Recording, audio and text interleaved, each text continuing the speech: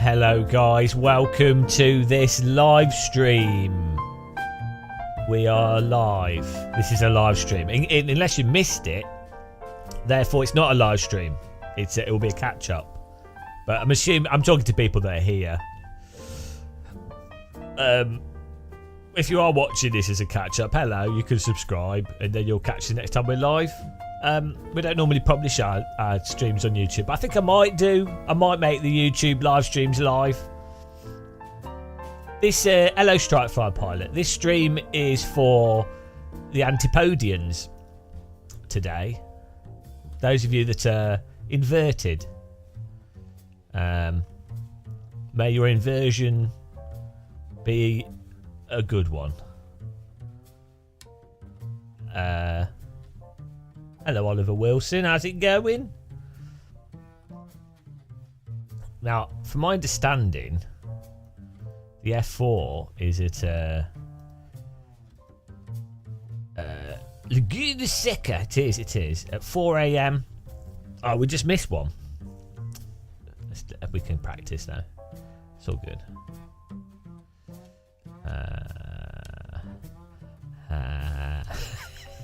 Registrieren. I'm on a German server there. How you doing? Should we sing a song for Oliver? Oliver Wilson. He's sat at his computer screen. Hello Ludtigen, how's it going? How you doing? Oh, let's see if this all works. Let's see if I really didn't check anything. How's it going? I'm alright, yeah. We had pretty bad insomnia again. It was from the walking, which was good actually, because we didn't get too much fatigue from walking, but then it caused insomnia. I can't win, but it's fine. I just accept it now. That's all you can do. I'm doing all right though. That's why we're here at this time. Not much else I can do. I might take my Fit watch off though, because it thinks I'm walking when I play my sim.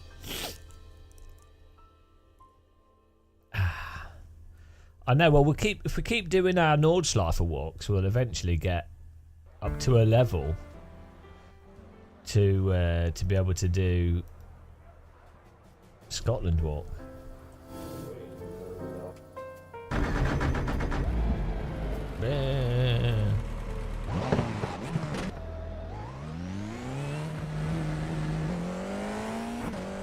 Oh, I haven't played this for ages.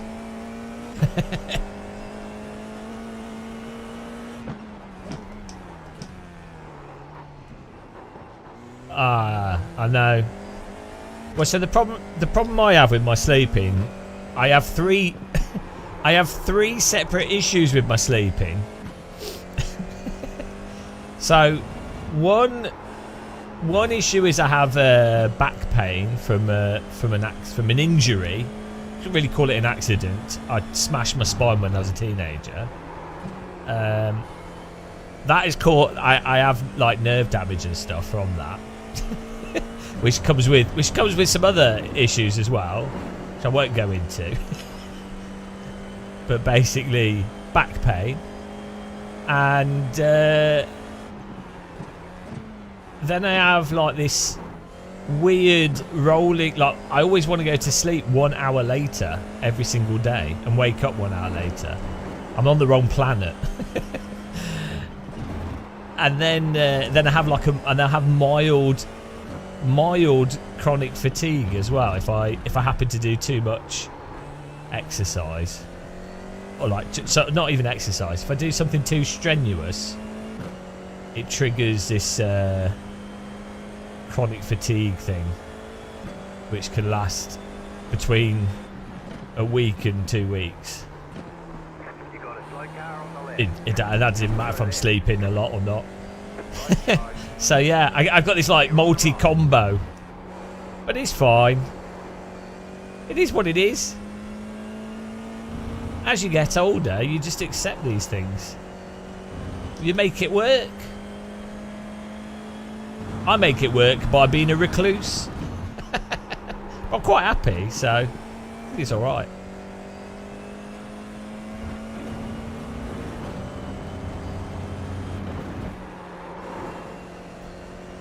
Definitely, definitely quite antisocial. Not antisocial, but I don't know actually. Weird. Hello, CKTL. How's it going, man? Well, at least chat's working on both platforms. That's nice.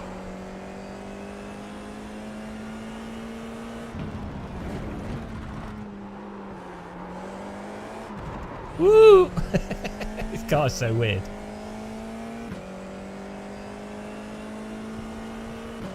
Upside down subs benefit, exactly. And what I will do today, if we get any donations or members or anything, we'll put Australian or Antipodium related GIF on the screen. Because why not?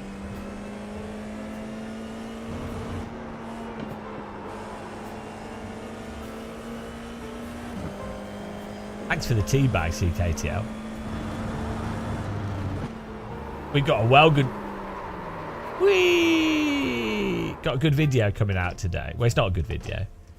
But it's gonna... I'm interested to see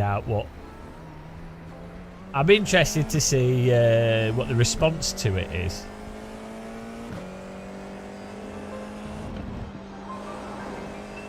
Watching from the gym. Lift your leg, lift your leg, lift your leg and lift your leg. Lift your foot, lift your foot. You actually did it when you lifted your leg. What are you on? Are you on the elliptical? He's not on the row machine, he typed. And he can't be jogging. He must be lifting weights. Hello, Skywilk. What's pull day? What are you pulling? Are you chatting up girls in the gym? Alright, love. Would you like to look at my biceps? Is this in Australia? I don't know how Australians talk. I can't do Australian. Everything has to sound like a question.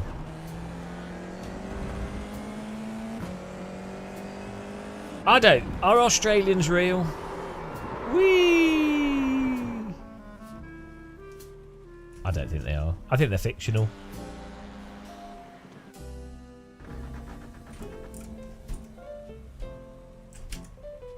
What did I change it to? What's the control? I know Antipodium sounds... It sounds like an assault. I'm in the US. I do typical bro split. Push day, leg day. Yeah, but why don't you just get a British accent? It's better than going to the gym. Howdy. Hello. You feel real?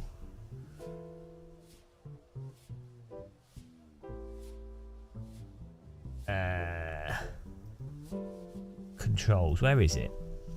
Camera settings I want. Hang on. Why is my hat on? Why is this here? I've got to put my hat on back to front. Camera settings, isn't it? What's it called? Camera. It's Control F12 by default. What have I changed it to? Normally Alt H. Did I change it to Alt L? Alt Control C. Camera Control C is what I changed it to. Ta-da! Oh, that didn't work. Why is that not working? Hello, camera tool. Well, options, controls.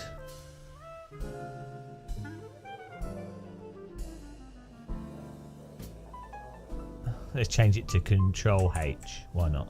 Let's see if it works. No. Why does that not work? Am I dumb?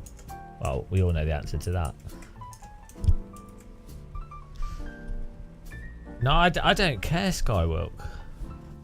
What am I trying to do? Get the camera settings thing up. Is this keyboard not working? Is that the problem? Let's just change it to H and see what happens.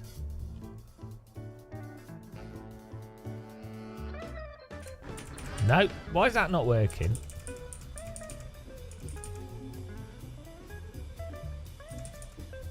Yeah, I know, but it doesn't. I want to. We can shift up and down, but I want to shift forwards, not up and down. Why is it not working? Yeah, no, I don't want to decrease the field of view though, because I'm happy with it. Yeah, no, I obviously know this. Come on. I'm obviously specifically after a setting that's not in that.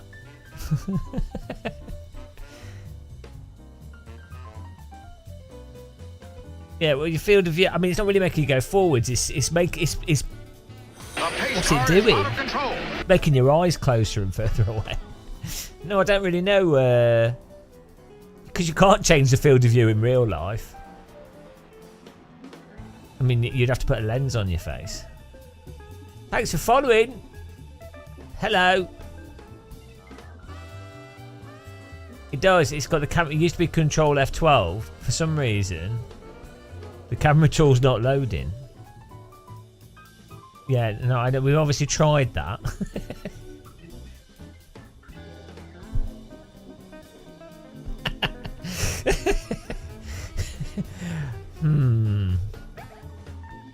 It's weird. It's this setting here. It's called Camera Tool.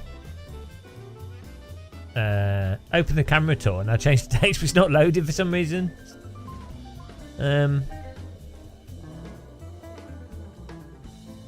Oh, you have to be in replay mode. That's it. That's it. Yeah, thank you. That's what it was. I knew there was something. There we go. You have to be in replay mode. I knew there was something missing.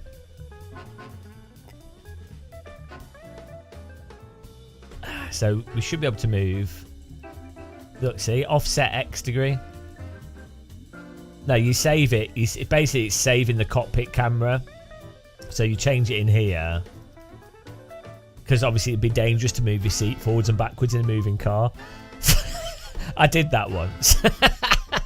First time I was driving like a road car. I was like, oh, I need to move the seat. And my brain was in sim mode. So I was like, oh, I'll just move the seat. Whoop! So it's a really fast way to move the seat forwards is to pull it up and push the brake, and then your chair will move forwards from the G-force. Well, that's pretty funny. I was so used to doing it in the simulator that it didn't really occur to me that it wasn't a good idea in a real car.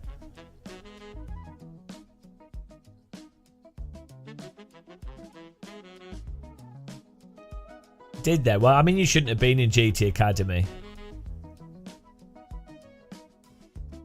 They're so funny how those competitions work. Like the way that they're basically not looking for the best driver. They're looking for the most marketable person that's least likely to cost them money. All those scholarships are all like that. Like, so I've been to a few. Like I've been to some that have been on TV, not as a competitor, but like doing like media stuff, right? And yeah, they pick the winner based off marketing and money.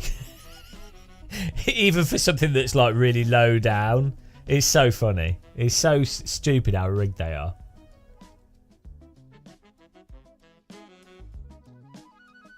And with like GT Academy and those sorts of things as well, what you'll find is the winner is always someone that's basically done like go-karting or something beforehand and is already quite wealthy, generally speaking.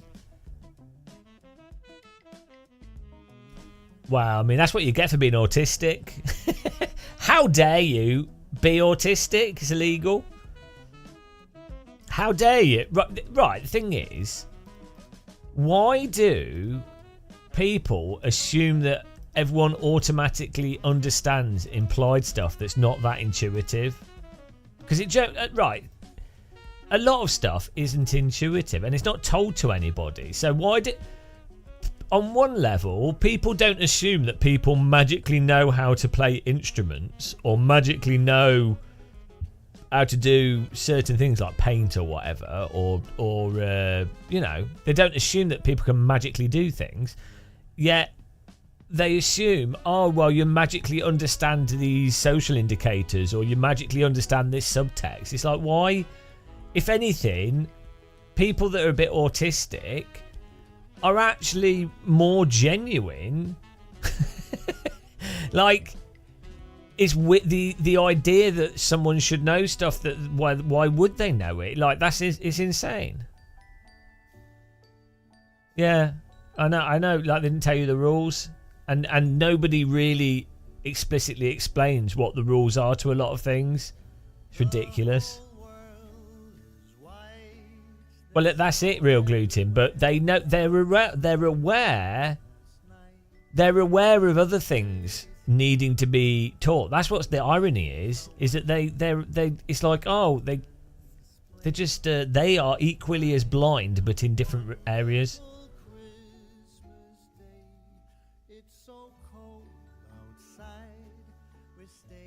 Oh, that's cool.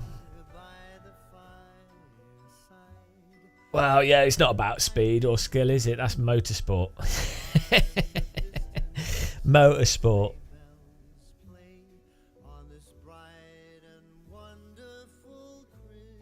Oh dear. The scam of motorsport. It's good. It's good if you're rich. Hang on. When does the next race start? Oh, I can sign up to it. Let's do that. Let's sign up. Moser Pit House.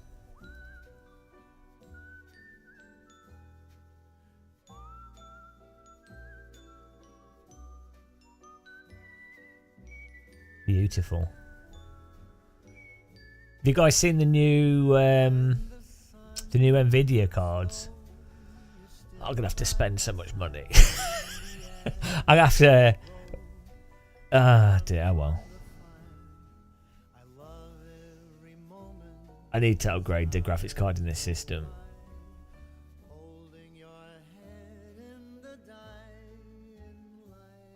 You hated racing for a decade after that, yeah. Well, the new expenses, exactly. Oh, the marketing's ridiculous. 3080 in this system. We don't have a bad GPU, but what I want to do is I really want this 3080 to be in the other computer.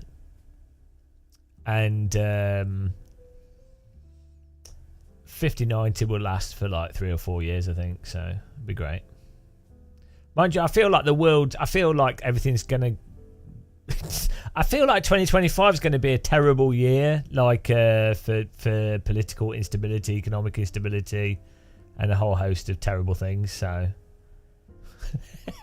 that's my intuition. I'm normally right about these things. It's a bit depressing.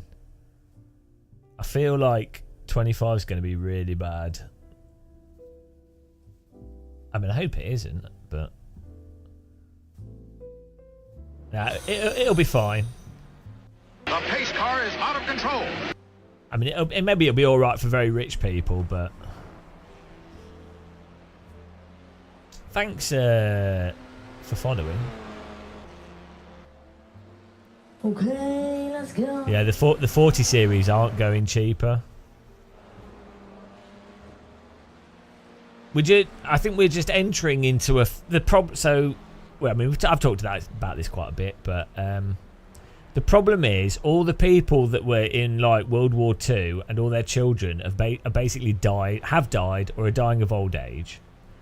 And so the lessons that people have learnt from the 1940s have basically, they're all outside of living memory now. And so there's also been the nature of capitalism has just kept going how it is. So there's more we're in a state we're we're back in a position where there's a tiny number of people that maintain most of the wealth and power, and they also control the politics, and so there's less democracy. Forget who you like, and it's always crap, but like, so that's got worse. And then there also seems to be a lot of people that are completely blind to fascism. They don't understand. They don't know. They're completely unaware. And then we're also in a position with lots of like the way that AI is going to affect workplaces and tools and creativity and the online space and being able to see what's real or not. That's all going to go. Like you won't be able to trust anything, which basically means that nobody would trust anything, which means that it's a lot easier for people to lie effectively.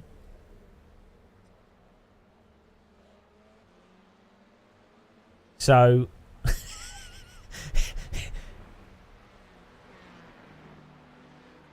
real gluten. I think most people still fly light aircraft, so I think they'll be able to work them out. Yeah, no, I wouldn't trust anything anyway, but like the degree to which you can't trust stuff is getting worse and worse and worse. Like, yeah, just everything will be like so. So like generally speaking, online, like dead internet theory. But like in media and things, generally speaking, historically, people would think, oh, that was probably written by an idiot. That was probably written by a bot. Or that was probably written by a person. Or this article was like informed by this corporate entity or whatever. So it's still like rubbish, but you could at least attribute it in some way and think about it. We're going to like a point where there's no way to know whatsoever. So, F. It's only been live for 20 minutes. Happy existential cry. Well, no. I mean, at the end of the day, I do think you do have to enjoy things. And if the world's going to go terrible or stuff's going to be awful, at least you're there to enjoy it. So you might as well. I mean, things can always be worse. They can be better, and they can also be worse. Yeah, well, you shouldn't really feel despair, but it's just from a practical, personal perspective, I just think 2025 is going to be pretty bad for a lot of people. I mean, I don't know how it's going to affect the YouTube space as well. Like, it is interesting thinking about it. Like,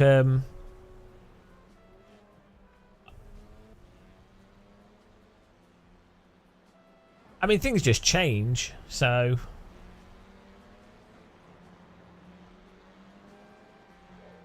It's yeah, I mean, it's really hard to predict how things work out.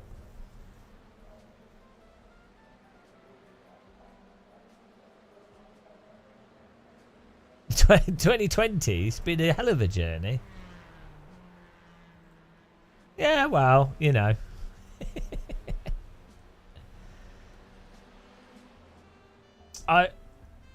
It's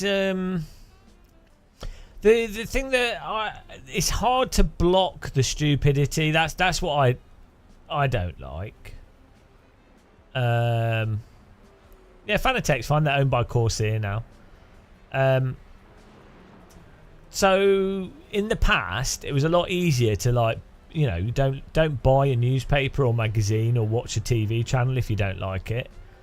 And then generally in the past on the internet, don't go to a website or watch stuff you don't like. Fine. Whereas now, I feel like the moment you use like a phone or internet or any media, it's all like rubbish that you don't. It's really hard to escape the BS if you're not interested in it at all. I think it's got a lot harder to avoid. Hello, Craig. EVEO. EVEO. Yeah. Network level ad blocker, yeah. But it's even. I saw there was a news clip of an Australian reporter, I think it was, or it was an Irish reporter, talking to the mayor for the fires that have happened in America. And then that reporter was like, Elon Musk says, and it's like, why would you even bring up Elon Musk? He's a complete tit. He's a moron. Like, you don't even, like, why is it even relevant? It's not. So it's like the idiocy is like pervasive to a degree where you have to keep having like the idiocy pushed in your face. Create new BS to counter BS. No, it's not about not reading what you don't like. That's different. So the reason why you avoid noise that's of no use. It's you want to be confronted by actual information that's of value. That's good. Like stuff that you agree or disagree with, that doesn't matter. Like that, you want actual information. The problem is there's so much non-information, disinformation, and just a waste, and that's just rubbish. That's the problem, and you want to filter that all out. Hello, Floyd Dan. It's just a waste of your time.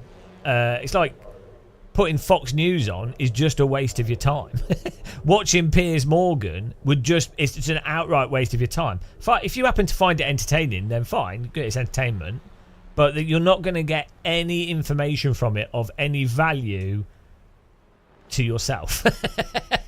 So you might as well be watching science fiction, you know, and enjoying it. That's the thing.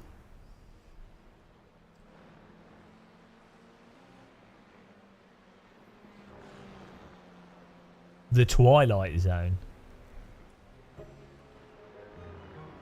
The fact that you sleep in all day doesn't help lately, but I'm in British Columbia. It's not really British though, is it? If it was British Columbia, it would really be called British Columbia. I bet they don't even drink tea with milk there. It's a lie.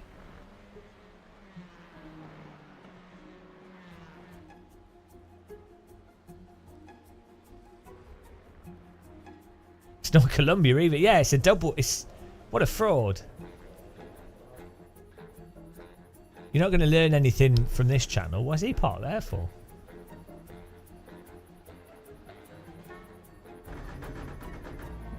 Oh, we've got 10 minutes. Turn the force feed back up here, I think. Turbo scam. Scamception.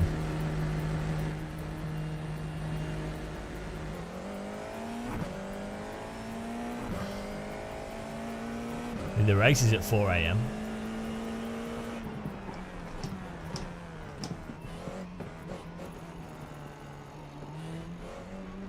Well, you'd have to be ignorant, but there's no point in having information that's not actionable to yourself. Like, it's just a waste of mental space. Pointless.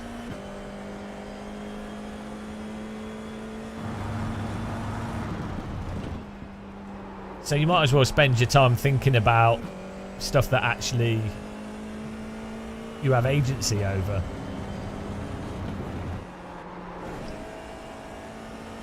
What's the T300? Still the T300? I don't think there is another one. There's the new Thrustmaster DD, but it's more expensive. And the Fanatec CSL DD might be. That was close. Oh, he did hit us. You got the iRacing Black Friday sale.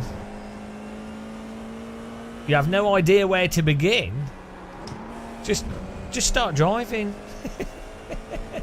Just start driving. Don't worry about it. So yeah, MX-5's good fun. Melbourne, Australia. Aren't you guys jealous about America being on fire?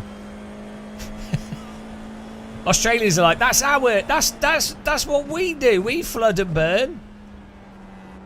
I mean, the fires in America, insane.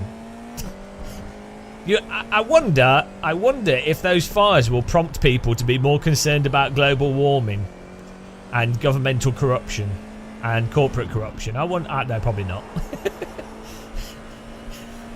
people won't learn, will they? They'll come up with they'll make something up. Could there be a correlation between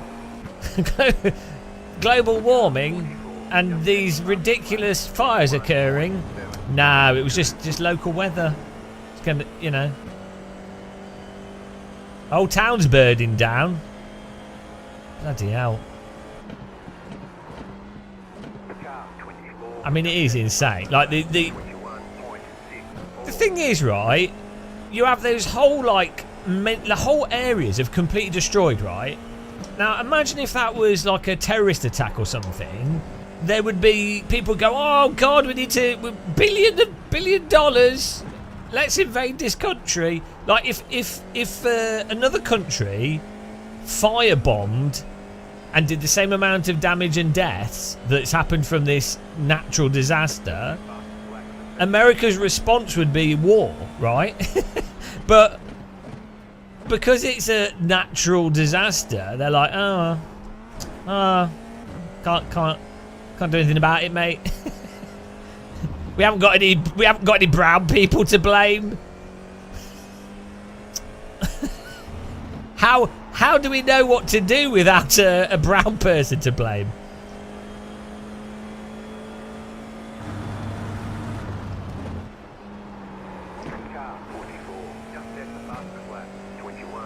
Ordered an R9 from Moser. Oh dear. Well, that seems weird. I generally try and buy stuff off Amazon or things, but Okay, let's go. it's weird that it wouldn't have processed it.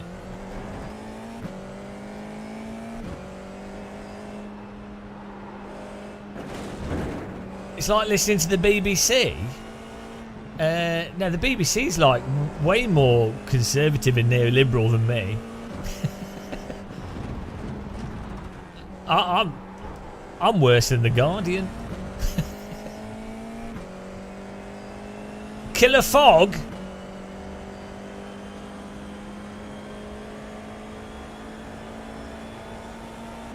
There's no killer fog in the UK. Why is it people driving into rivers?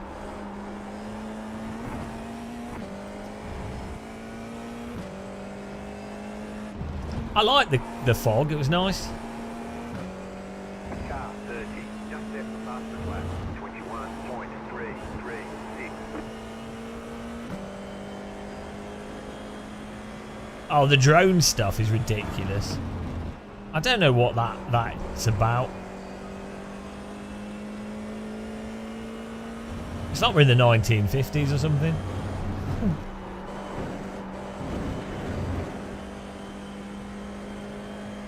How are you going to shape your worldview? I've just explained that.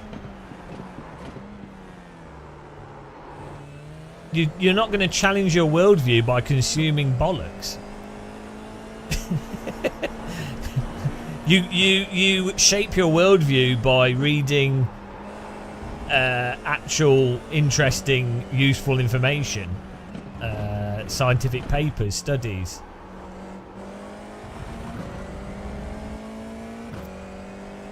No. Jesus Christ. It's almost 4 in the morning. I don't want to have to explain basic critical thinking, or maybe I should.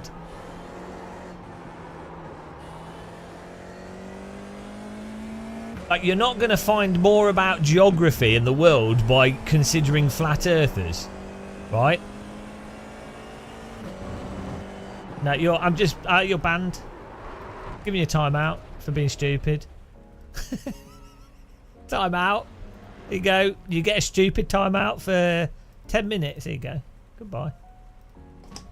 I'm not... I'm sorry. What you said was just silly.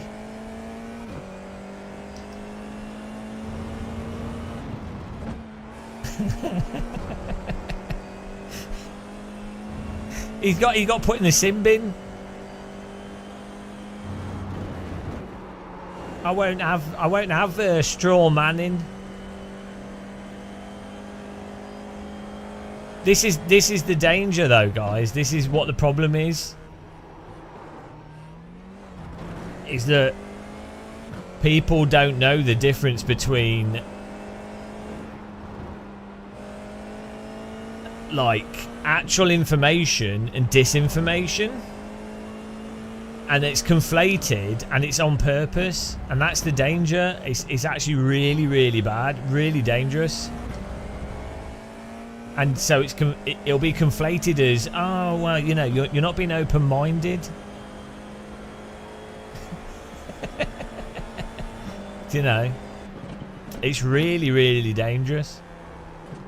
If you end up in a post reality, like fundamentally, humans have to agree that there is such a thing as reality that is hard to describe, but you use scientific evidence and logic and reason to describe that reality.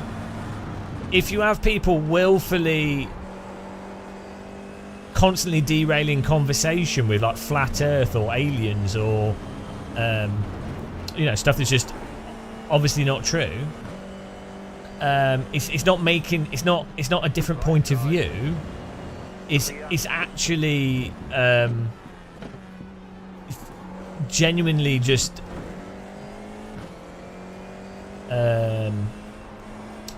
it's opening up an environment for people to be very dishonest.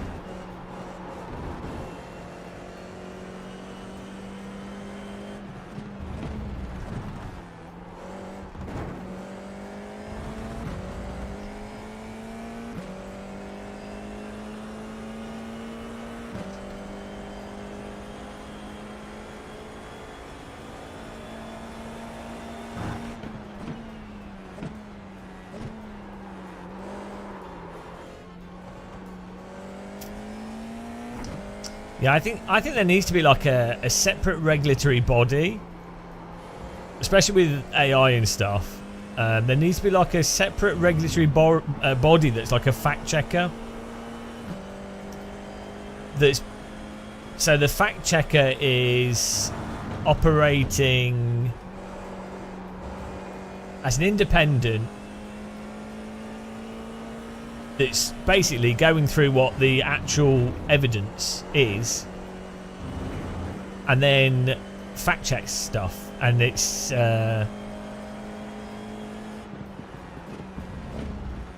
you need that for information. So because the thing is, you want freedom of speech and freedom of like press and things, generally speaking, but then press still has to be held account. Like if they are lying or presenting a very distorted view of something, it needs to be held account.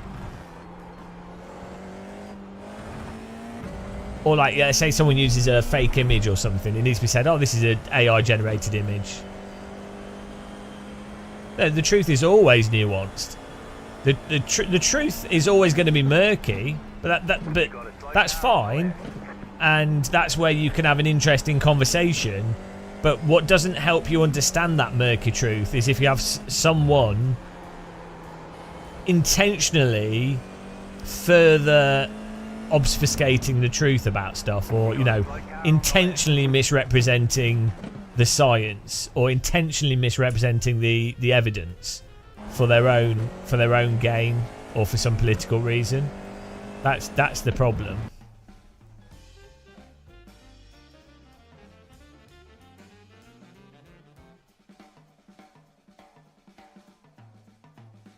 Yeah, I think that you can.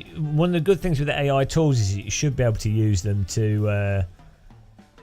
You wouldn't be able to use it directly to fact check, but you can use it as a tool to. AI tools are good for going through a lot of information and then helping you isolate stuff to then help you manually fact check it. So AI tools are obviously, they're not perfect. They will give you. They won't tell you if something's true or not necessarily, but it can help you. So, for example, let's say I wanted to find out which was the most realistic simulator because I wanted to train in an MX-5 in real life. and you didn't know anything, well, you could type in an AI tool, oh, tell me which is the most likely, which is the most realistic racing simulator for what reasons, and then that AI tool will go, oh, iRacing, AC, blah blah blah, and then you could get it to break it down. It might not give you an actual definitive answer, but it'll get you in the ballpark. And let's say if you knew nothing about simulators, that'd be really quite useful.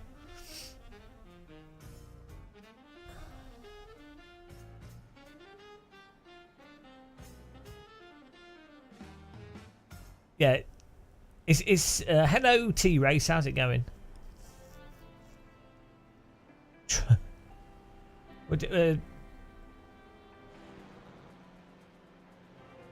You don't have to trust the science. It's just that the scientific method is the best way of determining the reality. It's not perfect, but unfortunately there's no other way to likely work out what the truth of something is other than doing lots of science. Yeah. It's just how it is. Then again, I think a lot of people don't even realise that. They think science is a specific thing, people in suits, and they don't think of it as a method of just, you know, experimentation. Morning.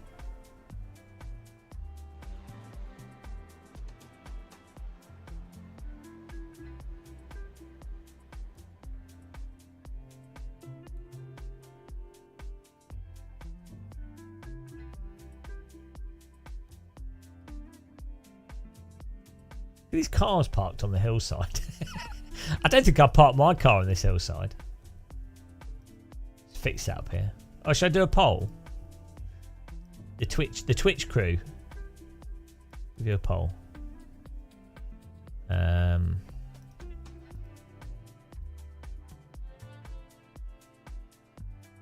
a Raider channel, I want a poll.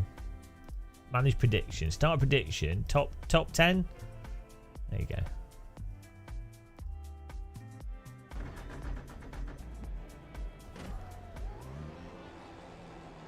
They do part there. No, I know, it's just crazy. I don't know. How many are registered for the race?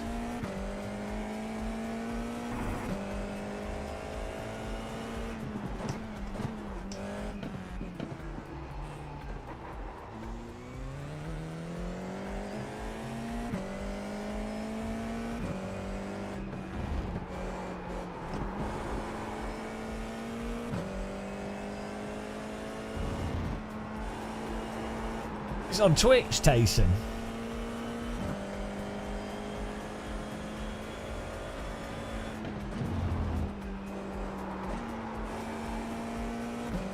Yeah, it should be there. Maybe I have to refresh the page. Wait. I don't know how many races there are. Oh no. I think there was... Hang on, why is it... Sound 5... There was like 20 people registered, so we should all be in one split.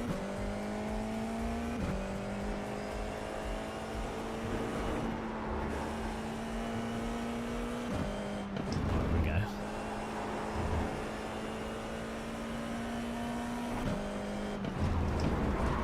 Green flag, green flag.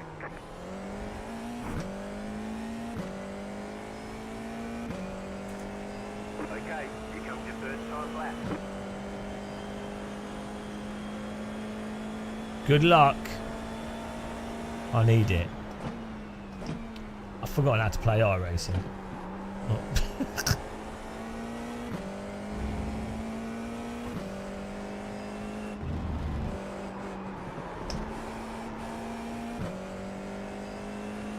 iRacing has such a specific way that you drive it.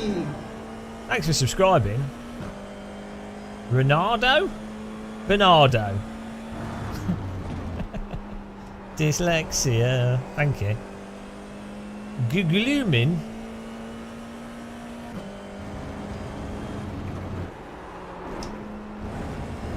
It's a terrible lap.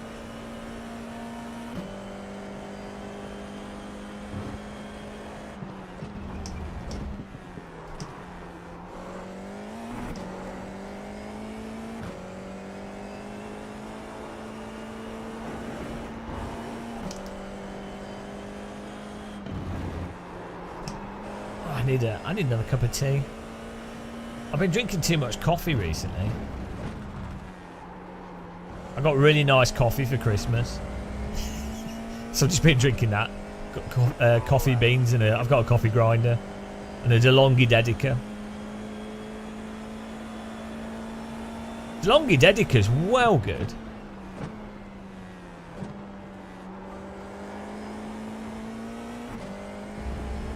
I've had it for like almost a year now, and I drink like 3 espressos a day.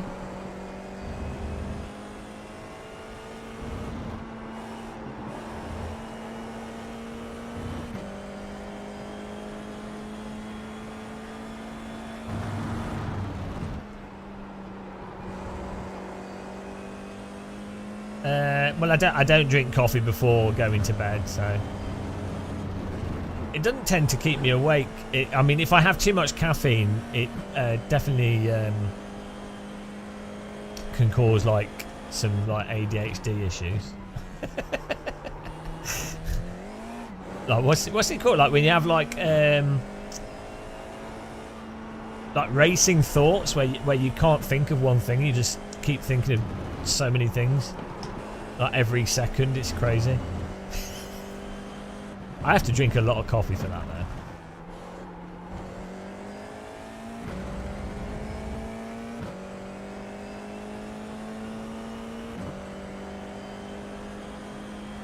There we go. There's the flag. It's over. Right, time to wreck here.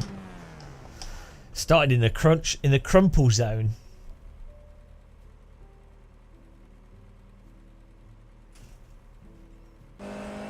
TikTok, if you watch this on YouTube and Twitch at the same time, it's like being at a Pink Floyd concert. Money! Do we need an aeroplane to fly into the screen?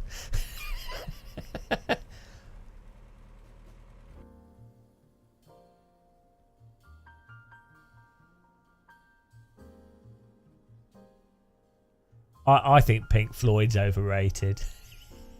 I appreciate what they did at their time, but nowadays... Oh no, I've upset all our elderly viewers, sorry.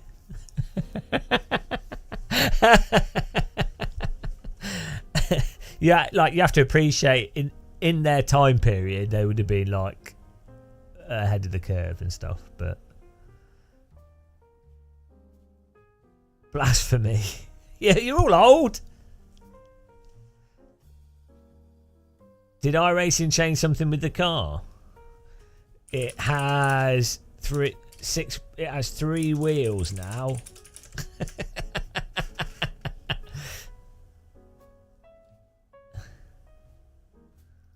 What's an album? Is that some like old way of selling music?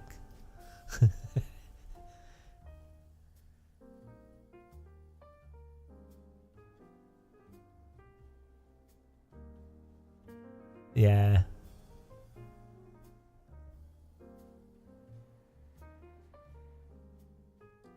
Here we go.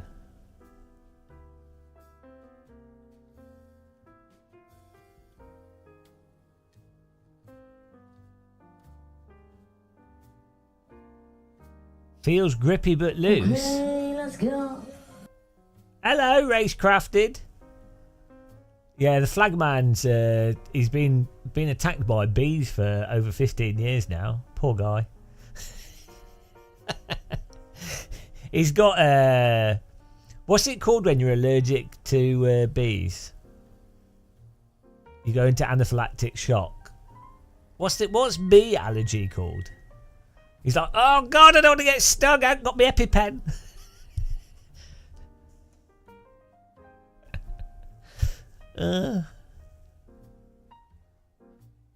Bee-allergic. Yeah, that sounds right.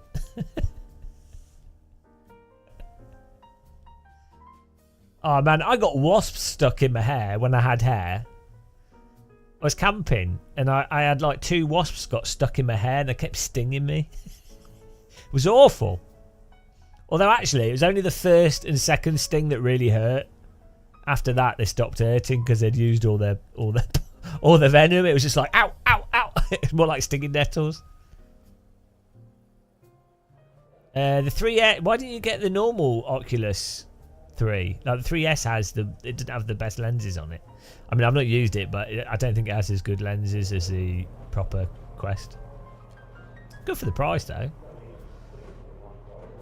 Phelan Pritchard, hello. What's up? Hello. Would you like an introduction? Yes. Hello and welcome to WeatherTech Raceway Laguna Seca, brought to you by Firestone. Today on the grid we have in pole position Julian Brown II with a 121.2. In second place we have Jochen Rampelust with 121.3, and in third place, rated as driver number 6, coming out of the blue, we have Giuseppe Milo II. Look at all those times there. We have a few 21 threes, we have a few 4s, 5s and 8s. It's quite a mixed grid. It's going to be an exciting race. Good luck to everyone. Have fun and let's go racing at WeatherTech Raceway Laguna Seca.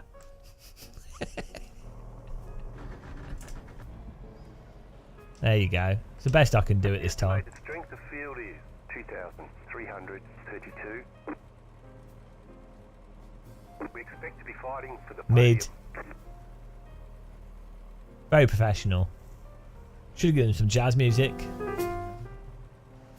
I'm just used to using monitor instead of being in the car. Yeah, it's whatever you get used to. To be honest, a lot of sims, especially iRacing, it's about repetition and things, so... Green flag, green flag. I like VR, but it's not good for live streaming.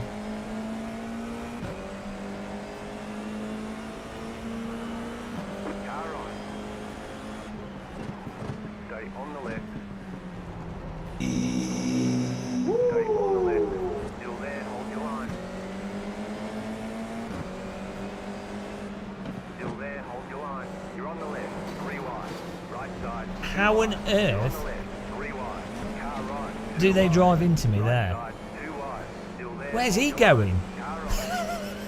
Jesus Christ. Every time I play this, I'm reminded by how bad people are.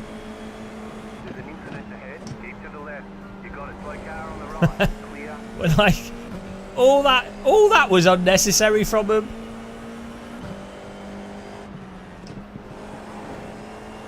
Just here for a race, guys. Why the punting?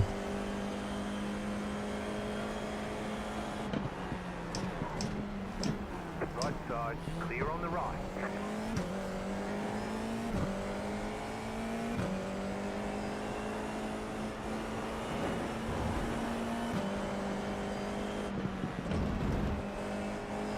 Didn't get damaged though. I think iRacing would be a better sim if they just turned the damage off, because I don't think it works very well. Emiliano, non te tires más, sí, papá. Left No side. problem, no problem. You're in the middle. 3 wide. Still there. Left side. 2 wide. Stay on the right. Stay on the right. Clear on the left. Left side. Still there. Clear. Too wide. Oh, I wonder if we got damage.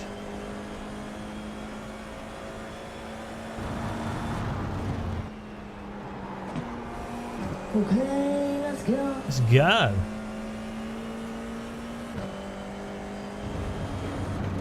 He knocked to 17th. Okay, let's go. Car stop ahead. Car right. Clear. Car stop ahead. Car right. Clear on the right.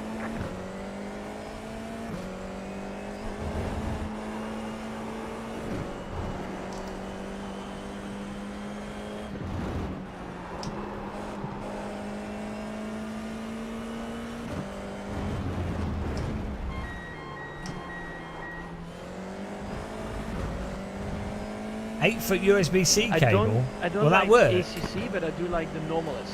So that is amazing. So it's probably one of the, well, one of the or not the best simulation to practice like even F1 or GT mods. It's really good. One of the best. What does he know?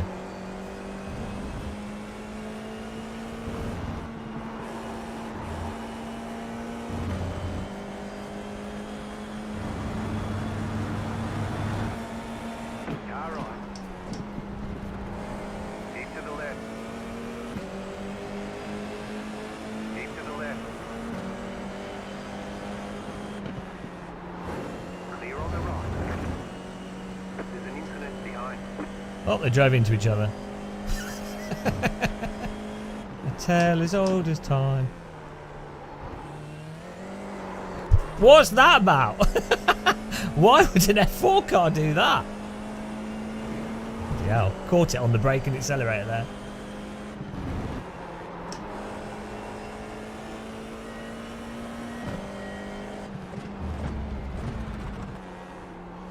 The car in C1. Just set the We're back to where we started. Ah, never change. Don't dive on me like that. We almost died. Never change iRacing.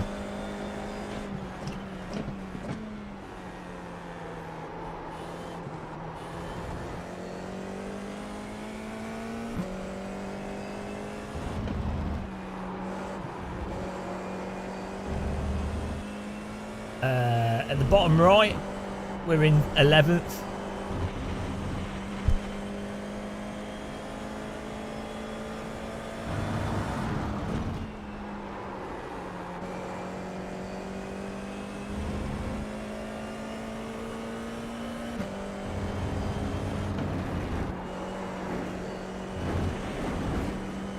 You're legally blind. I'm legally bold.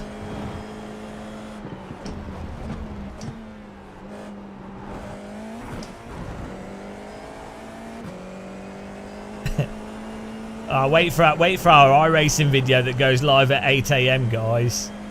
It's a doozy. It's gonna really upset iRacers. But it's the truth. It's true. It's a true video. It's true. It's gonna probably really annoy people, but I've done some. I don't like the force feedback in Le Mans Ultimate. And for me, I like force feedback's one of the main reasons I sim race. Also, I prefer. I'm not a big fan of GT3 cars. I prefer Formula cars. I'd much rather drive an F4 car than like a LMP2 or a GT3. They're just better to race and drive. Why would you want to drive a tank?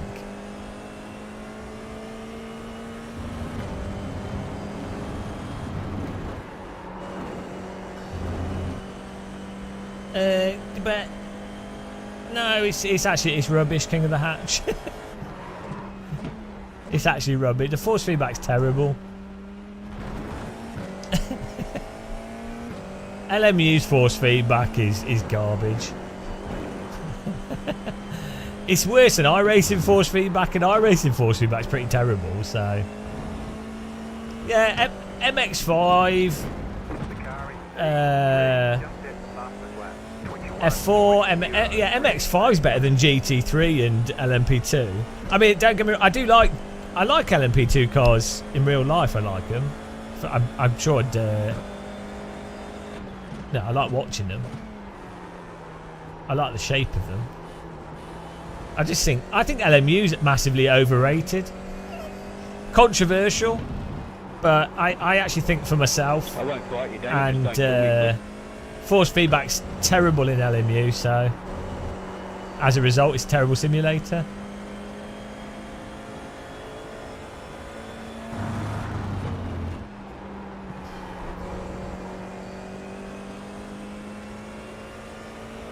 Yeah, hopefully Ace is good. Fingers crossed. It felt semi-decent at Sim Racing Expo.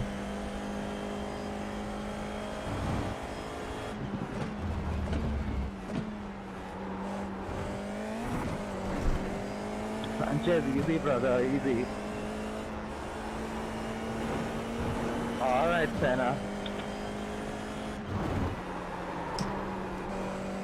The leader is running 21.217. LMP2 cars are really fun in AC1.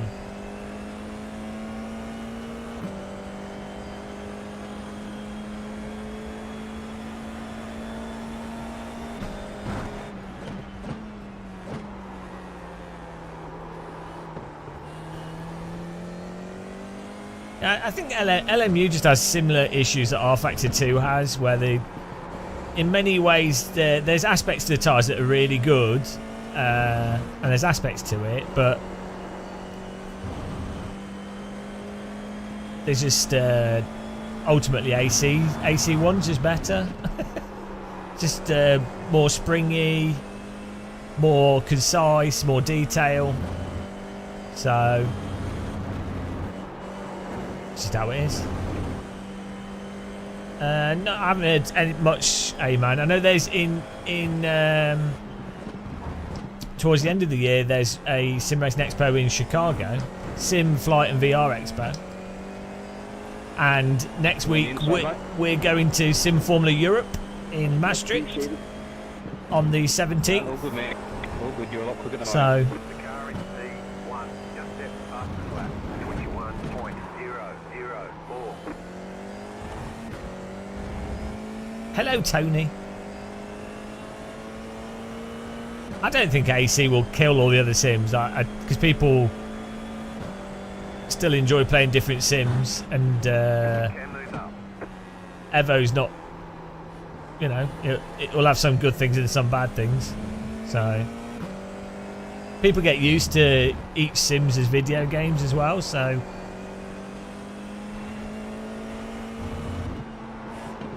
well, EVEO comes out on the 16th, but it will just be like a sort of early access, no multiplayer, and then they're going to keep adding more to it.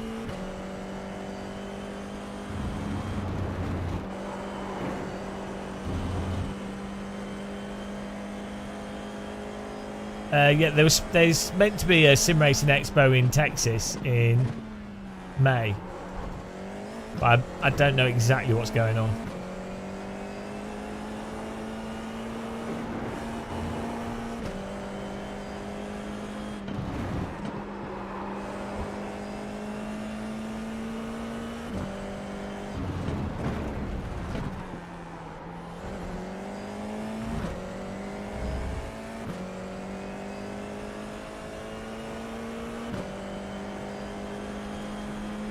Eight minutes to go. Well, we're one away from the top 10, guys.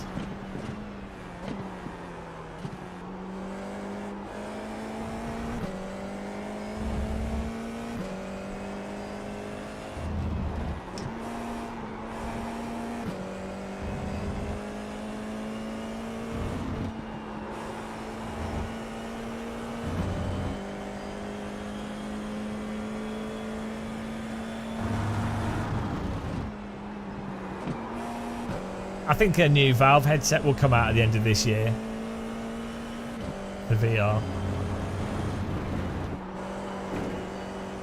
So, and they normally do a good job, so.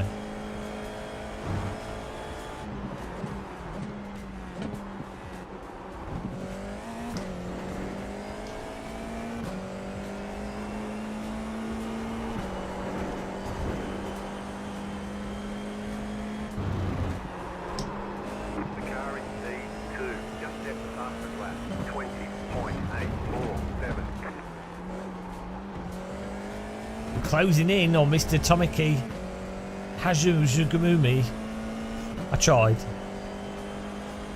I believe you can What take the would you want? inside, What's the T818? What, I don't know what wheel that is.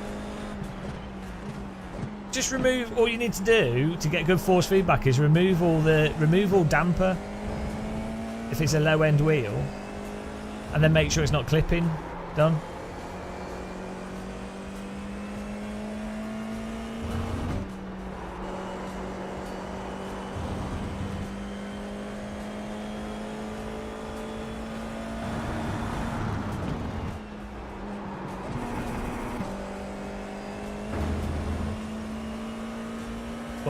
So clipping is when the game is putting out too high of a signal, and so basically you're not feeling any detail. Like let's say you've got speakers and you turn the volume too loud, and your speakers aren't playing the music properly; they're just making noise. That's what Clear. clipping is basically with a force feedback wheel. So if you see the force feedback meter in the top right of my On screen, the inside.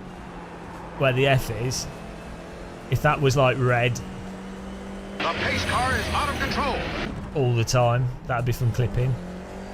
You can feel clipping because when you turn through a corner you won't feel any variation in the force.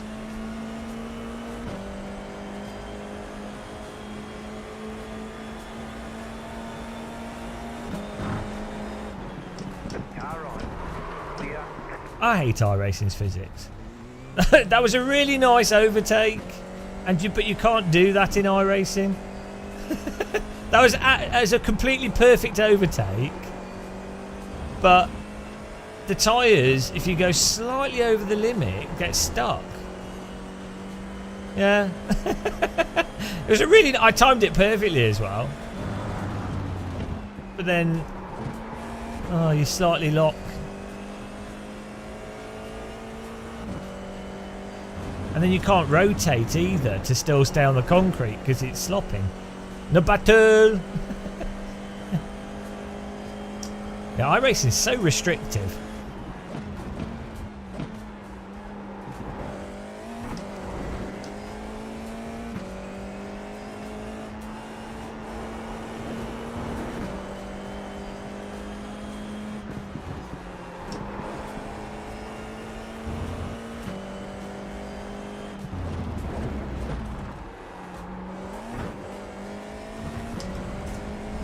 We can catch back up. We can get a top 10 still.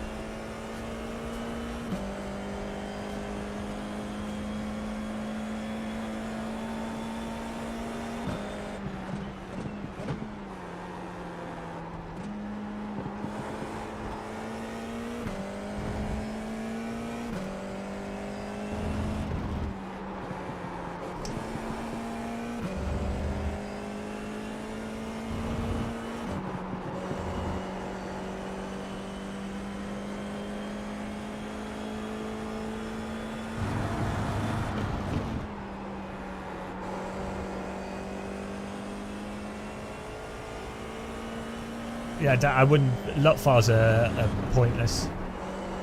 Total waste of time. Force feedback.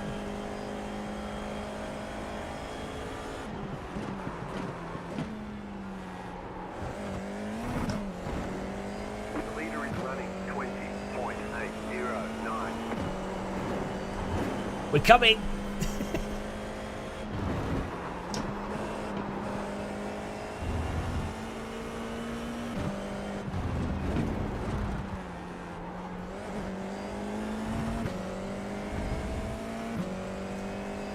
Whoa, 2 laps to go. We'll get 10th.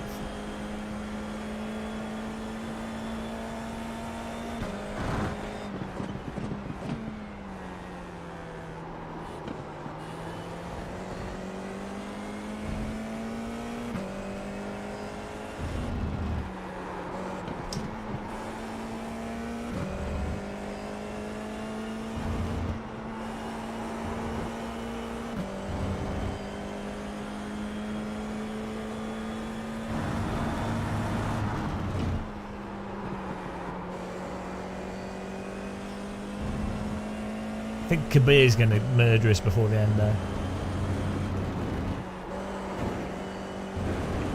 Oh no, I don't want to be defensive. I think we might have to be.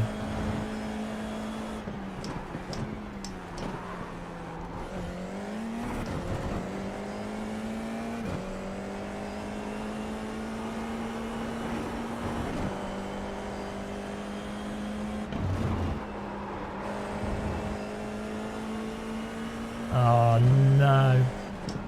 Right Well, side. Kabir's ruined a chance there, I think.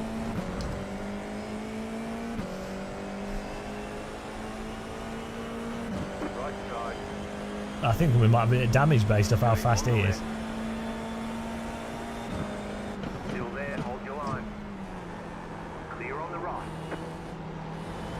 Oh no, we're back in it.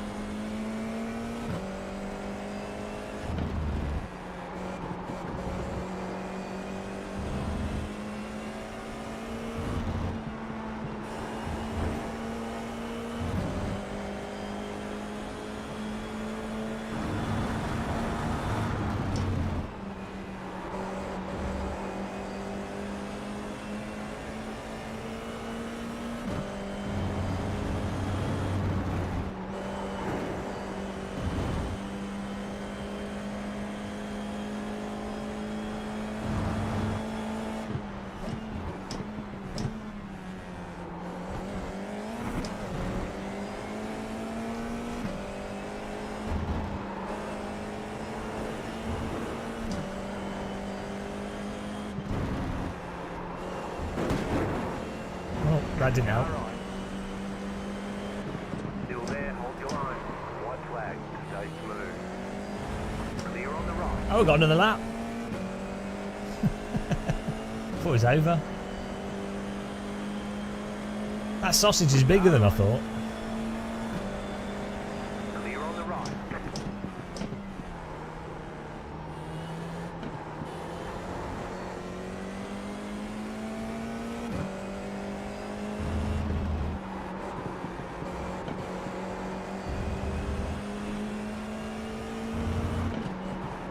Oh, we've got damage. That doesn't help. Right side.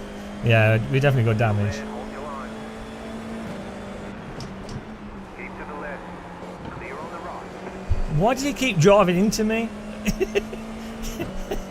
Bloody hell. Come on, man.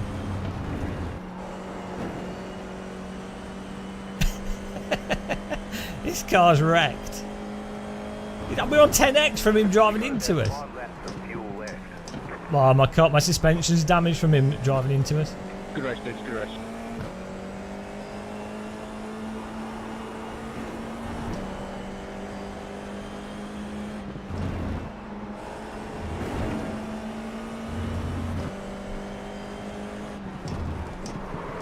Right side. Clear. Yes! Top 10? I knew it would happen. I knew we had it. Stop on the left. Easy. What on earth happened there? Checkered flag, checkered flag. What was that? Very good job. Did he just miss the corner? Yeah. Back of my cut. Look at this wheel. We've got single wheel camber. Yeah, maybe. Oh, thank you, thank you, thank you.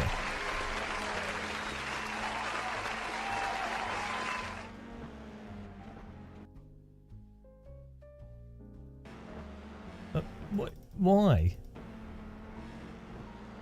I ain't going anywhere, am I?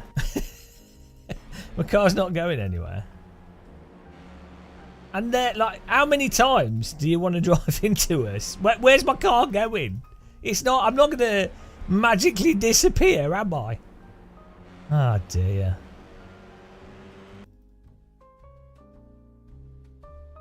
Your sound alerts. I heard that sound alert. Did it not come through the live stream? It's weird. Yeah, why? What's going on here? Why did he suddenly pull over? Lol. Did he drive into him as well?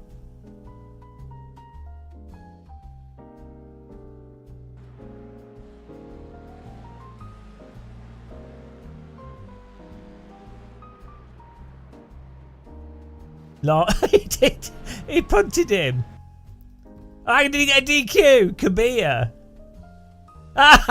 He got DQ'd. He got DQ'd. Because of this contact with the orange car. Ah, what a shame. What a shame. After driving into me 5 times, he earned himself a DQ.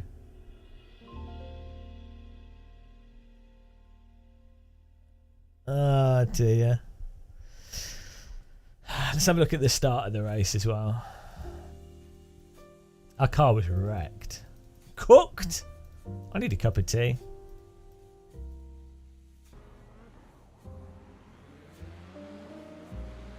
Who was it that ramshackled us here at the start? Let's see.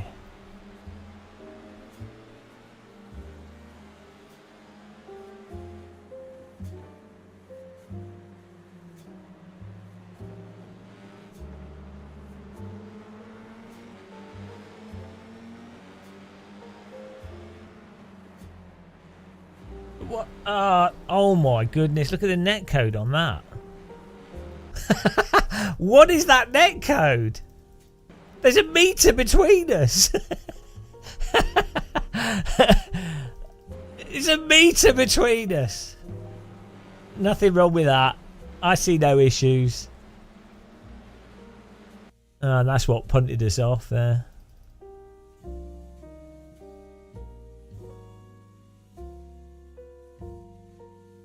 It's a good track.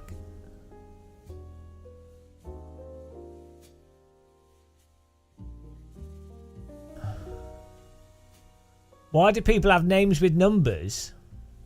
Because they can't. The account name is already taken, so they use their name and they put a number by it, or they've got other accounts. Yeah, it's a good track. Sim was running smooth there, which was nice. Good frame rate. iRacing's a bit weird with its tracks and frame rate. And then also iRacing's oddly sensitive to graphics, weird graphics settings. It's a bit of a dated graphics engine. It's a bit like LMU and rFactor 2 and stuff, where they're all sort of developed in that DirectX 9 era, where the way that the game engines were built and developed is a completely different fundamental approach to stuff that was like post 2010 or so. Yeah, well, it's still exactly. Well, that's pretty funny, isn't it? Yeah, Unreal 4 is so bad. Well, it's not DirectX 9 anymore. I'm just saying when this was developed, it's based on tech that was originally developed in the 2000s or even earlier, and so the way that those game engines were programmed and the approaches to how art's done, how things were optimized. Obviously, they kept doing stuff to it, but rFactor 2, rFactor 1, iRacing, Race Room, all those games are from that era of game development. Which is better. It is funny though, isn't it, that they're better than the current era is terrible. Like, since about 2015, it's been really bad. Like that sort of Unreal 4 era of games has been terrible. TAAA, deferred rendering. I'm a little bit optimistic about how DLSS could actually do AA quite well, and then frame generation is quite interesting, but I'm a bit skeptical on how well it actually works, like how much latency you actually get. But it might not be too bad. Like, if your frame latency, if you only get a few milliseconds of frame latency, but it's perfectly smooth for driving sims, that's not a bad thing. I know. My feeling is I need to get one. I don't really want to spend any money, but I'm going to have to. I could see the lower end 50 series card being not too bad of a purchase. I personally, I'll probably just get a 5090 or something. Take the hit, because I'll probably keep it for like 4 or 5 years. So you divide the cost over that time period. Yeah.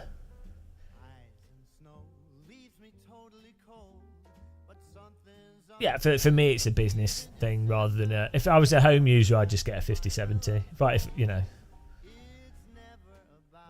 Yeah, it runs at 250, but it feels like 60. It depends how well it works, though, doesn't it?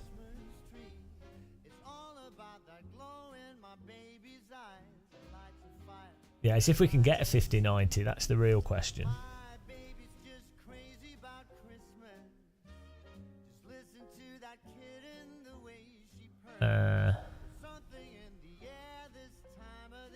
Hang on. How come this is a fixed race every single time? Is the Are they running these at the same time? Hang on. They're running the fixed and the open at the same time. But that's going to kill the open. I mean, I'd rather just do the fixed one. But like, why iRacing are drunk?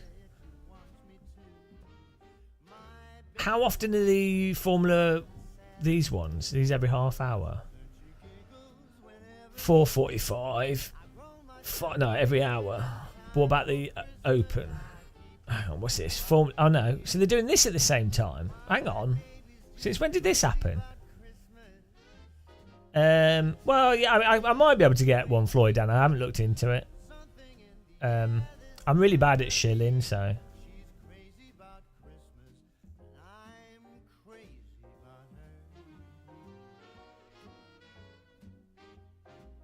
Hang on.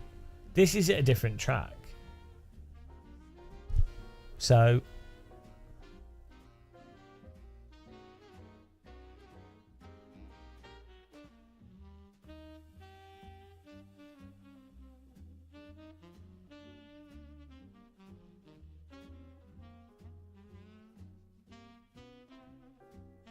Hang on, the rookie is every 30 minutes.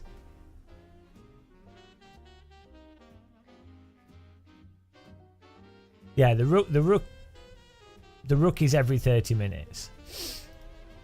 This is every hour.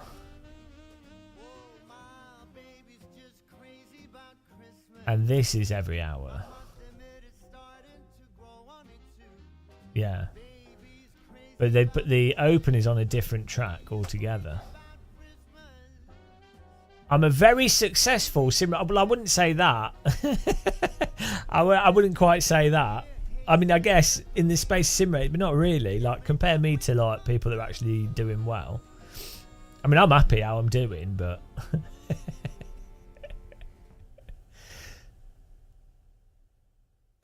something out of 15 out of every 16 frames being AI. It depends. It's all fake at the end of the day, so it just depends if it works or not. You're well known. Yeah, not all positively, though. Notoriety by default. I mean, there's some like people with mustaches that are really well known through history. It's not necessarily a good thing. Mostly tolerated, I would say.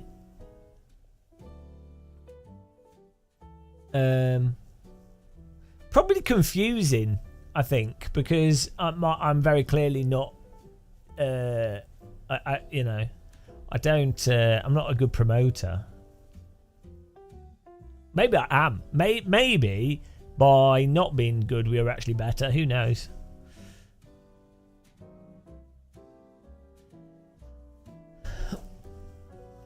Exactly, Craig.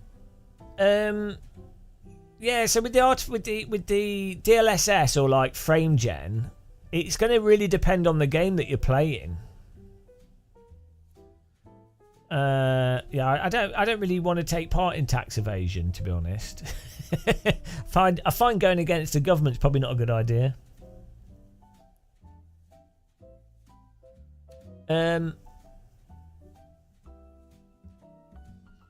So ultimately, when it comes to controlling something in a video game, there's going to be a number of intervals for like you've done an action and there's a response to that action, and there'll be a frequency where a human will notice there being a delay to what they're doing. It's going to depend on the type of action that they're doing. So if you're just navigating a character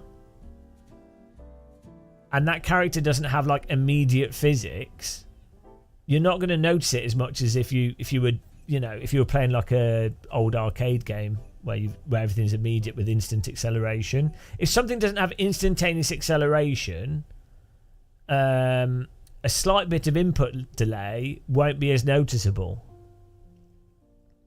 But so stuff like flight sims, you're not going to notice it at all.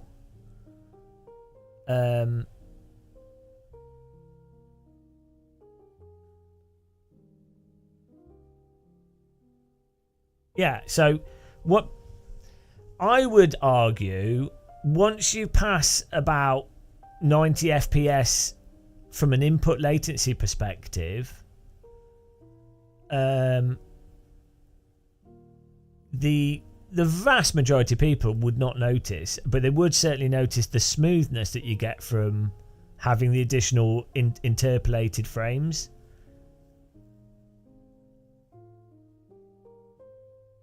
I mean, for single player, for your really sort of bog standard, this is why this is happening, is because on console there's a lot of single player games where the console could run the game at like 20 FPS. Floyd, it don't really matter if it's triple or single screen. It's just a case of making an image seem smoother than it actually is by interpolating. So it gives the sense that it's smoother. Basically, it just visually looks smooth. Visually looks more consistent temporally. And you could probably argue there might be less latency. Like, let's say you used VSync at 60 hertz. That could have more latency than 30 hertz interpolated at a higher frame rate. Yeah, well, also it depends if they can be like prediction as well, and other things going on.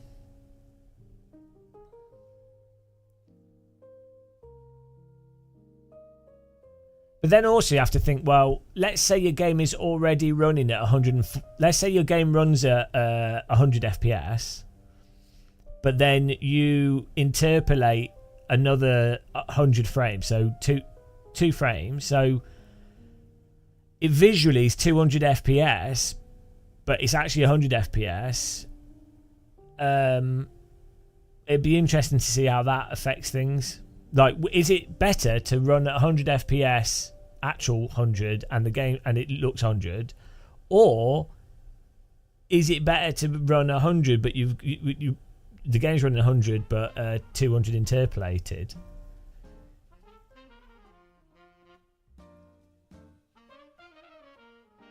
Ultimately, the latency should be defined by the update rate of the game, not how many artificial frames there are. If that makes sense. So like the player, like let's say you move to the right, if you're running at 20 FPS, was 20 hertz, well, it doesn't really matter how much you interpolate. The update of what your movement, your actual movement can only be one every 20 hertz. So yeah, the thing is with all these things, you'd have to just try it. The newer DLSS stuff looks quite good, and if you can do that without any of the artifacting. But yeah, this is like all these things. If they work without artifacting or minimal artifacting, then who cares? If it works, it works. That's the end. It doesn't really matter, does it? Like, it's all fake. So if the problem with like TAA or current DLSS or screen space reflections is that they don't work. Like, they look terrible. So that's the problem. But if they didn't look terrible, it'd be fantastic. There's like fog in the Resident Evil game. It worked because Resident Evil was a horror game, and so even though it's fog's a bit stupid, it didn't matter because it actually worked with that game. Or there's like ways that they fake textures in other video games in the past, or fake reflections.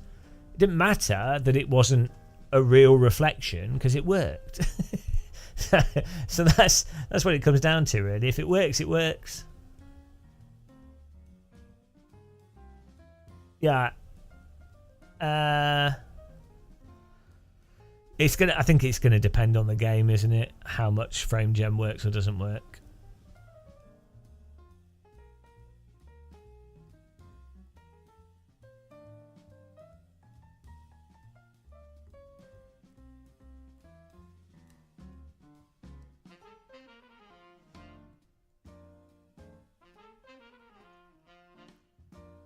Yeah.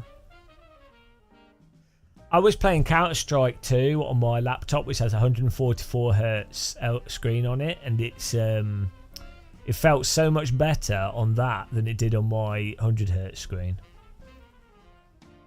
which is weird.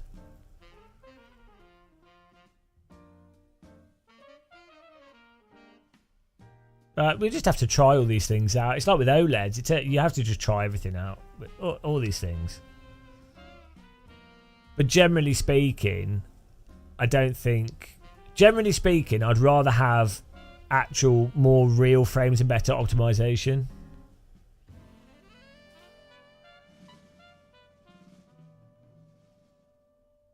What game are you playing, King of the Hatch? It feels like you're driving with a rubber band. What game are you playing? Oh, iRacing. With what wheel is it? Wow, we all need help. What wheel is it? What is this? T818. So how many Newton meters? It's £1,000 for that wheelbase. How come it's so expensive?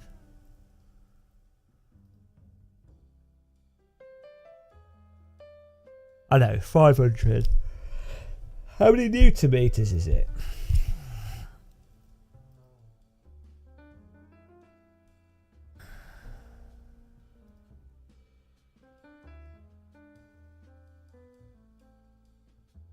Newton meter. Oh, right. Okay. So, yeah, I'm just reading. So, set your in-game... For that wheel, set up your wheel in the game. Hello, Buster. Set your wheel up in game. Set your wheel so it doesn't have too much damper and stuff in the Thrustmaster profile. And then in the game, set your force feedback strength. I'll tell you the settings. I'm just guessing from it being 10 Newton meters, but I think we can. I think we can just guess it. It'll be all right.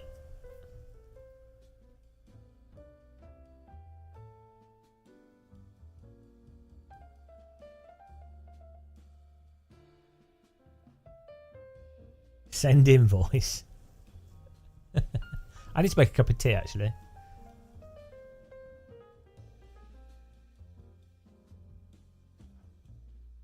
I know, I dye my beard. I dye my beard. Only because it looks... I don't care that it's grey. It just looks weird on camera.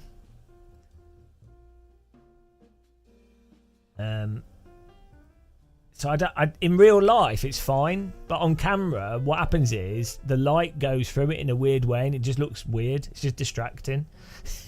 So it's not even, I don't actually care that I have grey in my beard, but it's like we're being bold. Sometimes when you on camera, like I don't care being bold, but like on camera, your head can be really reflective. So sometimes having a hat on. I've done some studio filming and they've had to put like stuff all over my head to stop it being reflective. Hang on, force feedback settings. So for your wheel, bind the wheel in the game. Make sure linear mode is ticked. And set your wheel force here. Put that on 10. Just set that to 10. And then put the strength to like... between 4 and 6. And it'll probably be fine. There you go.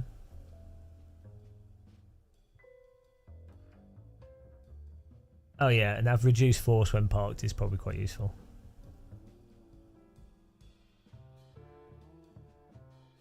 What am I using to dye my beard? Is it Nivea? I don't know. Not Nivea. It's just for men, I think. I buy it off Amazon in bulk, super cheap. Well, it's not that cheap, but I only use a small amount. And you got to be careful because it can irritate your skin. Just for beard. It's the one with the guy's face on it. Although weird, right? I bought.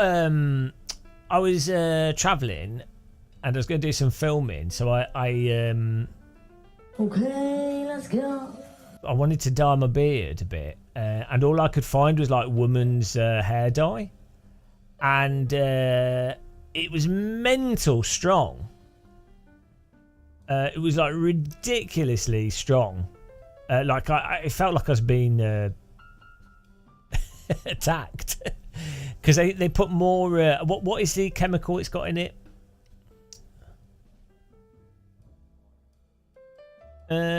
It stains face initially, but not after you've washed it. No. I only use like a quarter of it each time. So a single. So let's say it's like £7 for one thing, and that'll last like for months.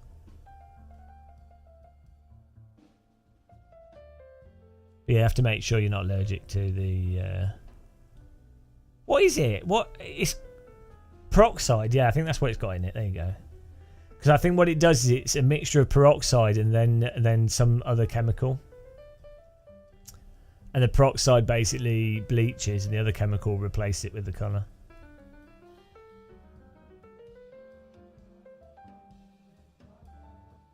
Well, that's the thing, Hell Knight. That's what I would have thought, but it doesn't smell it. It's got less peroxide in it, or whatever they put in it. It doesn't smell as bad. Maybe it's worse, but I found it to be all right actually.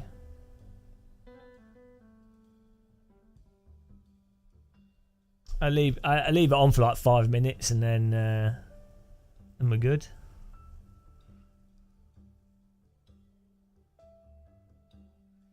Well, we've not got much beauty here.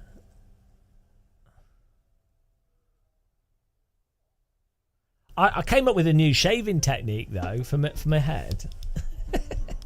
Nothing beats like proper shaved head, guys. Honestly, it's the best thing ever. I well like shaving my head. Like I feel so much better after I shave my head. It feels so good. I don't think people realise how awesome it is being bald. But like my new shaving technique is, rather than going like this, like lifting and going like that with a razor, I go like this, right? But I don't push down hard at all. Like it's just resting. So when you're moving sideways, you're not going to cut yourself because you don't push down. You're just really lightly holding the razor and just doing this basically. But it makes it a lot easier to not accidentally miss bits. It's really good. This is my. You'd rather have long hair. No, I know shaved head's really good if you. I mean, I have a nice shaped head, so. I'm lucky. Some people don't have very round heads, but my head is rotund. I could get a wig. I mean, I don't really care. I wouldn't recommend it, Buster. Okay, It's too risky. Let's go. I do another poll, guys? Here you go. Choose an outcome. We did get a top 10. We'll do a top. Do another top. We'll do a top 9, top 8.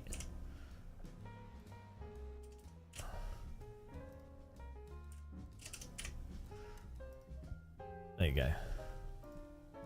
I don't really like wigs. Just for racing. I'll get a Turkish hair transplant.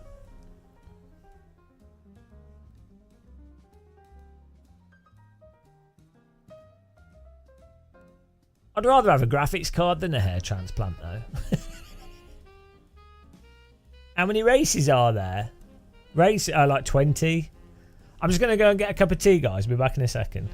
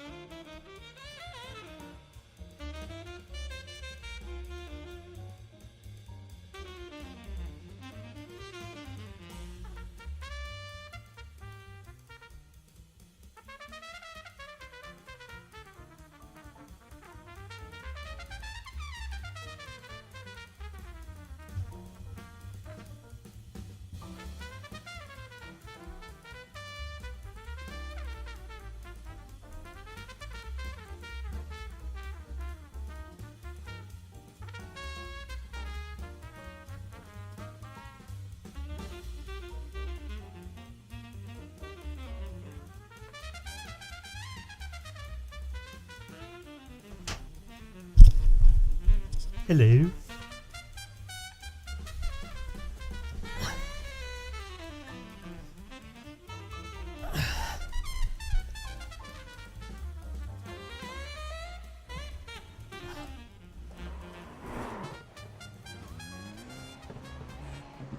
What, electric what? Shavers?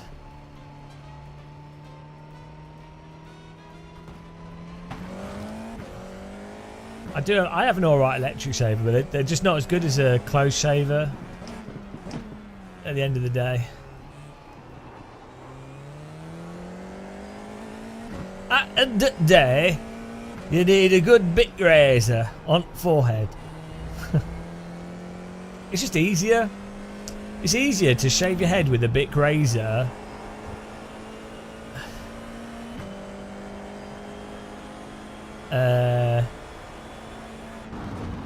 It's easier than it is to do it once a week.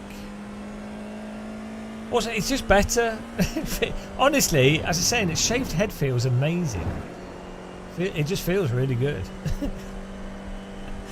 It's aerodynamic.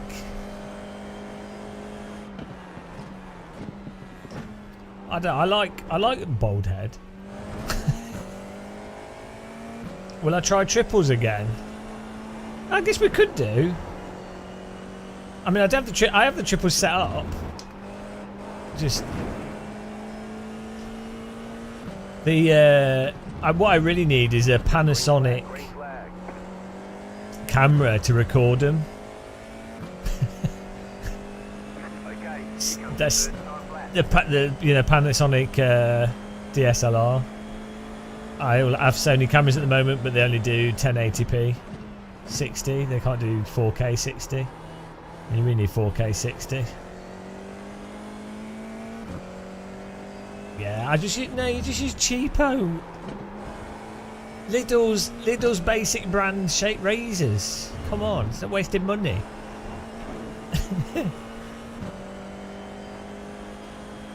The thing is as well, right? Women don't care.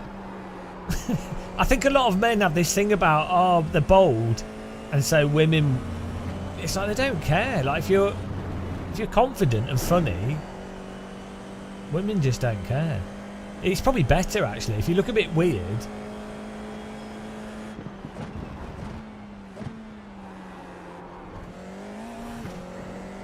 Yeah, some do, but they're obviously not they're not the ones that you really care about. Yeah, it bothered an ex of mine.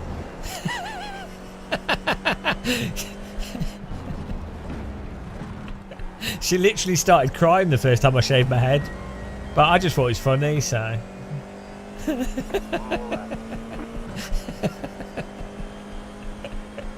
Oh dear.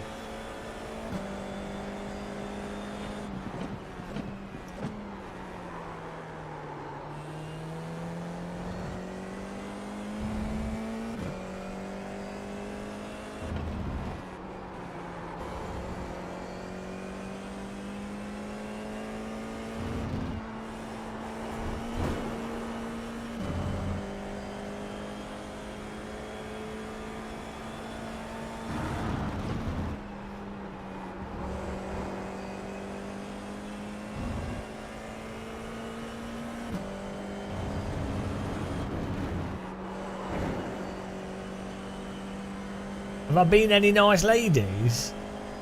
Not that I've had. Not not that I've been interested in. All the ones I've been interested in have got partners at the moment, or they weren't single when I was chatting them up. So I get and all the ones that like me, I didn't like back. So it's a total disaster, really. But it's alright, I don't really care. Like, have you been in any ladies? There's the flag. It's I met a few, but none that's, yeah. It's hard to find, well, I am genuinely terrible with women. Like, I am genuinely terrible, but it's funny, so I don't care. But it's hard to find women with like a really good sort of sense of humour, like similar sense of humour. And then also, as you're older, I don't want to get with women that have children, really. And I tend to like crazy German women, so no German helicopter mechanics.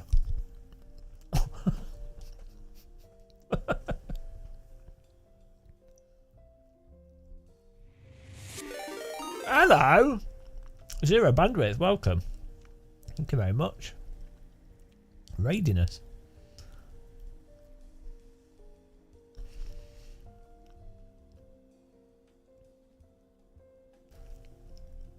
The feisty, yeah, no, I quite like feisty people.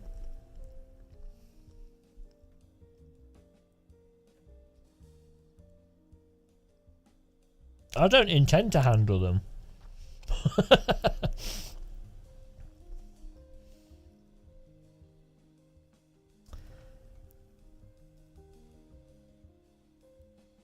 Succumb to the gravitational pull.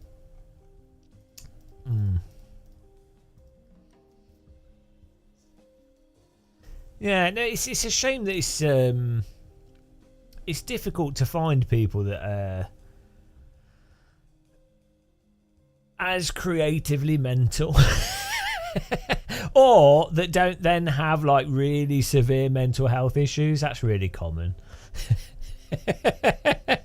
It's hard to be a bit crazy without being too crazy. That's the hard. Yeah, that's the fine balance.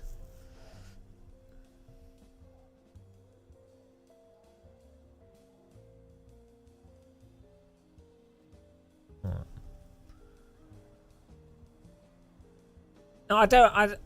I like people that would have different interests and but just be really different. I think it'd be worse. I've never had a partner that was really into the same stuff as me, like the same music or hobbies and things. I think it would be pretty bad, to be honest.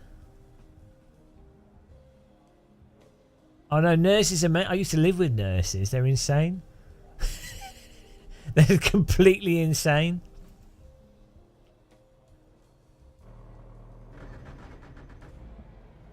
A while back, I had a date with a nurse and she was mental. She was crazy. She was really good looking, but she was insane.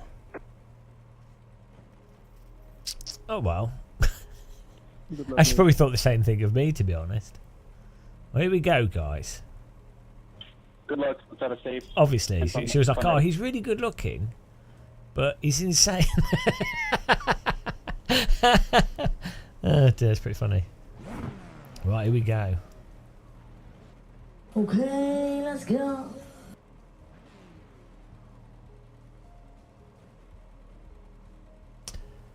I like your livery, Adrian. Peace was never an option. There's a lot more women that do gaming now, especially in Europe, than there used to be. Green, green, green. Oh no, I slopped it. Here we go. Right side. You're on the left. 3 wide. Right side. 2 wide. Car right. 2 wide. Lol. Clear on the right. That was a good start. First lap's not over yet though.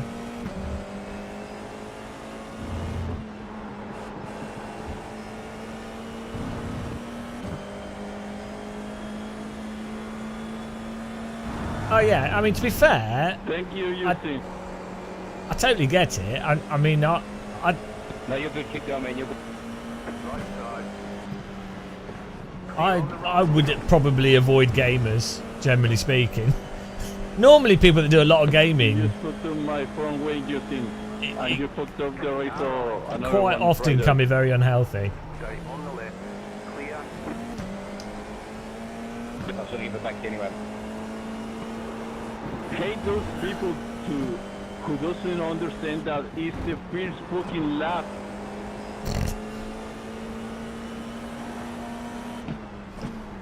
Right side. Still there. Hold your line. Clear. Left side. Clear. Car right. I know, man, it can be frustrating. My last 2 races I got taken out on lap 1.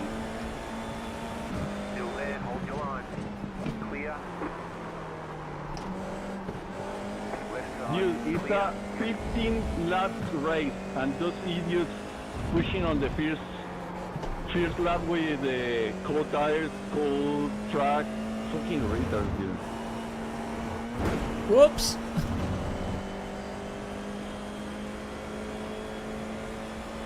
You know, we all make mistakes. The important thing is that people learn from them. Yeah, I think in general, I think people should have their own hobbies. Like everyone, Yeah, I know we all make mistakes, but you, male at or this point, female. you have to know that. Yeah, everyone.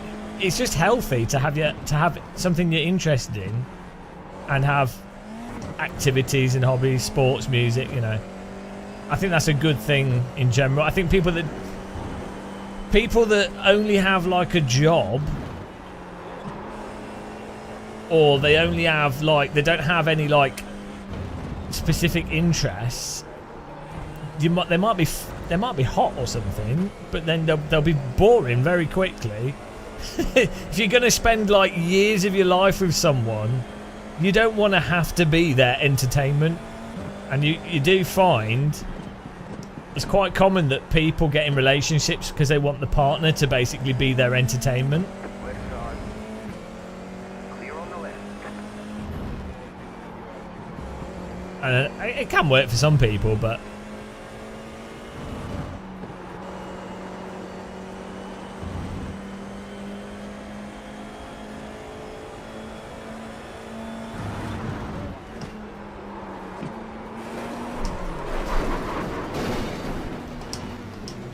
Car right. yeah, Still there. what was he doing? Clear on the right. You got a Wrong slow car on the left. Car stop on the left. You've got some damage. Why Let's would you get do fixed. that?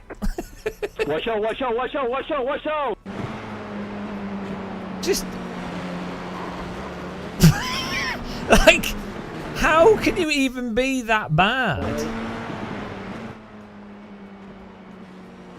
Just how is he all? How is he always on the throttle in that situation?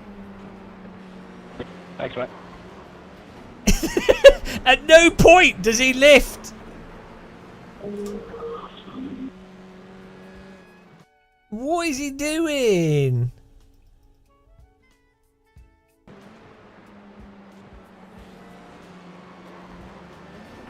It's actually insane. How do you drive into someone like that?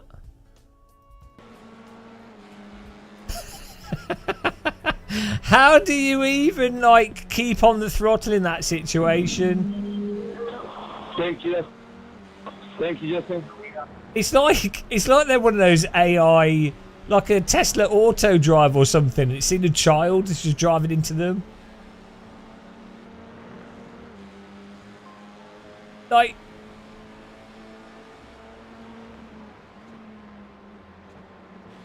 you can see, he's got the, like, I'm not doing anything crazy. You can see me going catching with the cars in front. We have a little bit more slip, but then why does he, like, you, where is he getting past us? Right, let's say he's 2 seconds a lap faster than us. Okay, so let's say he is. Where is he? Every time I've tried to pass you. Where is he overtaking? How does he expect to get past on the throttle? Where does he expect my car to go? How is that meant to ever?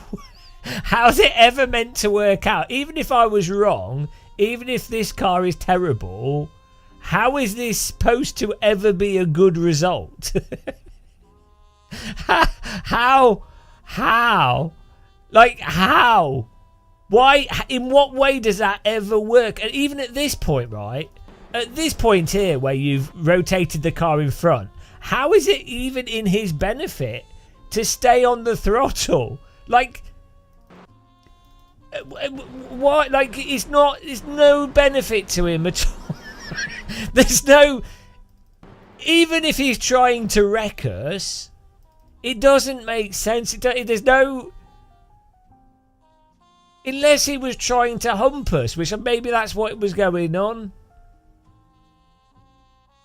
It's just really weird that at no point in that, he's like, this is top split. We're doing reasonable laps. He's a reasonable number rated driver, whatever. You would have thought you would go, oh well, look, I'm going to lift or I'll brake because I can't pass here.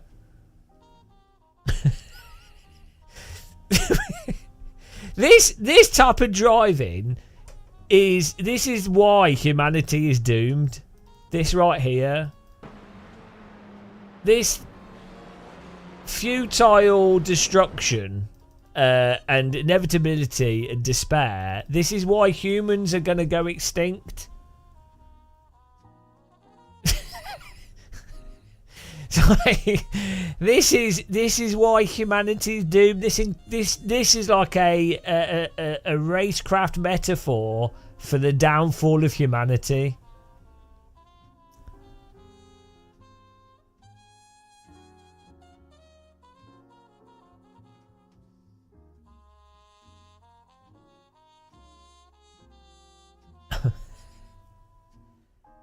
I like how he's still steering whilst he's mounted us. Like, he's still hopeful.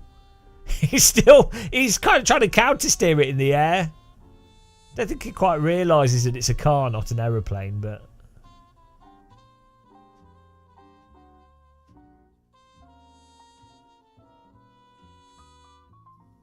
Oh dear.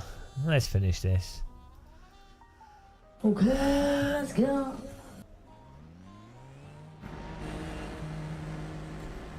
There's nothing you can do, is there? It's just, it is what it is.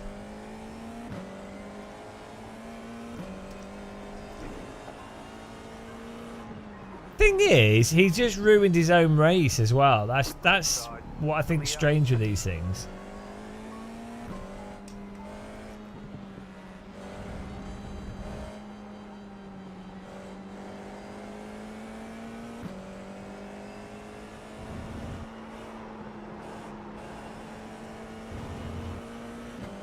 Have Nvidia added £100? Wow.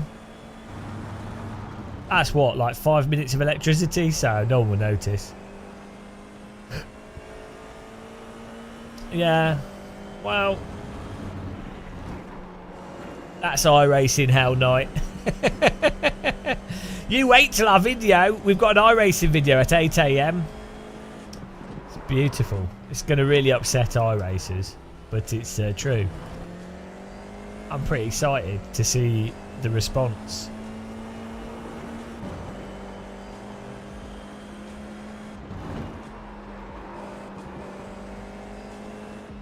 Left side. Clear on the left. It'd be quite fun if you could bump draft in these cars.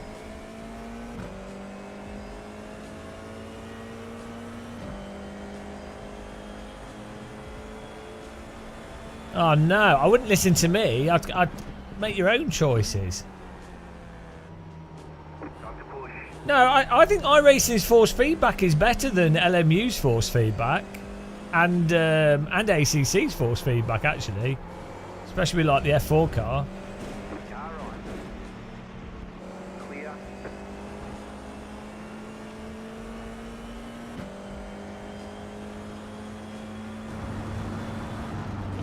We do mention its tyre model, of course. There's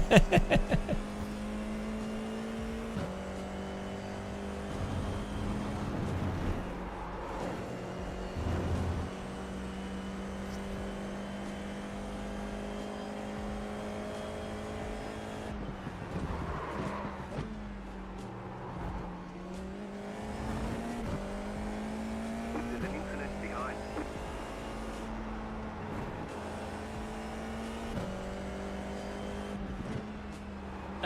Well, iRacing could... So it has range to its force feedback for when the front tyres have grip and are slipping. Like the force feedback goes up and down that corresponds to that grip. But it doesn't have much force feedback for rotation. Or for like the... It doesn't have force feedback for braking. It's weird.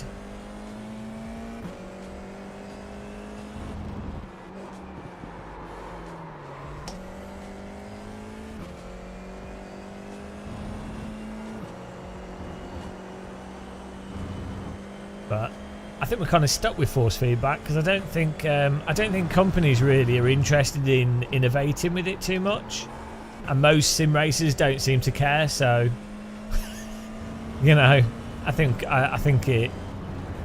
Yeah, unfortunately, it's kind of strange that flight sims have more force feedback options. There's that new AccuForce wheel that could be interesting. They have good telemetry force feedback options.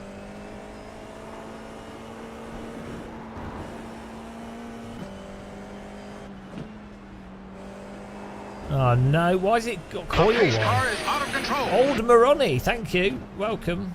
Thanks for following. Is the coil wine in the wheelbase or is it in the power supply?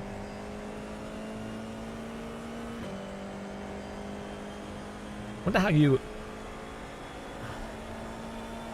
It's not really turbulence. I mean, you can have turbulence effects. It's more that you've got Clear on the left. Clear. G-force effects. So as there's more G-force, the joystick is pushed, which means that you can feel how much load you're putting on the wings and the airframe.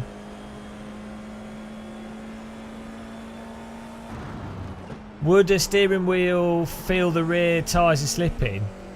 It depends, in a sense. It depends on the car, geometry. If you're talking about in real, like literal, if you're talking about at literal force feedback, you probably mostly feel it as like a vibration. If for wheel spin, the rear, you might not. It's going to depend on so many things. Like in a car, you feel it through your body, so it doesn't really matter what comes through the wheel.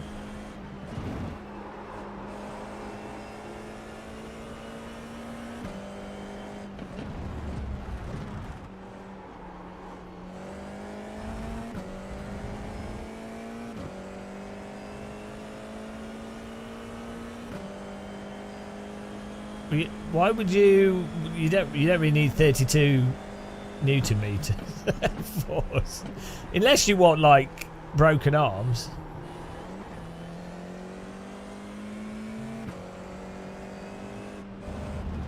What's that about EVEO?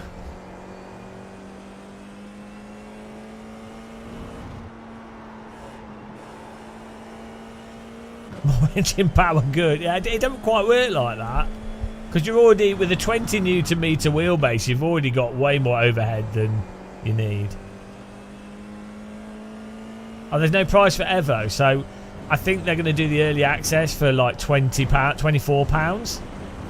And then if you buy it later in early access, the price will go up as they add more stuff to it. It's what they did with AC. So I think it'll be a really good price. I mean, Marco said so in an interview, so that they're looking to do the early access for a good price.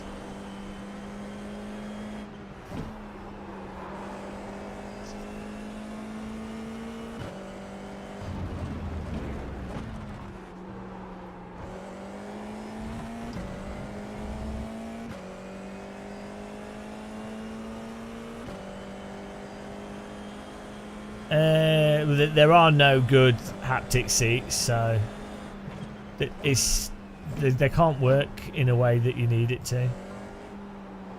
It needs to be done through the steering wheel, and that's fine. Like there's ways of doing it through a force feedback wheel and some other stuff that work fine.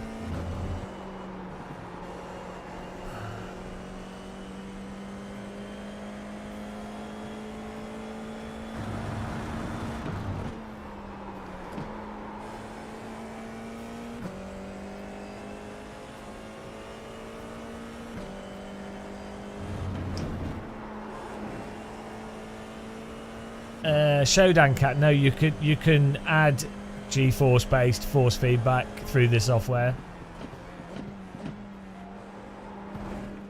I mean, I literally have 2 force feedback joysticks, so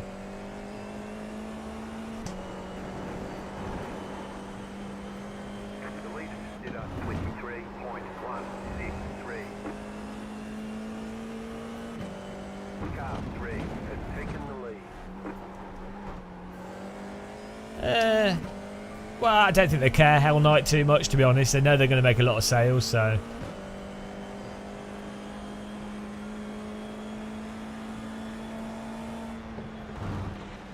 Car on your left. Clear.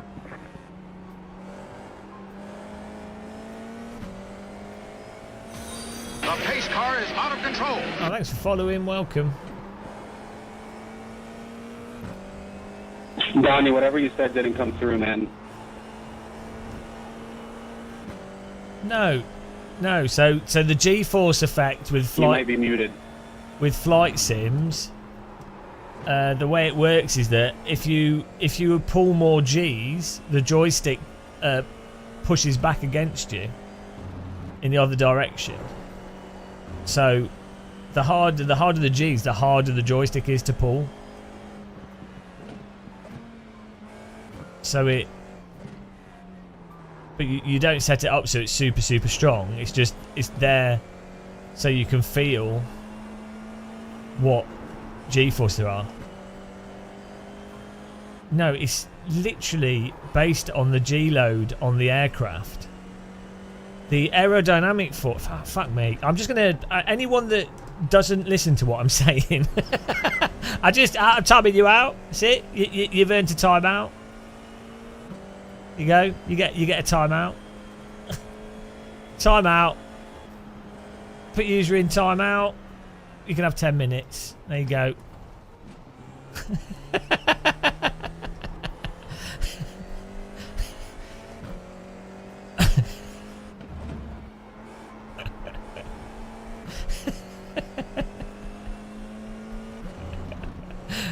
Like, I mean,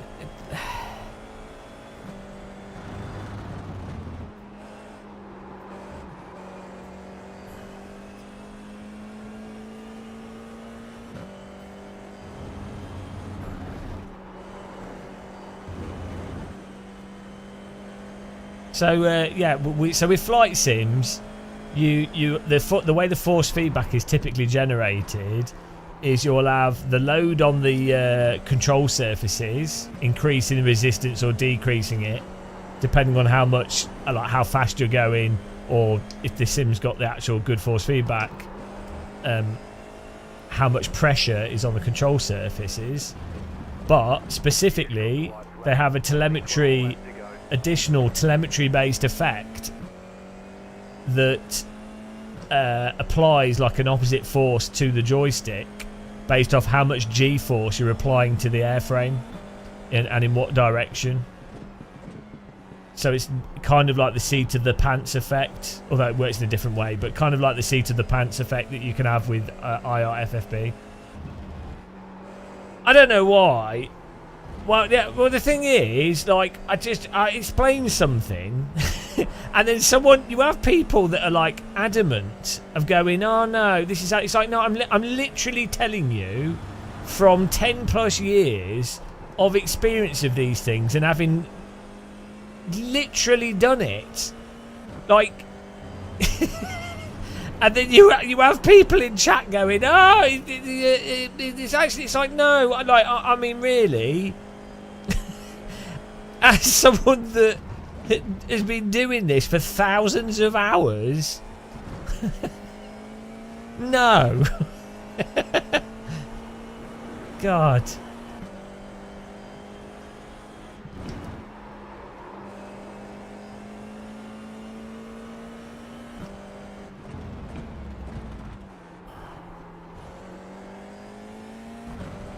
So you get a timeout.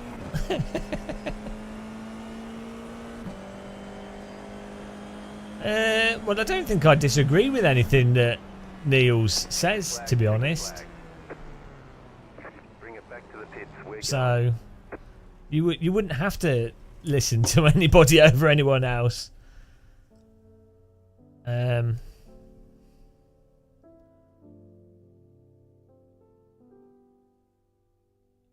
you are basically with the flight sims and driving sims, you have. Yeah, I do in the last video. Well, I wanted people to watch his video because I think a lot of people don't know about his channel. I just don't understand how I braked in time and you couldn't. Who's this guy complaining to?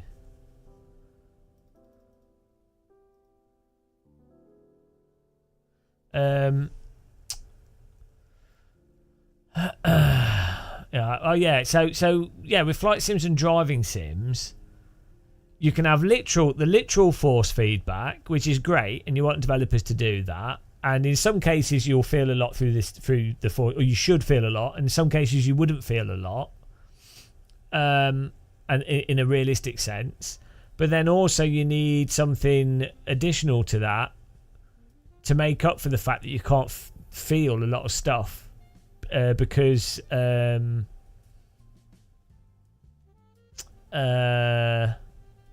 Like certain geometry means that you're not going to feel forces because they're not going to put forces on the steering rack.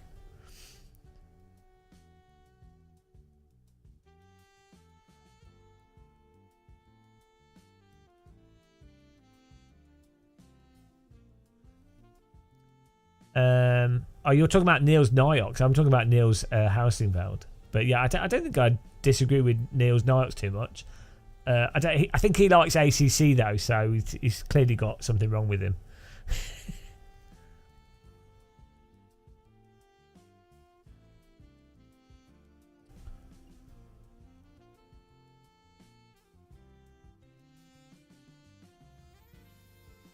Yeah, I remember that.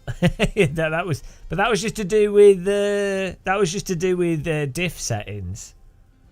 Why were we talking about diffs in that scenario? I can't remember what we were talking about. Oh, that was to do with the clutches, and the specific clutch the limited slip differentials in AMS2. That's all that was. It's Niels Niox that's consulting for Assetto Corsa Evolution.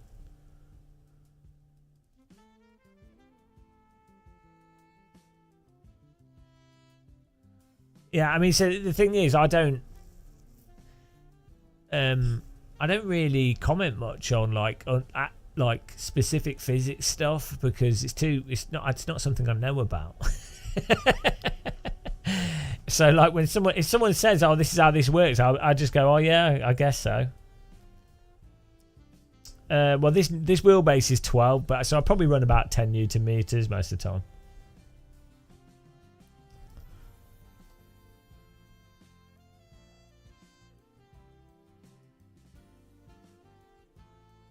Oh, I want to do one more that's not terrible. We'll register. Have a cup of tea.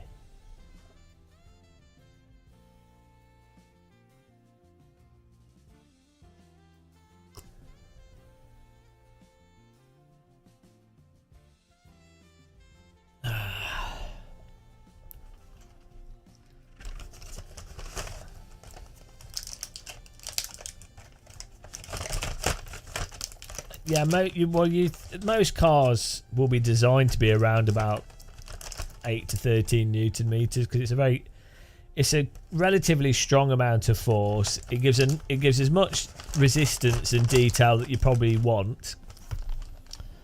The pace car is out of control. Any more than that, if is going to probably make it fatiguing. So if you've got power steering and designed force feedback in a real car, you'll design it around that amount of force. Thanks for following.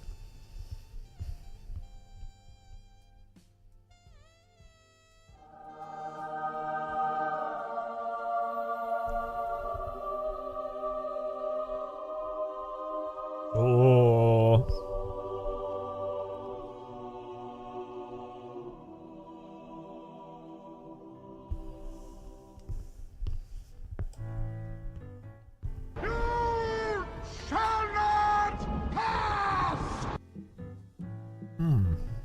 Bit of chocolate. Yeah.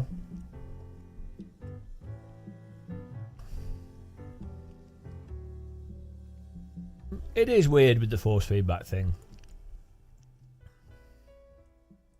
I think a lot of people just them feeling something from the game is they're like, oh, that's amazing, and it is. And so they don't really they don't expect any more than that. And then you'll have the thing of, oh well, you can the back of the car, like you've got the correction for the rear. And I think for a lot of sim racers, when they're newer to sim racing, it's very hard to not spin or lose control of the rear of the car because you don't know how much you can turn and brake. You don't know how to catch a car necessarily. So having the wheel automatically be like, it's aggressively stopping the back from spinning out is going to be like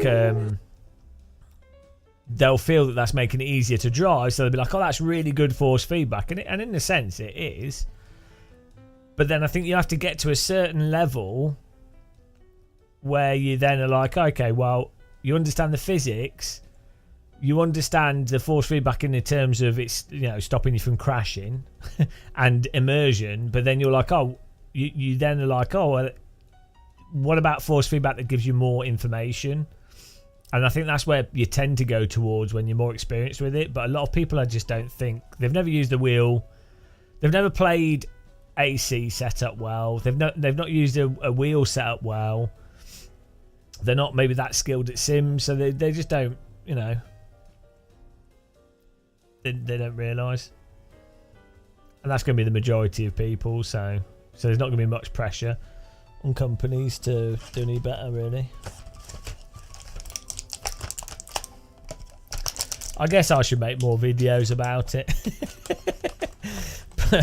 but I mean, what do we title the videos? Oh, here we go. No, Showdown Cat. I'm not confused. There is literally telemetry driven force feedback in the driver software that is literally taking the G-force and then outputting that as a controller effect.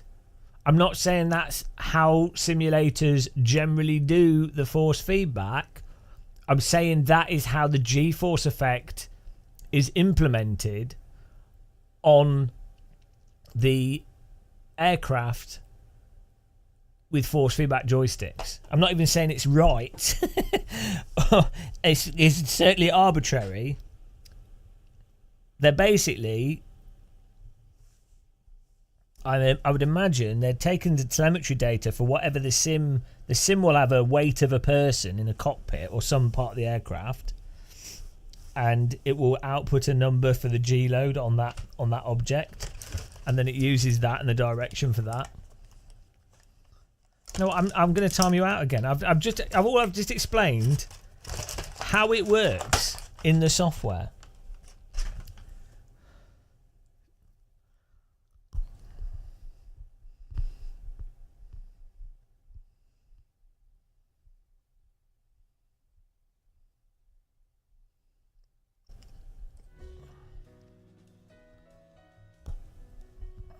No, you don't deserve it.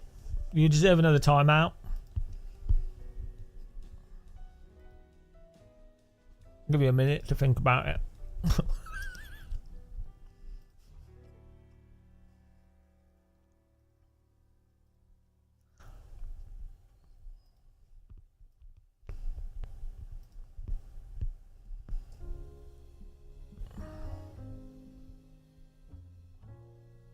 Nice one, the lost 12mm socket.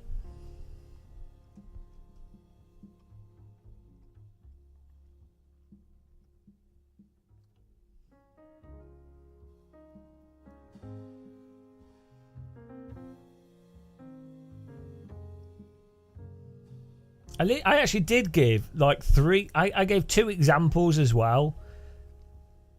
You can't help people that won't pay attention in class. And I explained how simulators, flight sims, the proper way of them generating force feedback, as I say, is air pressure on the control surfaces, because that is where you feel. That's where you'd feel the forces in a yoke or a stick in a real aircraft. It would be the air pressure, the effect of the air pressure on the control surfaces, which is the proper way of doing force feedback. However, that's quite limited. Like steering rack forces, it's quite limited in what that can convey to the player, and also it might not. It works for a whole bunch of stuff. Like if you're about to stall, the controls will feel floppy, and as you go faster, it's heavier. And if the trim's incorrect, you know, you'll feel a tug until you've got trim and everything. But the thing for actually feeling how much force you're putting on an airframe of an aircraft when you're pulling G in an aeroplane. you feel the G load. So let's say you're turning like this. Let's say you're turning left. You've rolled and you're turning. You will feel the G forces pushing down on you, corresponding to how many G you're pulling in that direction, right? If you roll, you would feel G forces in the rotational sense, and then that informs you, or can inform you. It can give you the wrong information as well, but that informs you as to how much force you're generally putting onto the airframe.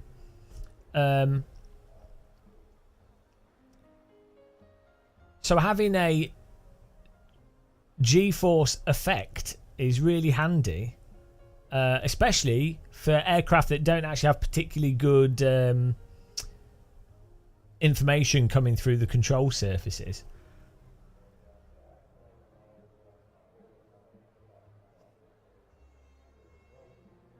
What class is this? Oh, I don't know.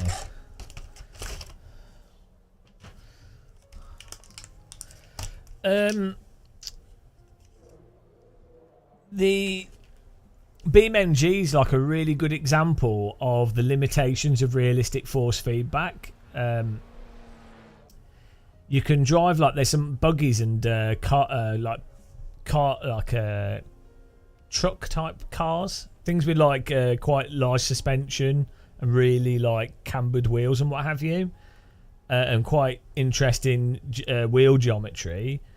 And you literally cannot feel, you won't be able to tell what the wheels are doing. Like, you can't feel what the car wants to do because there's so much flex in the tyres, the camber's inverted. Like, the force feedback can be back to front, really, because the forces on it are doing weird shit.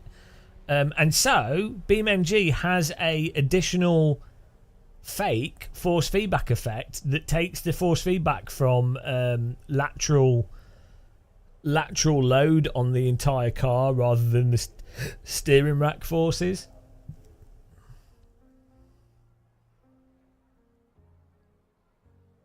Yeah, BeamNG's force feedback's pretty decent. It's just not got a very good tire model. It's separate to what we were just talking about.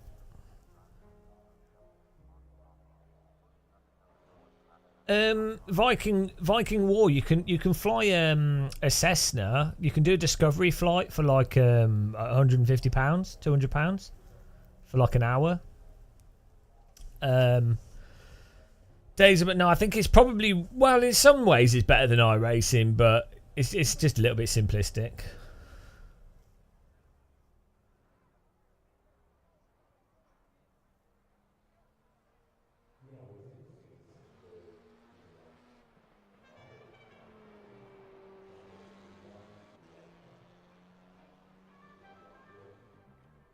Showdown Cat, I literally said it applies a force in the opposite direction to where the load is. So like, let's say if I'm pulling back, which would be, that'd be like a downward G-force effect, it then pushes.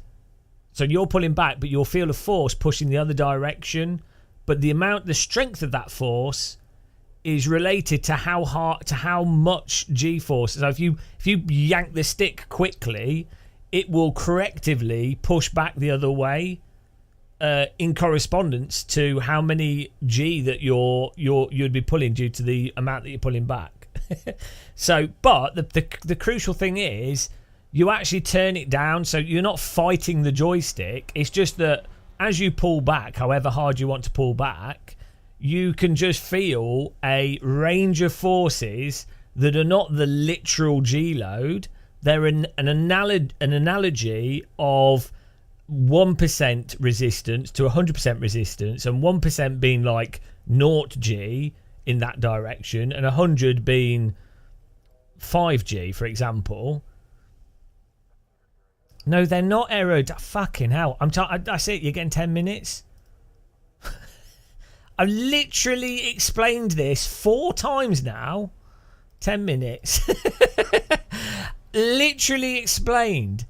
You can have aerodynamic forces through the force feedback as well, i.e. the control surfaces, as you're going faster, the air pressure is higher, and so the joystick will be harder to pull in whichever direction is relative to that control surface. That is totally separate. That would be a literal interpretation of force feedback. That is not a G-force effect. That would be literally the control surfaces affecting how hard the aircraft, the control surfaces are to move, which in a sense would reflect some aspects of G-load, because, well, I mean, you see, that is going to affect it as well. But Jesus Christ, I bloody hell. Christ almighty. When you explain something to someone repeatedly and then they just keep saying, no, you're wrong, what you should say is, I don't understand what you're saying. Or, like, can you explain it in a different way? Which I know you half tried to do, but you should say, I don't quite understand. Rather than inferring, going, oh no, ignoring exactly what's being conveyed to you and then saying, oh. Bloody hell. It's like someone going, the earth is round, right? You go, the earth's round because, well, you can look at it from space. You can measure shadows in different locations. You can shine a laser into the distance and it'll be, you'll see it disappear over the horizon. Boats go down over the horizon, whatever. And then they go, oh no, you're mistaken. And then they come up with something completely different, separate. And it's like, well, no.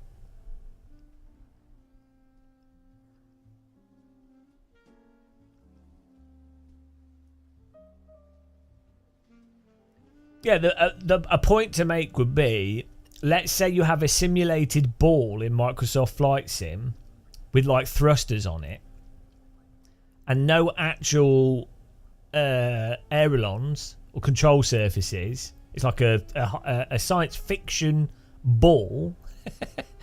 The G-force effect would work with that ball despite it not simulating any control surfaces, because it's taking it. The effect is driven artificially from like either an object in the cockpit, a virtual object where it's applying some kind of like inertia or something.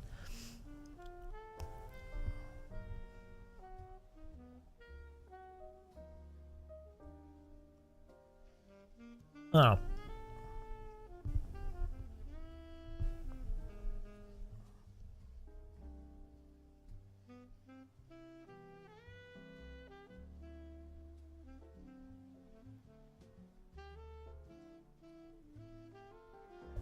And then things devolve into a semantic conversation.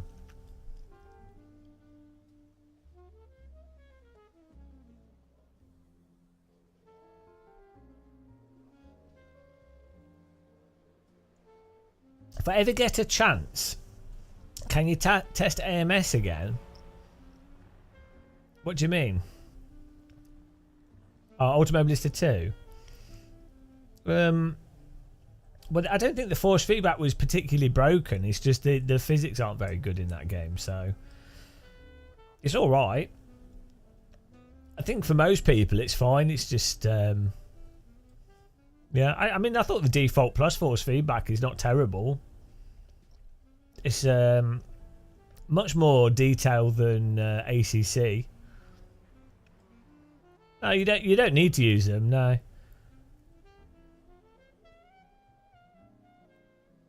Acertech's wheel is Xbox support. They haven't said anything about doing a PlayStation wheel. The licensing for PlayStation, from my understanding, is more complicated.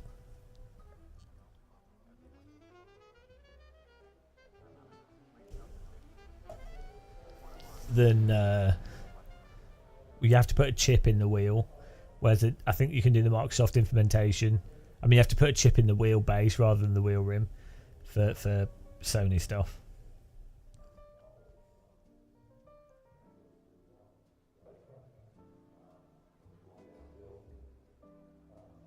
You might not even need a chip in the Microsoft stuff because with it working on Windows. I'm not sure.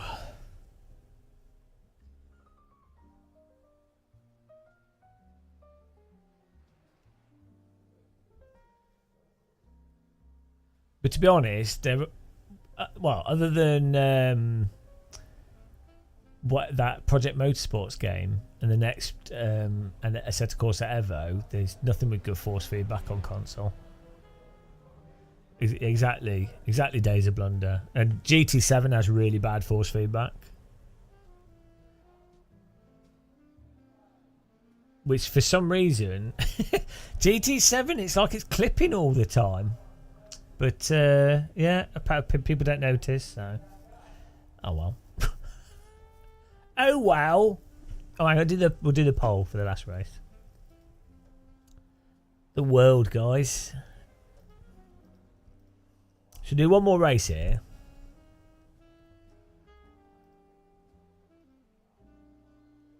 Let's go for top 8 again. 10 minutes.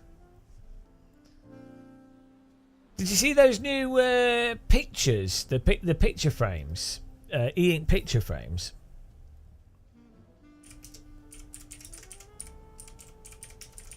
They look really good.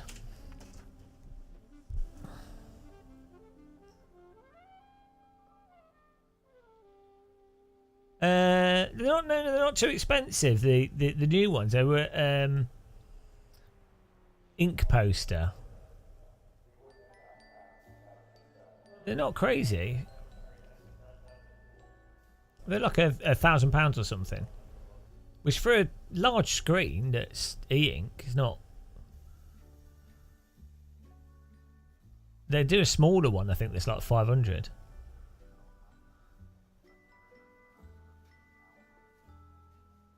I'd quite like to go to CES.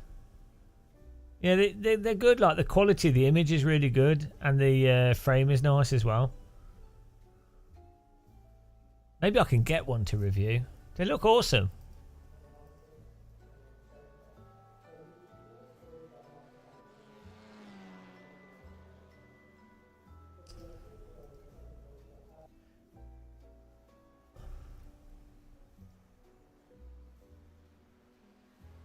How much is that? What's the price? Pocketbook e-ink price.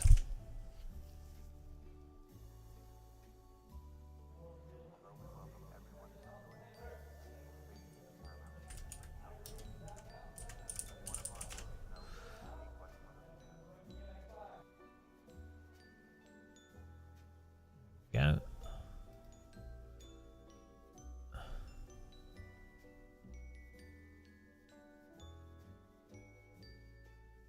$4,000. Oh, here we go. $600 for the 13-inch, $1,700 for the 31-inch, and $2,400 for the 28-inch. Oh, hang on.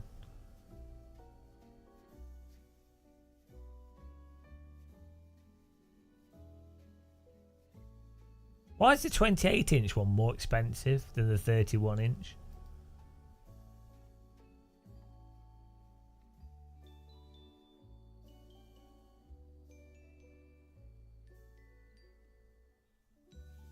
But obviously, right. Now these are e-ink, the picture frames. They're e-ink picture frames, so you can put digital artwork on it that updates remotely. But it's e-ink, so you don't have to. It's not like a screen. I mean, it is, but so you don't have to take your picture out of the picture frame. Yeah, and the color.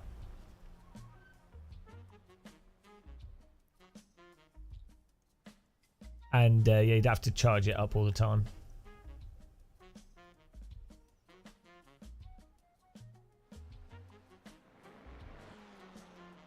Yeah, no, but so this isn't those ones that you get before they're just little LCD screens. This is like a e-ink, so it's more analogous to like those e-readers. But yeah, once they get these two, Jesus Christ, Shodan Cat, like the once you get these down to like £200, why would you bother with a normal picture frame?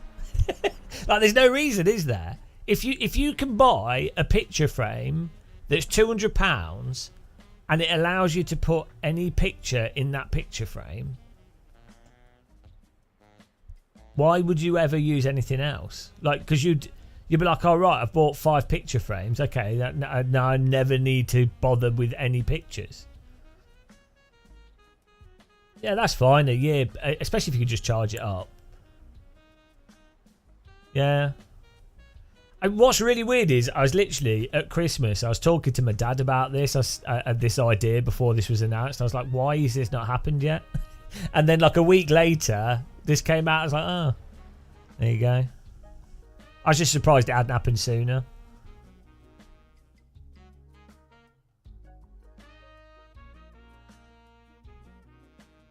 Yeah, no, I know, but like black and white looks good, and you can black and white e-ink has looked good for years, and that'll be fine.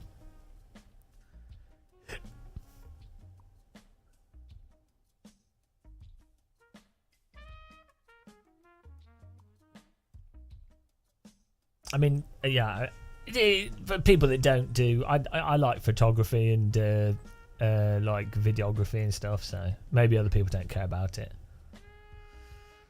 Yeah, so I'm surprised why this company hasn't done a black and white one. Maybe they want to show off the really expensive colour one first, and then the prices they'll be like, oh, that's how much that is, and then later they go, oh, we're doing a black and white one that's half the price, and people are like, oh wow, what amazing value. I'd be happy with black and white picture frames. I like black and white images.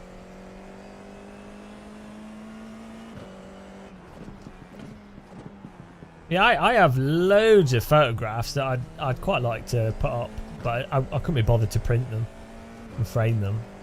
But I'd put them in they're nice photos.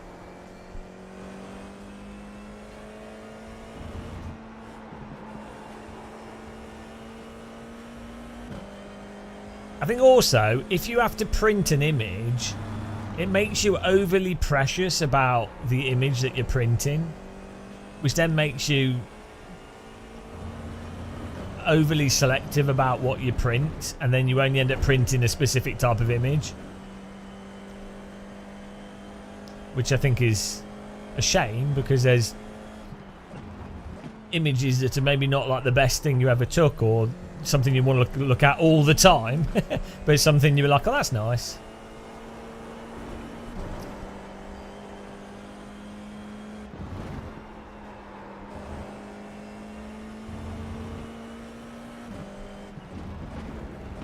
Green flag, green flag.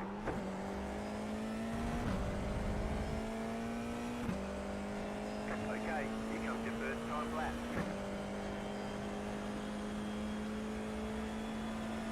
Let's go.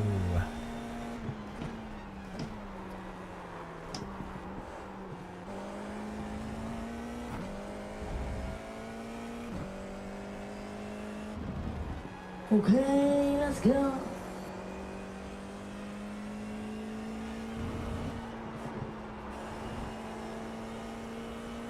Yeah, but the frame TVs don't really work because they're TVs. So I'd say it's a completely different space. Like the crucial thing is not having to have it plugged in and the image not looking like a screen. Hello, Speed Force. Yeah, we're doing all right. It's like how like a Kindle doesn't really compete with a tablet. It's a different thing.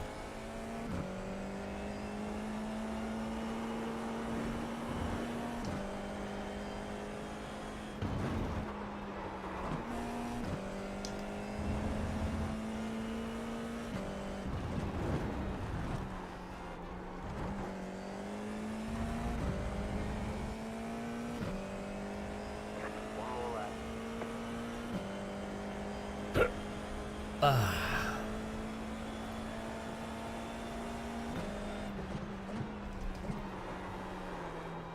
the tyres. What is this? What is that?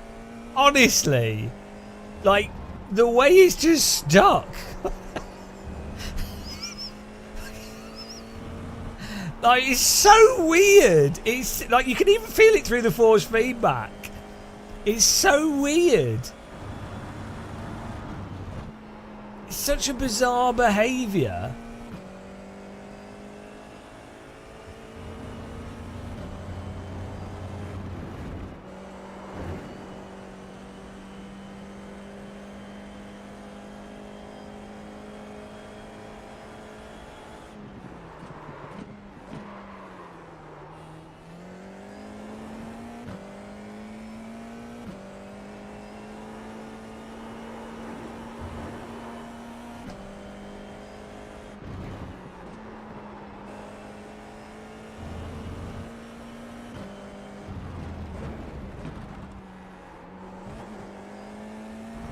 You can get so much time by cutting that final corner.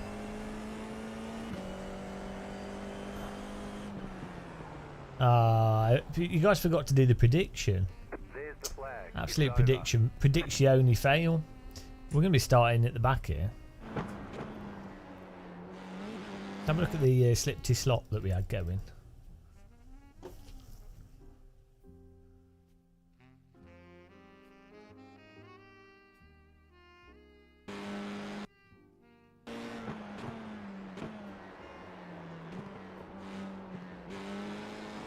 It's so weird.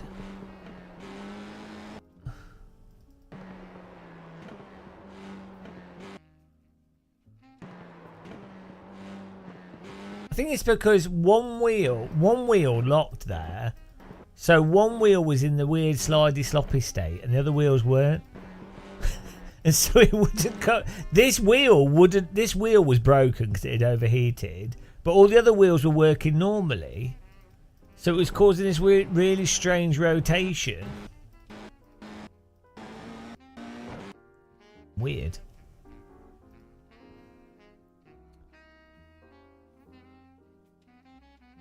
Right. Right in the crash zone here. Perfect.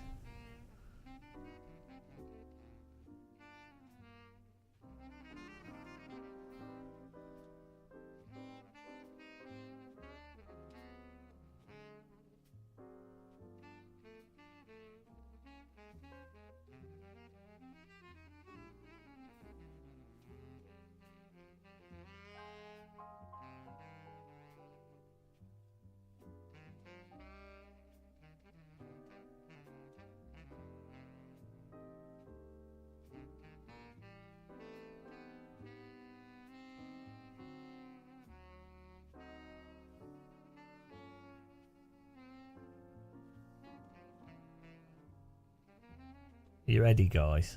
This is going to be intense. You're blaming Intel for the 9800 3D shortage. I don't know when we're next going to need to upgrade computer chips. I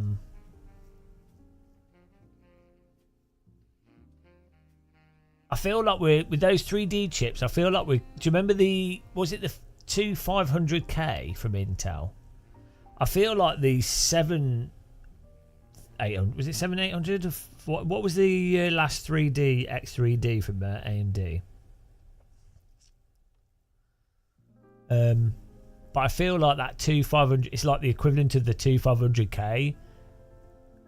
Yeah, which people, I mean, I bought one in 2012 or something when it first came out, and then I had it for like 9 years. It's something ridiculous.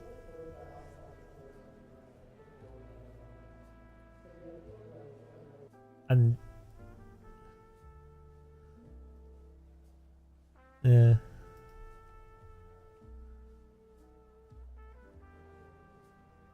It's all going to be AI. Oh, I don't know. Good luck, everybody. Yeah, no, the last, was it 7800 3D? 200, 17. Yeah, and the 1080, yeah, 1080 Ti was good for like 10 years as well. The And that was how much was that? £400, £500?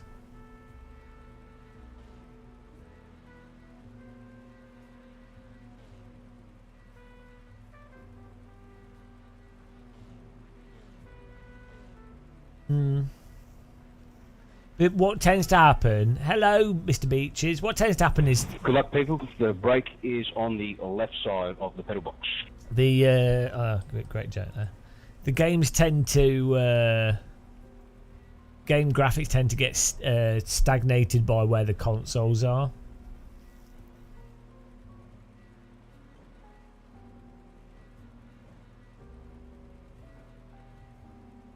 Oh, it'll be interesting to see what AI does.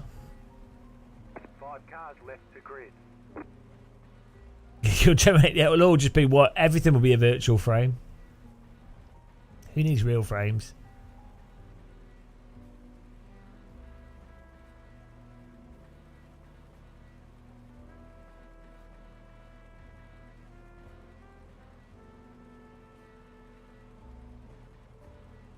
Yeah. 5800's well good. I think it'll be good for like another 4 or 5 years with the 5080 sorted. I mean, I'm telling you, 25. There's gonna be like World War III or something, so Green flag, green flag. don't need to worry about computers.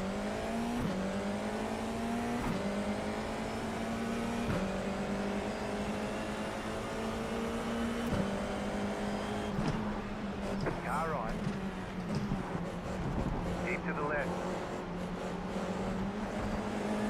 Still there, hold your line. There's an incident behind. Clear on the right.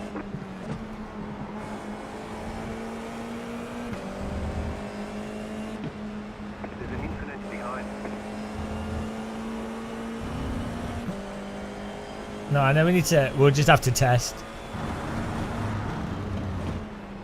It'll be interesting to see.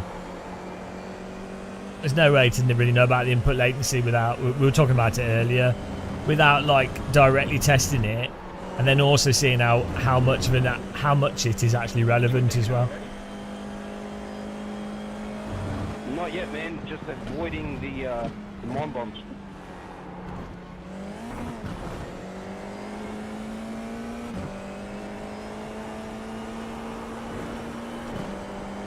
Where's he going?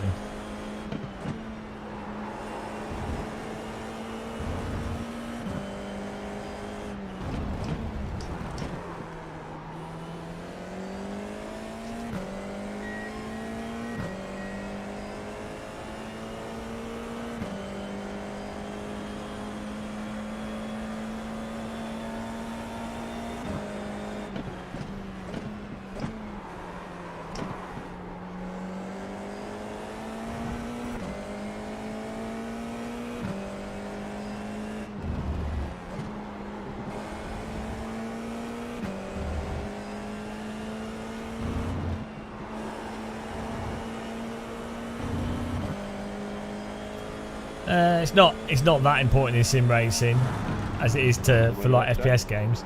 Sims are pretty sluggish and slow on the grand scheme of things.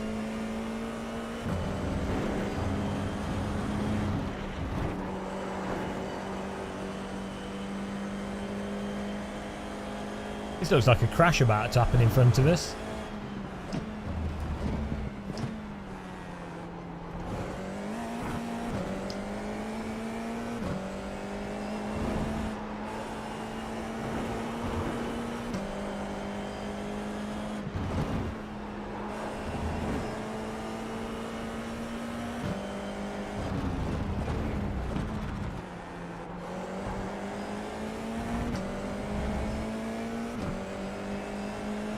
Well, Assetto Corsa Evo runs better than ACC.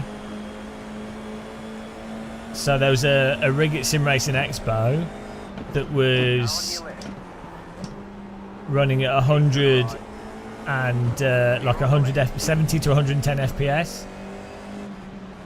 on a 4K like medium settings with a 3080 non-TI. So I think it runs. I don't think it runs as well as AC, but it runs better than ACC. And And then it should have like DLSS support and things as well.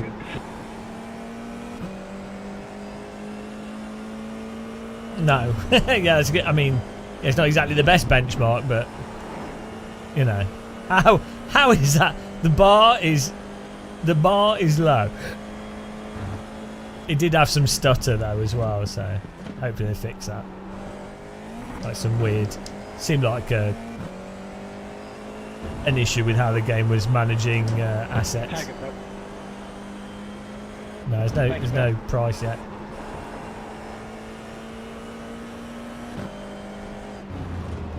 Left side. Clear on the left. Left side. Clear. That corkscrew bending, if you break it a bit earlier, you'll get a little bit more stability coming down it. 21.231. Yeah, we should do a launch day live stream, and then we're going to head off to Holland.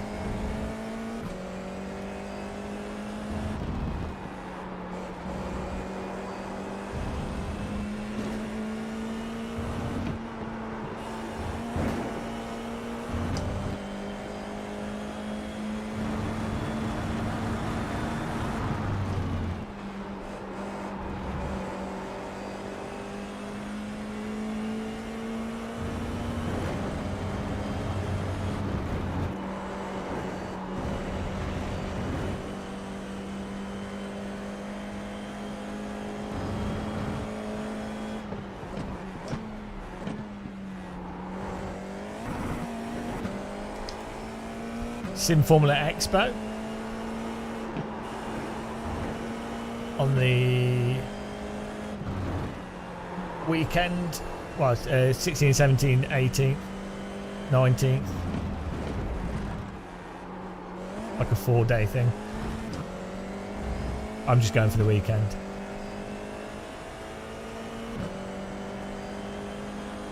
That was your fastest lap of the session.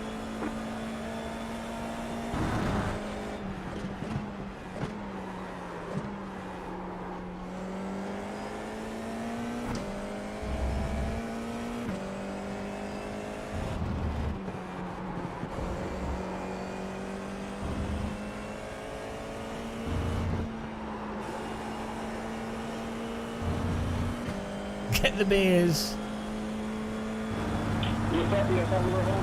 Get the techno. You know what, my guy, that was actually really clean racing. If only you'd seen me down the left, I think we would have been right.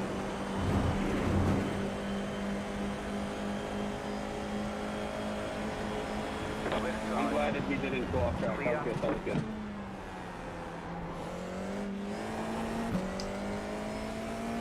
There's an infinite ahead. No, good man. It's good racing. I enjoyed it. Car on your left. Clear. I do have some damage on the right side though, somehow. Clear on the right. Well, it seems to be cars flying everywhere.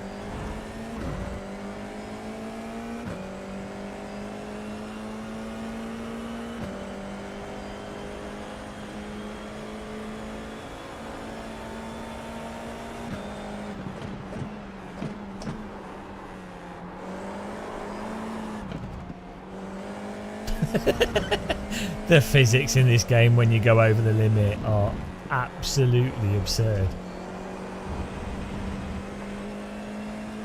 This is F4. Surprised we caught that. I don't know what I was doing.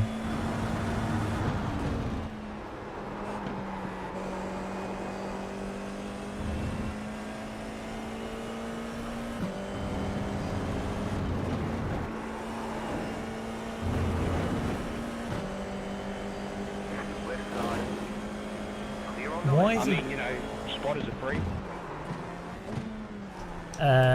Is he mental? Are you insane? There's no space on the inside there, so you can't just drive up the inside. Hence why you drove into the back of me. If you were alongside, you'd have got it. Oh, there was a gap and you blocked, and I was already there, and that's why we hit. Oh, we'll watch a replay of it. We'll watch the replay and we'll see. 1.20. Lap 6. Absolutely, dude. Just don't forget to take your meds as well, man. Sounds like a you problem. Oh, I'm not the one screaming, to be honest. You're the one that started it, mate. This guy. Look, the replay. He's the one that started complaining. You can't. A little bit of respect on the road goes a long way. That's all I'm going to say about that. You're implying that there was disrespect, which is disrespectful in and of itself. So I think you're being a hypocrite.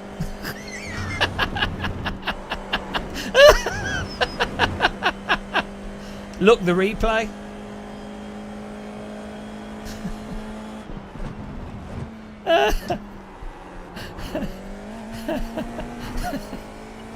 Well, look, the replay. If he was alongside me and I moved over, it would have hit the side of him. Given that he drove into the back of me and we were going up a hill and we're coming off a corner, he wasn't in a position to be there.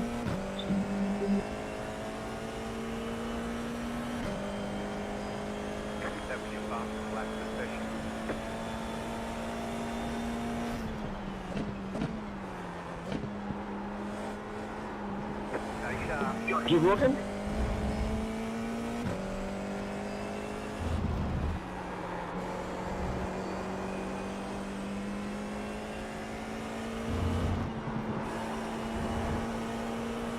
He's also probably not realised that he's Australian, so the ping between Australia and me will be mental. So what you actually see... If anyone wants to hang around after the race, I'm going to be handing out free pro memberships to crew chief. Yeah, just let me know. I'll send you through some cash or I'll pay for the license for you, and you get a free crew chief which tells you who's on the left and the right hand side of you. Does it tell you when not to do an overtake because there's no actual space on the inside and it's completely unproductive and pointless? I don't think it has that feature. Maybe if it did, it would stop people doing pointless moves. Yeah, no, it doesn't have that feature, but it's got a feature called common sense. So when the spotter says there's someone on your left, you generally don't move to your left. If someone's not on your left, I don't think the spotter will actually say that their car's on the left.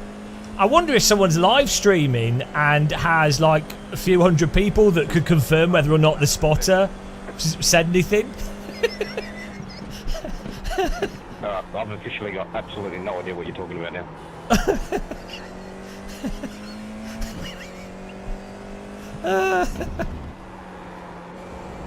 We'll look the replay, and if I drove into you, I'll apologise. But we'll look the replay. And I'll do the exact same thing, mate, if it was my fault. Well, it was, wasn't it? Let's be honest.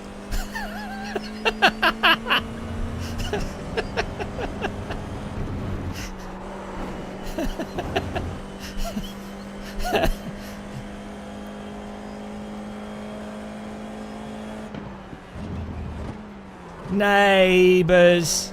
Everybody needs good neighbours.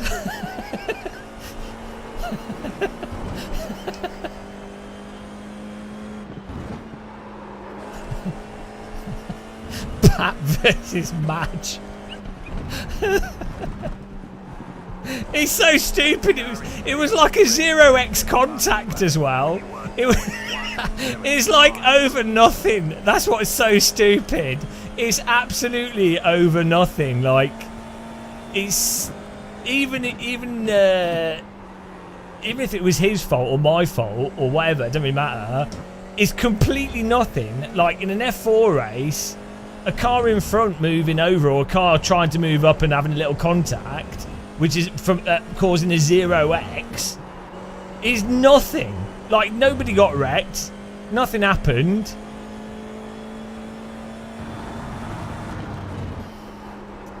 You can't get banned for singing the Neighbours theme tune.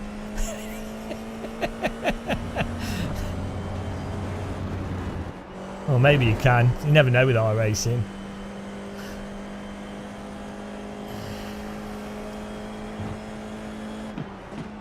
Home and away.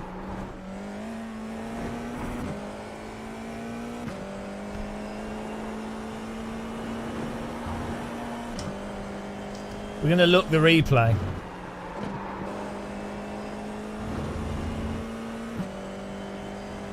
The car in C1 just set the fastest lap.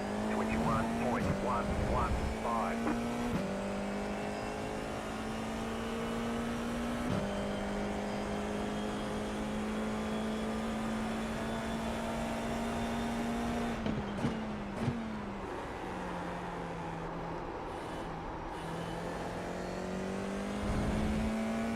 Lap 6, guys.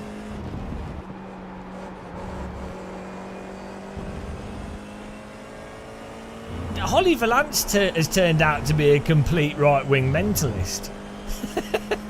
Wasn't she supporting like Nigel Farage or something? Like what?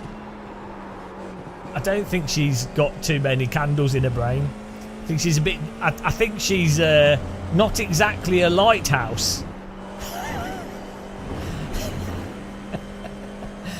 I think she's got the mental capacity of a pocket watch.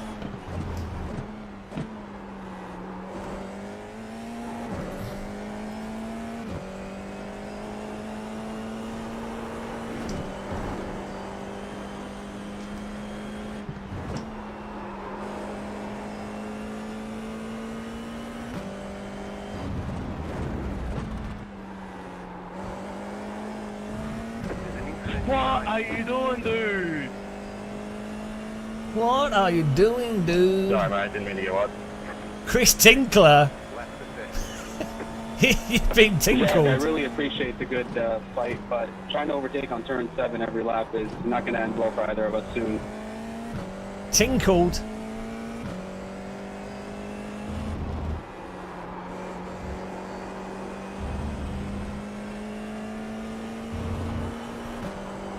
I tend not to reduce women to their mammary glands.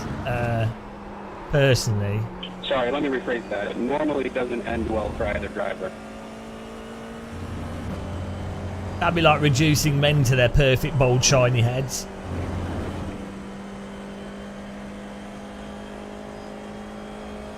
I've often been reduced to my forehead.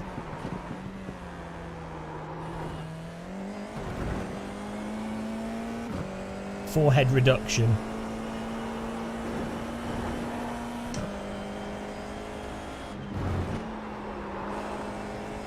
The leader did us 21.225.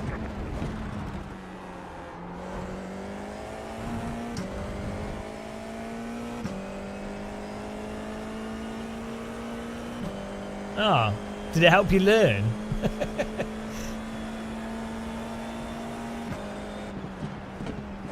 Shiny heads are where it's at.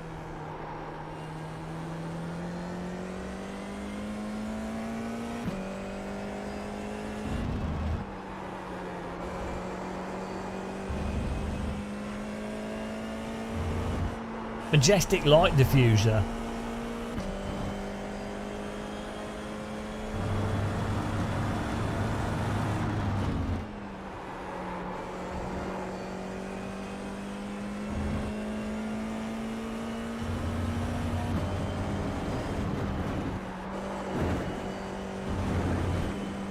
It's a nice relaxing drive, this. Bubbly burger.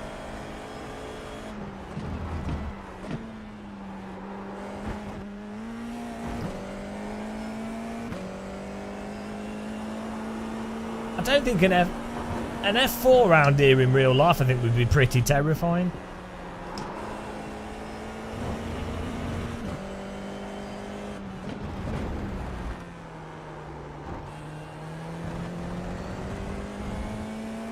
Ambient boldness.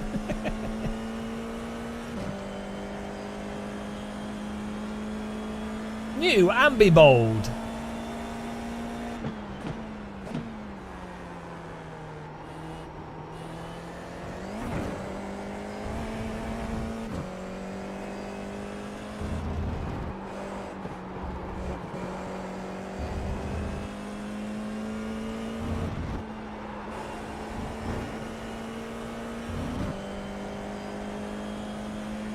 This is beautiful.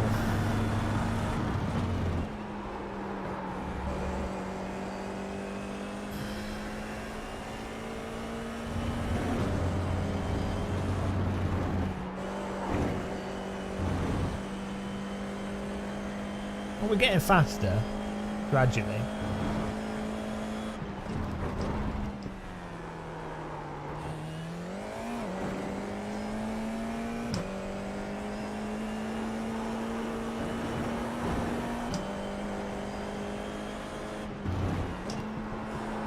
It's quite nice how the roads reflect in the sky there. White flag this time.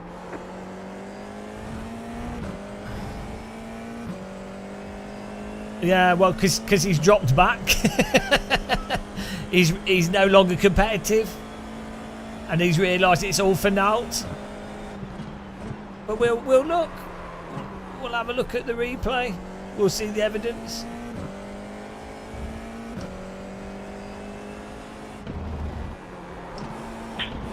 And the guy who pushed me off track in the corkscrew, thank you very much. Thank you, thank you.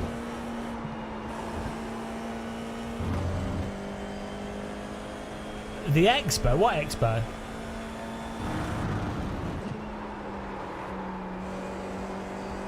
It's Sim Formula. They won't have any 5090s. No, it'll just be sim racing companies. I think he was being sarcastic, yeah. You don't miss iRacing one bit. Oh, it's good fun at times. Like, it's the only sim with people on it at this time. You just have to be prepared to put up with the iRacing stuff. It's, you know, it can. I mean, it does sometimes really wind me up, but it's entertaining. It's something to do.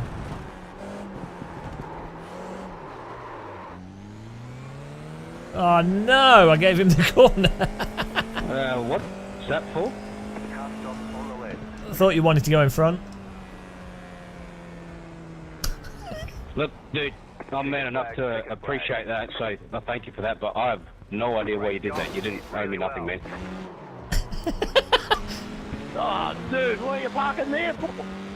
What do you mean? Why am I parking there? It's off the track. It's a good place to park.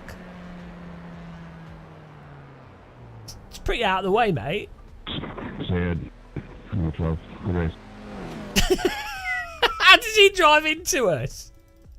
Brandon Moncarty. Oh, he can't see us.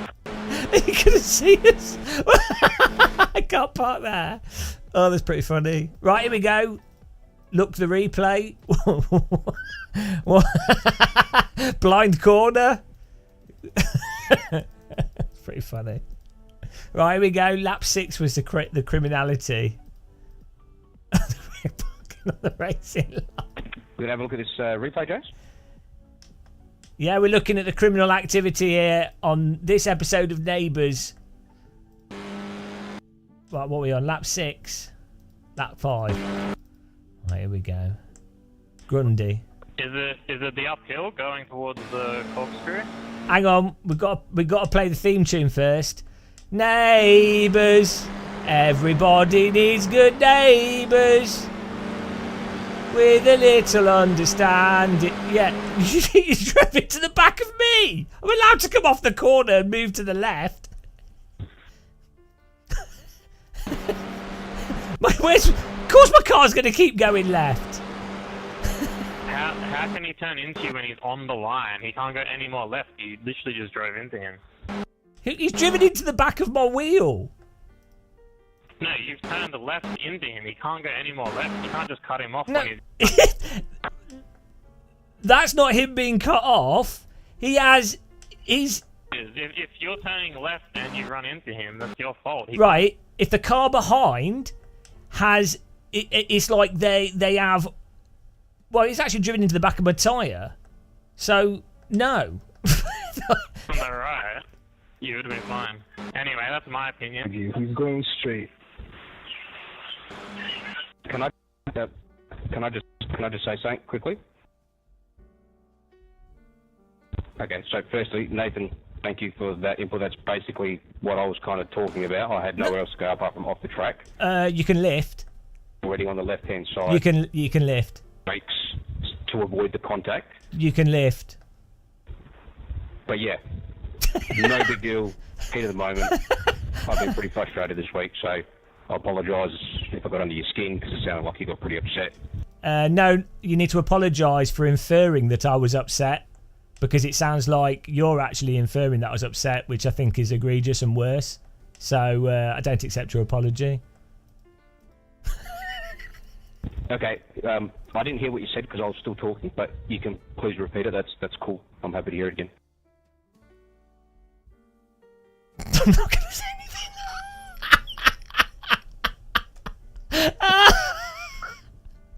Right. If the car in front, this guy has to lift. Like, they've not got a choice. Like, the car in front is allowed. Straight, because I was quite interested to jump on the live stream if I become. A car in front is allowed to move to the left off the car. They don't have to.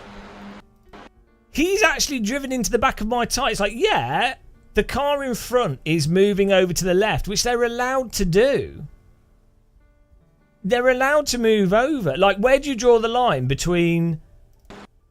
Like, this space is disappearing. So, in no way is this car ever going to overtake up the inside. They're never going to have any overlap. They're never going to do an overtake. So... Bad luck, Giuseppe. That's not your fault, mate.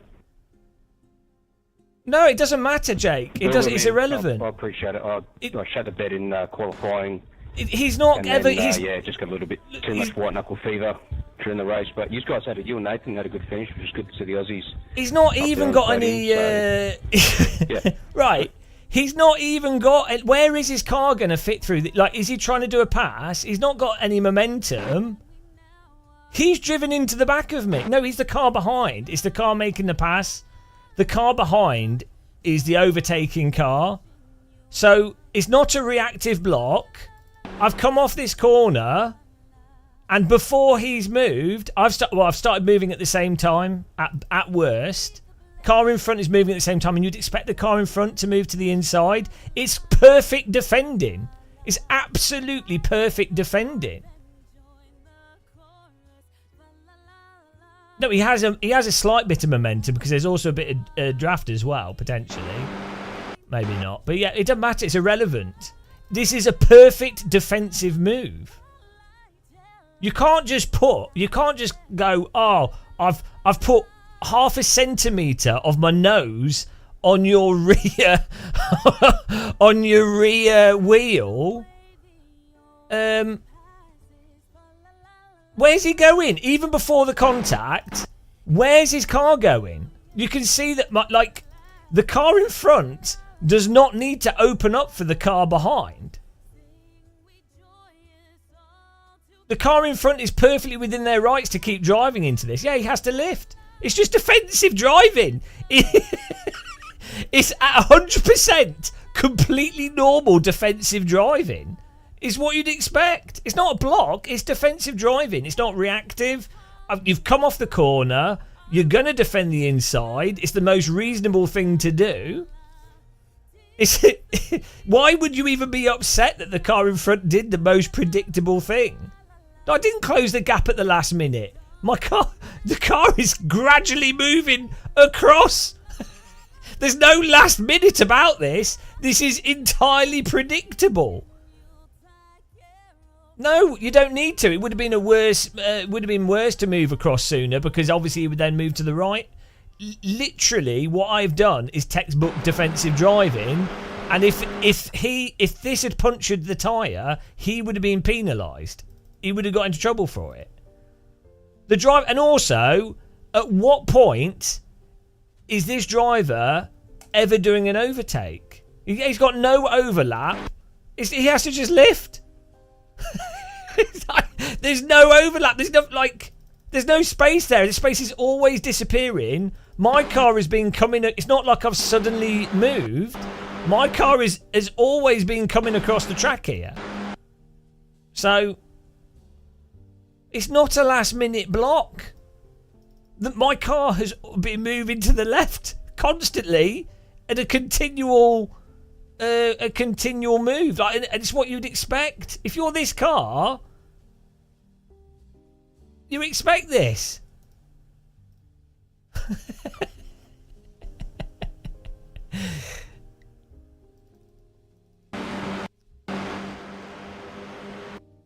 That's exactly what you'd expect to happen. You just have to lift. If you're this guy, even if I was in the wrong, if you're this guy, you just have to lift.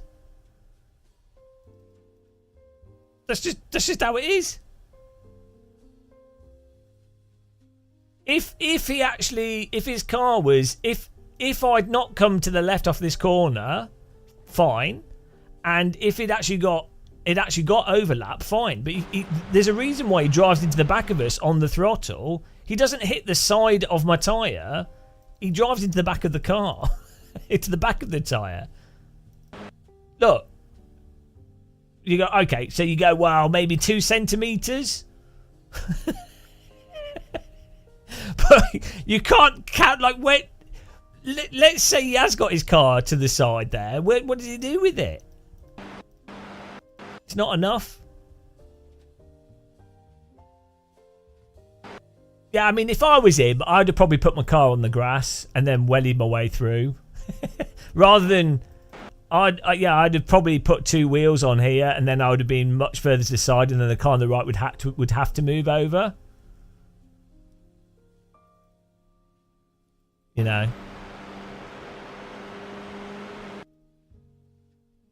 But yeah, it's not really, it's nothing really. And then he's got a slow down anyway here. I don't know why he's got a slow down. I'm not quite sure why he's just stopped here. Oh no, he just spun.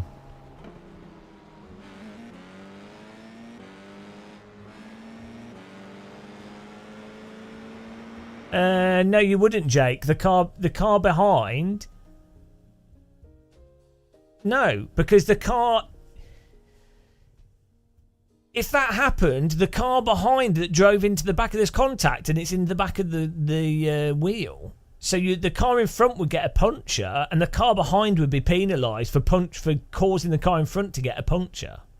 Or at best, they'd go, well, it's a racing incident.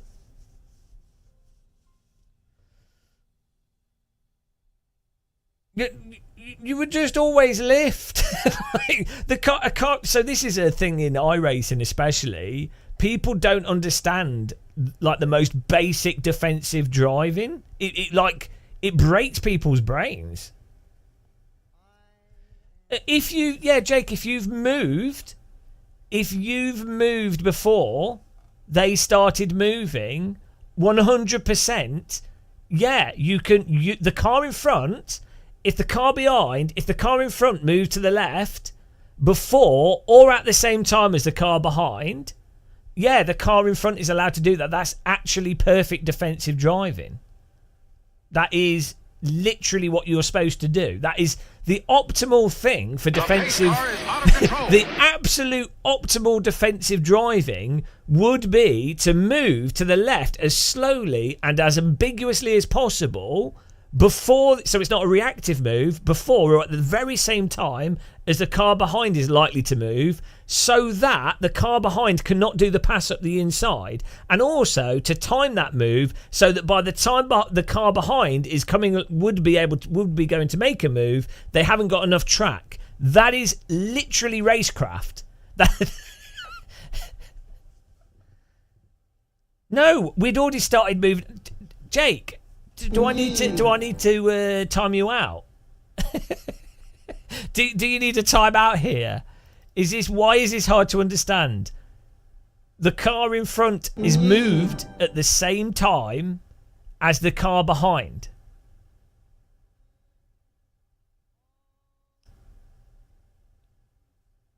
No, it's not because you disagree. It's because you're ignoring the truth. You can disagree, but you know, there's disagreeing, but there's being wrong, and then repeating what you're saying when it's utterly incorrect and just ignoring it. When someone's explained specifically the scenario, i.e., if the car in front has not reactively moved, that is what. So what you're getting confused with is if a car blocks, which is when a car reactively moves to what a car behind's doing. If a car in front has already started to move over or moves over at the same time as a car behind, that is race driving. That's exactly what the car in front should be doing. It's what I would expect any semi-decent driver to do. You would honestly hope that they would do that because that's what you expect. That's the most. It's what they do. The pace car is out of control. I don't know why that's hard to. Yeah, and there's too much hot lapping. You don't automatically get a window up the inside of a corner. So look, coming off the corner here, right? We're not reacting to his line. Look, I've already started turning left here. We've started turning left. It's also a corner, so you're allowed to turn on a corner as well. So we've not reacted to him. He's driving into something that's disappearing. No, again, Jake, I've explained this 3 times. If you move over when there's a car already there, that's another situation. If you move in reaction to a car behind you, that's blocking. If you're a car in front and you move over before there's a car next to you, or before the car behind you moves, you are just driving. That's this. A lot of iRacers do not understand this. A lot of sim racers don't understand this. It's also a non-incident as well. No, the reason why it's on the onus is on the car behind is because they're the overtaking car. So that's iRacing rules.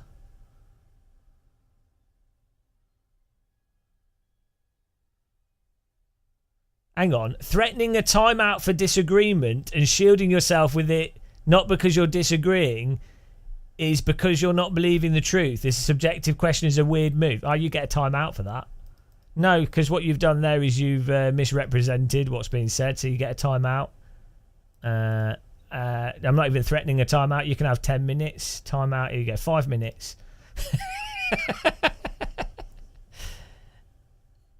Jake, what's that got to do with it?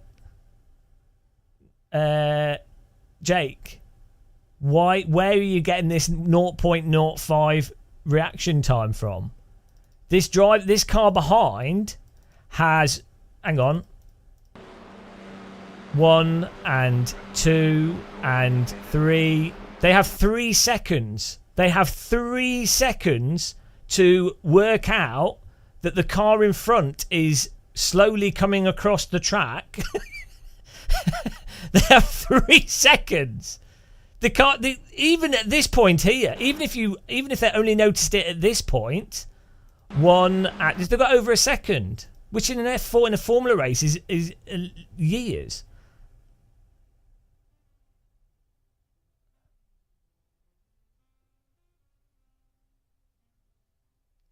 Jake, you're getting you get a timeout.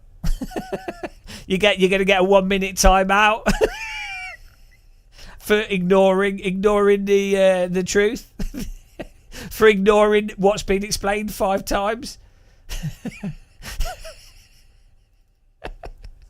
It's a complete non-incident as well. Like, this sort of thing happens all the time in F4, and it doesn't really matter either way. It doesn't matter what the car behind the car in front does. No accidents happened, and there's also lag. So from his perspective, it could have seemed like there's more space, or from my perspective, it could have seemed like he was closer or further away, due to how iRacing's network smoothing is. Yeah, move over for the car behind. Don't defend, and don't defend as close as possible, or Yeah, we had good racing. We had good racing. I don't. Yeah, the thing is, what I say is, because this guy's in Australia and I'm in the UK, then what each driver is seeing is not what you can see here. Like, it's like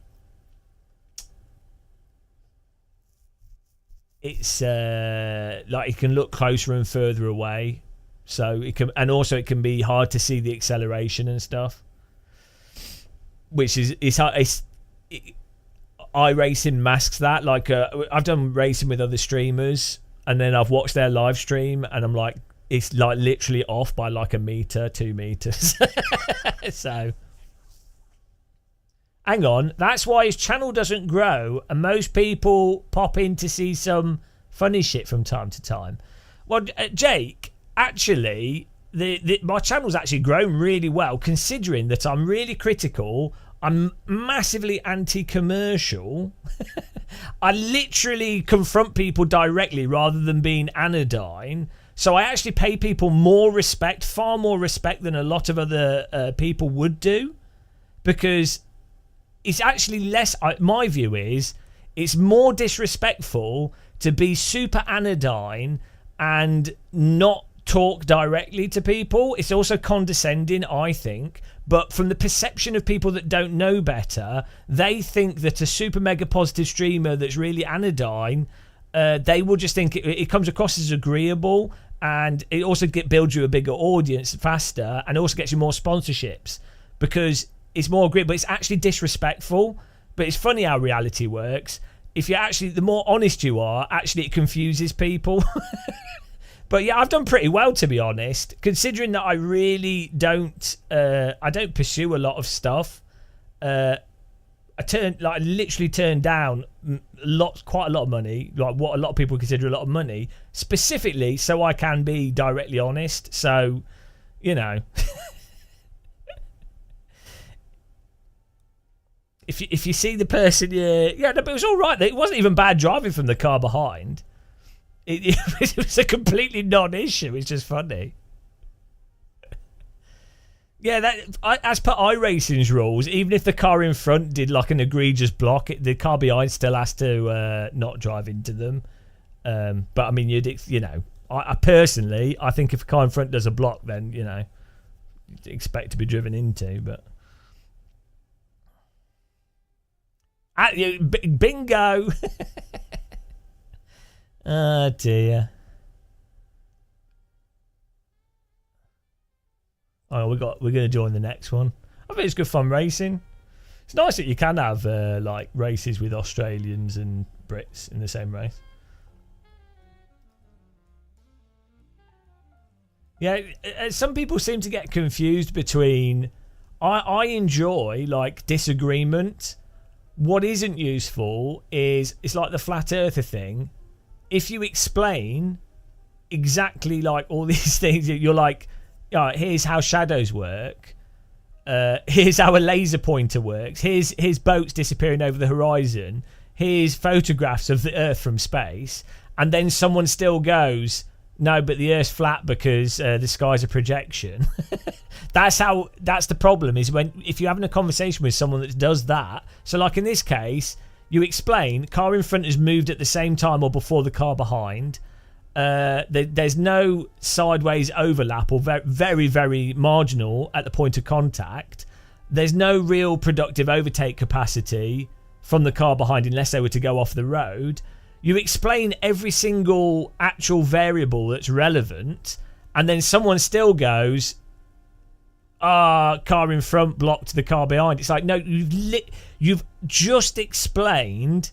Like, if you invert it and you go, okay, so does the car in front just stay on the right hand side? Is any defensive driving legal? And so you'd be like, well, clearly it is, isn't it? Because that's where you get racecraft.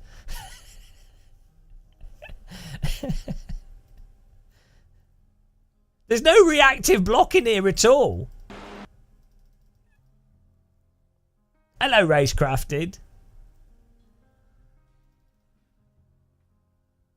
it's very clear that this car, and this is a corner as well, so even more so. I mean, it's one of those weird ambiguous corners where you could kind of, it's treated a bit like a straight, but when you got these sort of ambiguous corners, it actually opens up the window for either car for like different driving. But yeah, at no point was this car driving in a straight line. It's always moving to the left. So, you know, let's join the next race.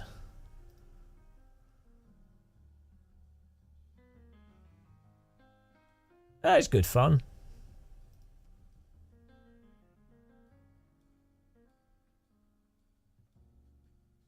The Reaper, yeah, exactly. Like if you see a car in front of you moving across, the chances are that even if you're in the right as the car behind, so let's say they were totally in the right, which is fine.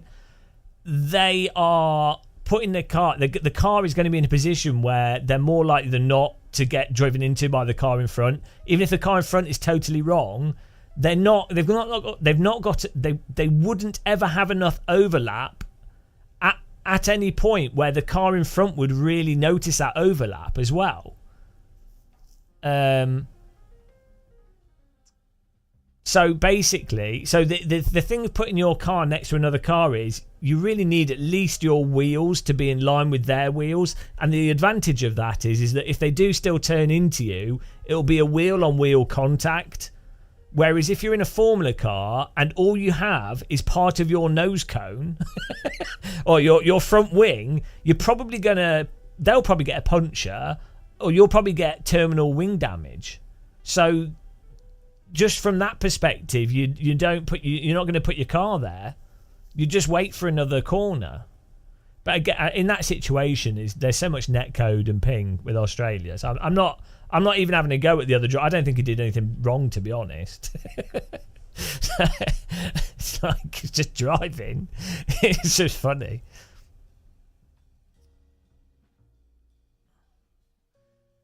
Yeah. I think we should just time people out.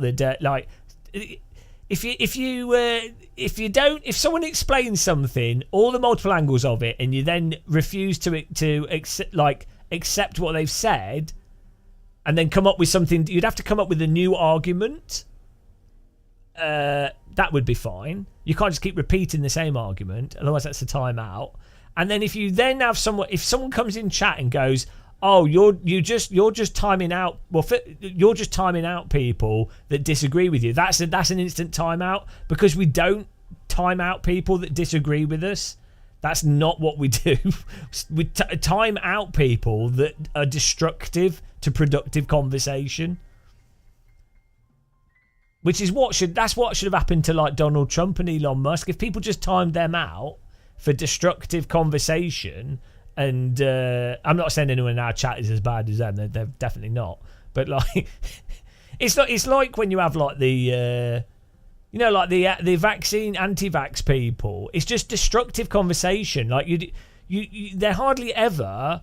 I have not had a conversation with an anti-vaxxer that's been a genuine conversation where they've like gone, "Oh no, here are the actual interesting components of vaccines and the efficacy and the age groups that you target and whether or not what the distribution is productive and what would be the most effective way of vaccinating." I never have that conversation with anti-vaxxers. The conversation is them going, they don't trust needles or they don't trust vaccines.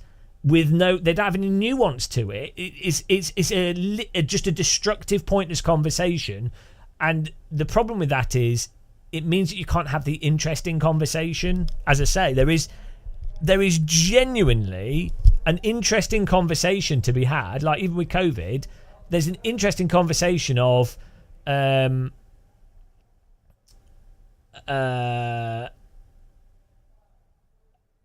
what age groups should be vaccinated, or what's the most effective range, or what would reduce hospital numbers, or do you know what I mean? Or there are actually interesting things you could talk about.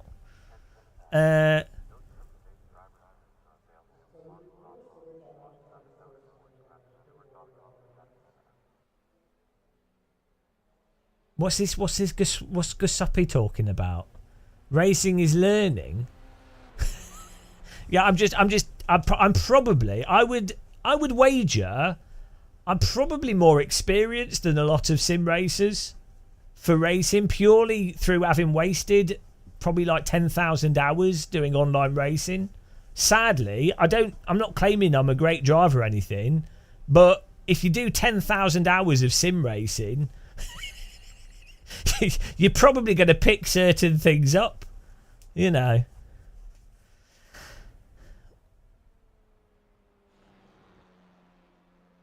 I don't think you did anything wrong though, particularly either. Yeah, I think the chat room messages are delayed.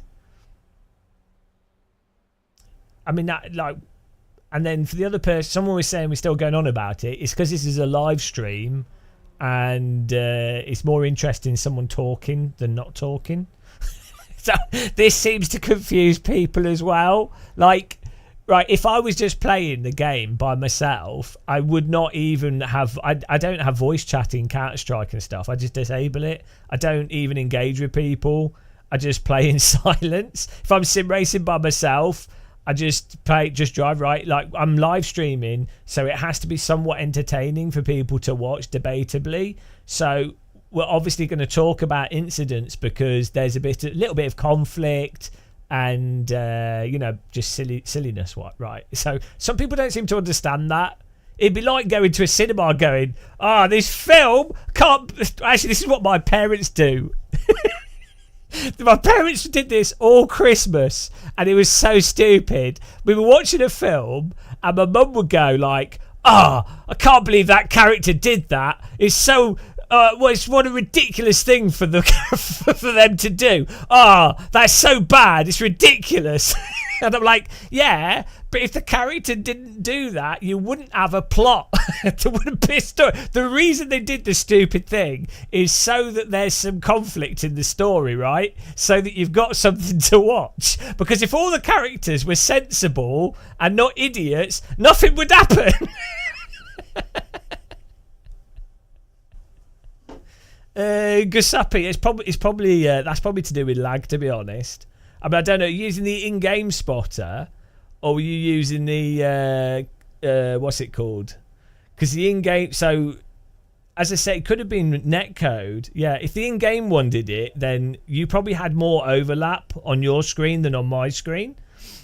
So because you are in Australia, so I've noticed there can be at least 2 meters of difference. So it could have been that from your view, I drove into the side of you, but from my view, you drove into the back of me, and also that your spotter would call it. But that's iRacing. That's just his nets moving. It's fine though, like, yeah, maybe because if he was in Australia, but it was a non-incident anyway. It was a total non-incident. I just thought it was funny. Oh dear.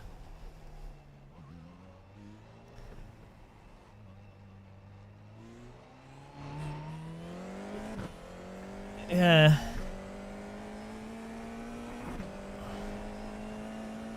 I mean, I don't take iRacing that seriously because it's a bit wonky. Australian gyms fired.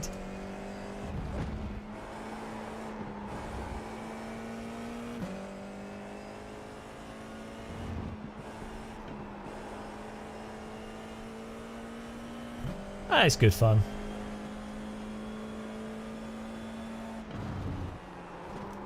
Whoa! Well, bloody hell. Jesus Christ.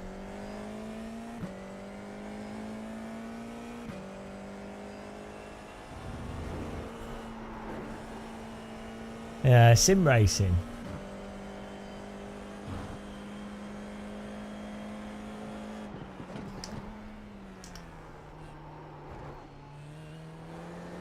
So what's funny with, like, you know, with race incidents, how like random and erratic like FIA can be.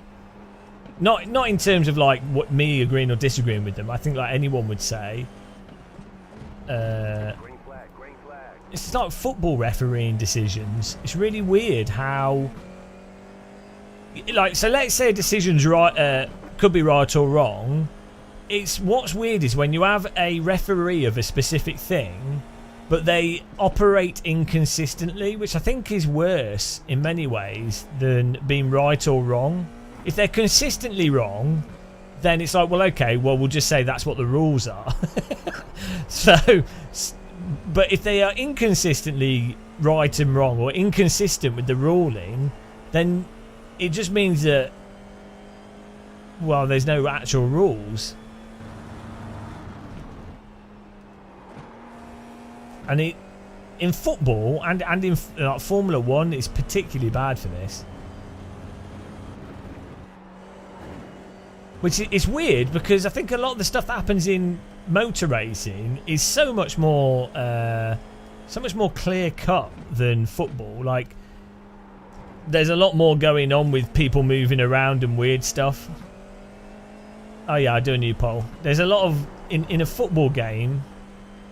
There's a lot more ambiguity for intention and what's going on, and it's harder for a referee to see what's happened than with when you're looking at a car.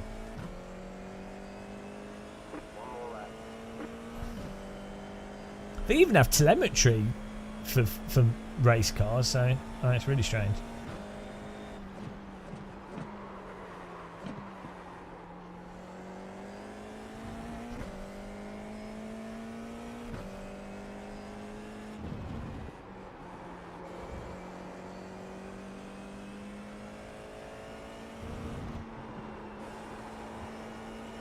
Yeah, I don't know why the diving thing in football's accepted. I really don't get how that is just normal now. To me, that completely has ruined football. It's embarrassing.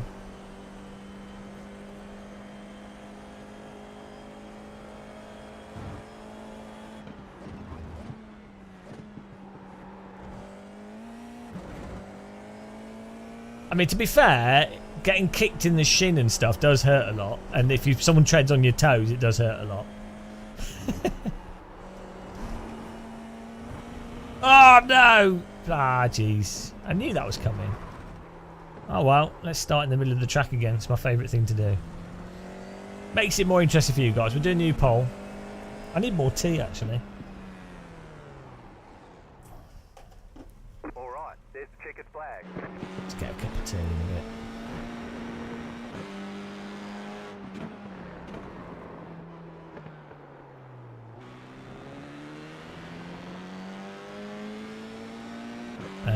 Top 10.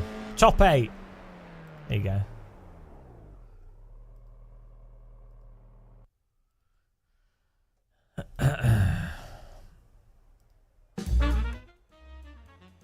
Beautiful.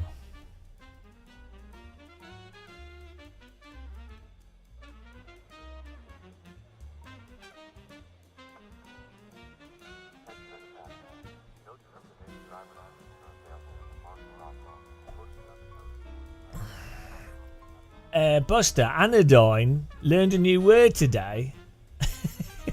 Why? How is that a new word for you? What's the opposite of anodyne?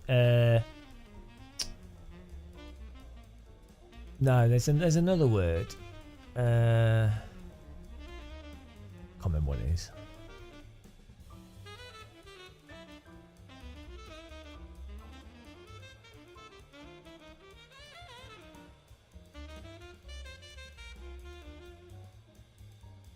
Cathodine. Hello, Dragon Model. It's 11 PM. Welcome along.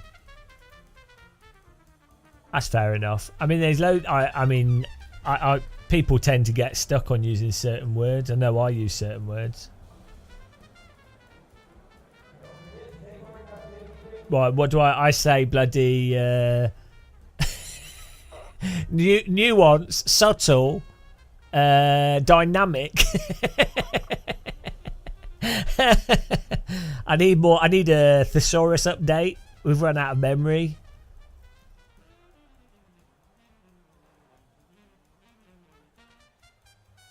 Yeah, I've been up all night. We had some sleep issues, so critical thinking. Yeah. Estimated strength of field is 2,200. Hello, stupid and slow. Stupid, not just slow. He's stupid and slow. The Crocs. We need a game of muscle bullshit bingo card. I need it like on the screen. You can fill it out. Oh dear.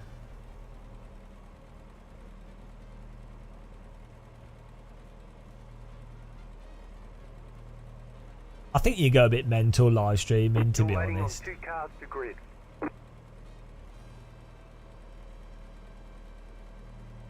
Like it's because you're talking whilst driving, so you're like concentrating on 2 things at the same time.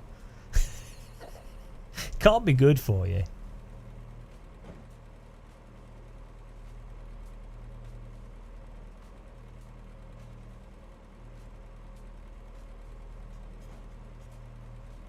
Waiting on the final cast grid. Everyone's gridded. Here we go. Time to get wrecked.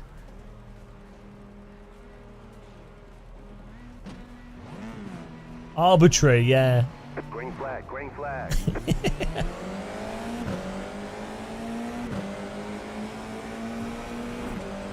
Oh dear.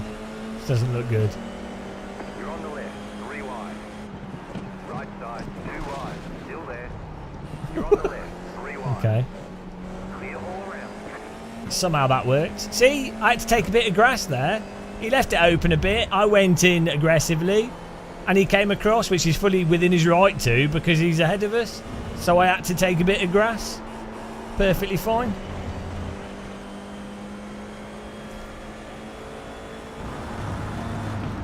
And it would have been entirely my fault if I'd driven into him there.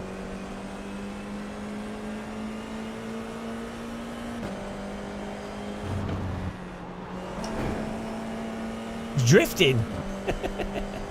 I think he's a drifter. Car right. Still there.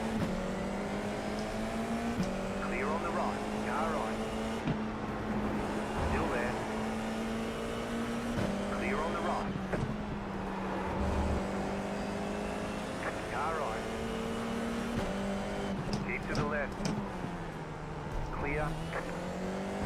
There we go. That worked out nice. Bit aggressive.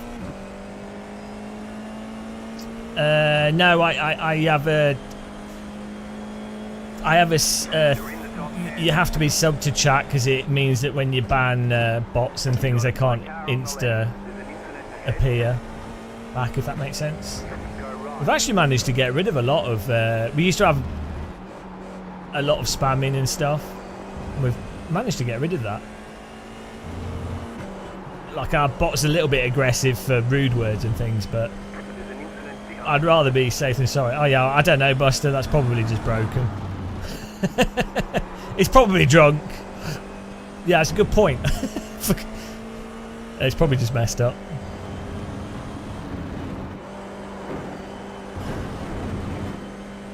But yeah, I've had to set it up a bit sensitive.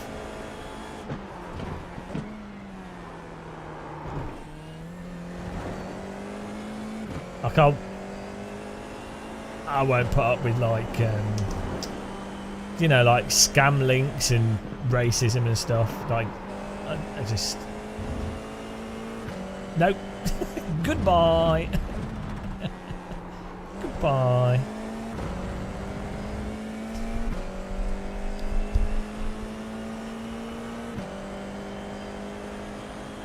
Wow. You're no longer welcome. You've been cut off for drinking too much at the Game of Muscle Bar. Wow, I used to have to be more creative with your slagging off, that's all. Be more of a Shakespeare.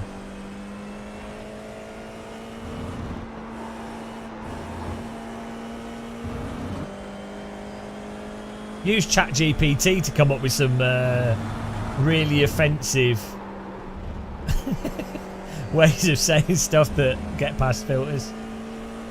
Of course I have the didgeridoo. I can't circular breathe though still. It's really hard with the didgeridoo because you have to have a lot of pressure.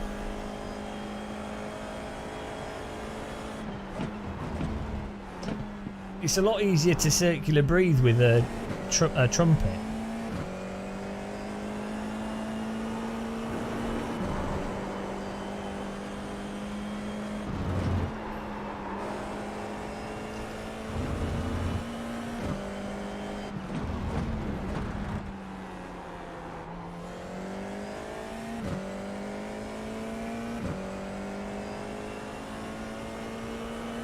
We'll get it eventually though. The car in C1, just set the fastest lap, 21.463. Pile of dung for soup.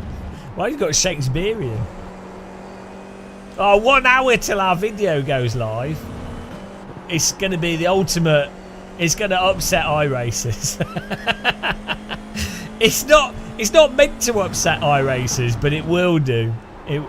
I'm pretty sure it's going to cause some triggerage. Or maybe it won't. Maybe it won't. Maybe I've been too pessimistic.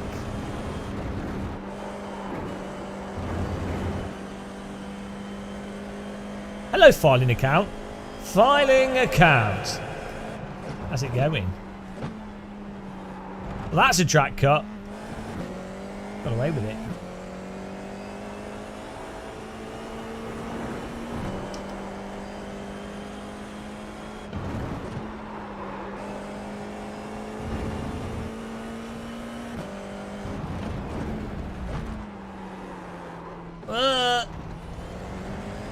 See. So I had to back out of turning there because that he was too alongside us, and it also would have been a reactive block. So I couldn't. I had to not keep turning across there. If that makes sense. That was a good example. That was a good example of when you can't keep turning into another car.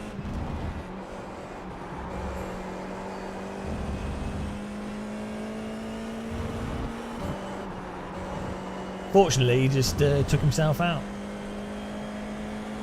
Am I about to get myself cancelled?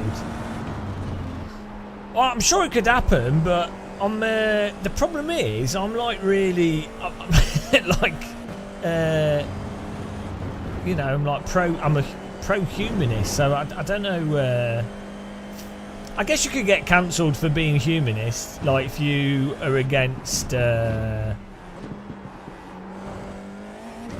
If you go against corporate interests, you can get cancelled. Have you seen those guys that they wrote whatever in regards to that CEO thing that happened, and then they got all their accounts banned on all the social media platforms, and also got threatened with legal action?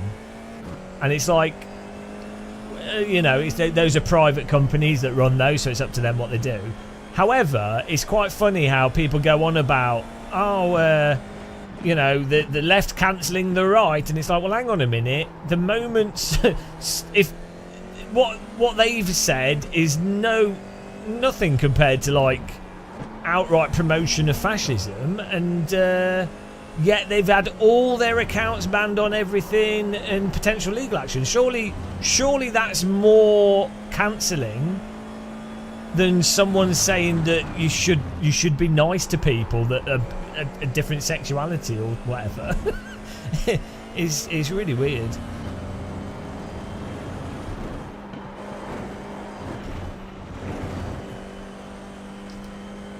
Bubba the Burgers.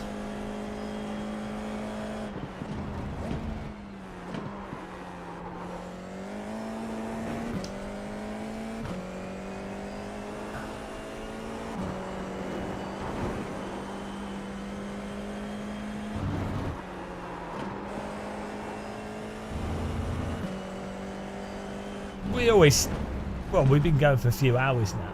The leader just did a 20.971. The car in C3 just set the fastest lap, 21.112.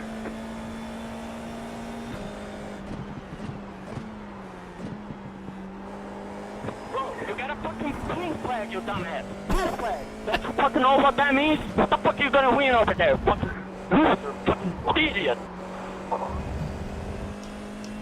Are you having a fun time on iRacing?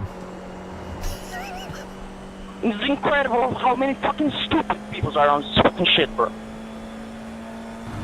Você é doente mental, cara. Para de gritar de novo. Vai tomar no seu cu, filha da puta. Não enche o saco, não. Interna. Maluco. Are you speaking Portuguese? So that guy's mentally insane. Don't worry about him. Fucking. Fucking kiss my ass, bitch. Killed my Tá bom, não, ass. brasileiro. Killed my ass, bitch. Like every race, he's always yelling, like screaming. Who you guys competing with? Killed my ass. Ah, my ass is being killed. Oh, yeah, killed. I thought that name looked familiar. Killed me ass. I can't remember the last time that my ass was killed. Killed my ass.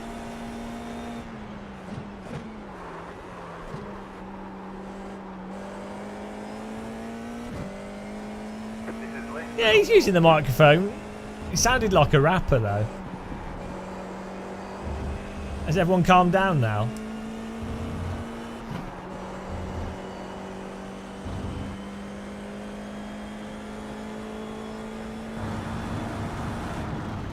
I understand though, like I think it's good for people to vent in games.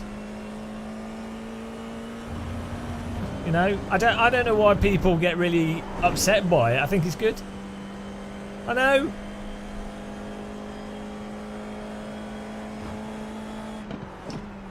It's a good outlet, really. Well, and also, as long as it's like related to a racing incident and not, you know, not bullying, I think it's good. I'm sim racing and watching you as a podcast. Oh, hang on. I better start promoting something you don't need. Have you ever thought about the lack of protein in your diet? Well, the new Gamer Muscle Protein Shake gives you all the vitamins that you need and over 30 grams of protein per cup. And many sim racers don't know it, but they are vitamin D deficient due to a lack of sunlight. So, for a 50% off, use the code bollocks substance to drink, and you too can enjoy. Yes, and I'd also like to thank our sponsors for this segment, NordVPN. Browsing the internet can be very dangerous, and you don't want to lose your data or be affected by all the evil people on the internet.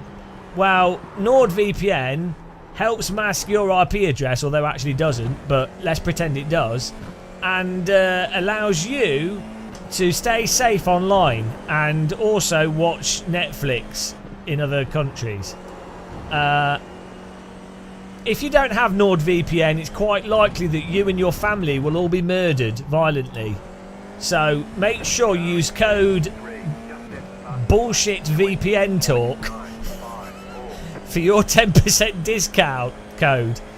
And whilst you're thinking about that, maybe you're hungry but you can't think of a good meal idea and don't want to pay the fee for a full restaurant meal. Well, thanks to Blue Lobster Testicles, we will post meals to you that you can cook yourself along with a recipe sheet, and you can make your evenings interesting for only £56 per meal. Clear on the right. Car on your left. Clear. Why did he just drive into the back of me? Right side.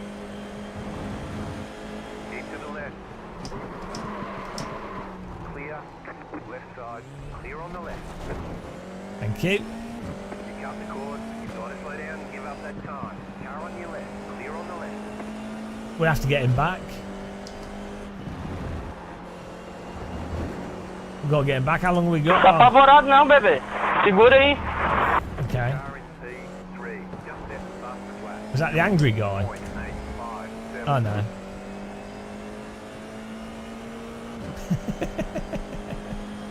Oh, we dropped. Incrível, né? O doidão é mais rápido que você, né, Abração?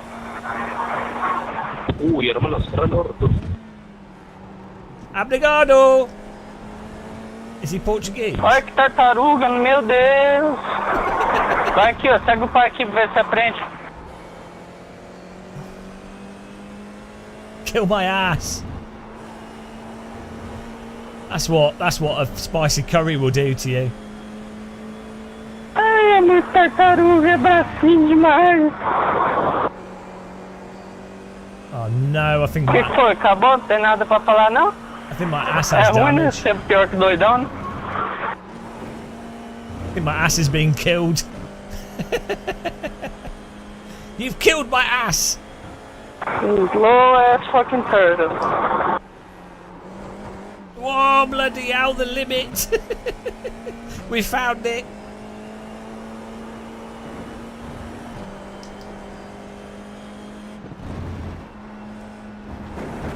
Bloody hell, this car's more unhinged than a rusty Victorian gate at times. It's not stable when all four tyres are in slip.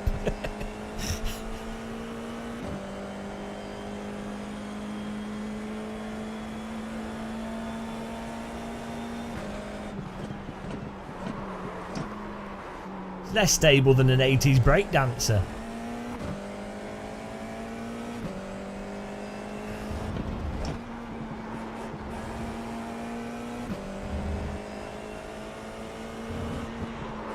Why are we doing that? Right side, Bit of grass.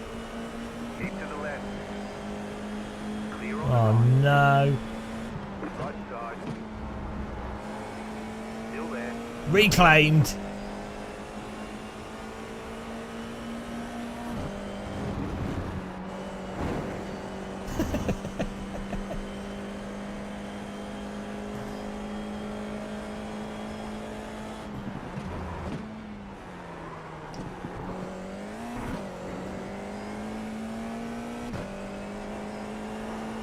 Oh, I'm dying for a cup of tea, guys.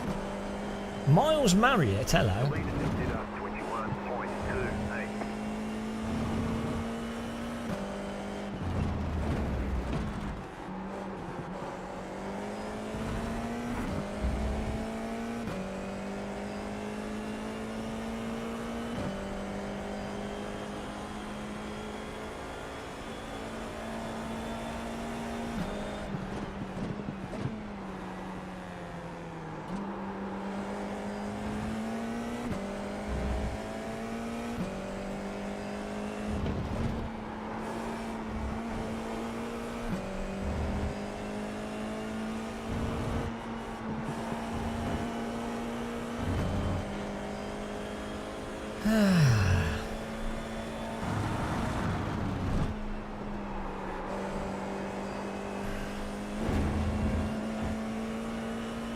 We need like a kettle on our sim rig.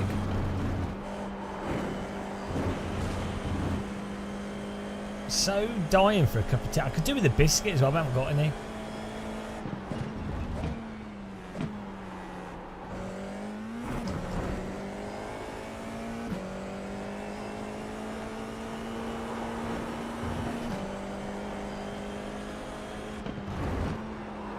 Yeah, Streamlabs bot is very sensitive.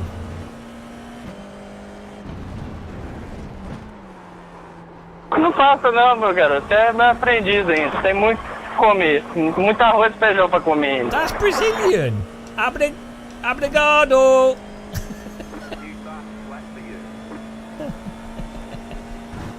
Nah, I just think it's fun, like, when you talk shit and, like, he's lower than the guy.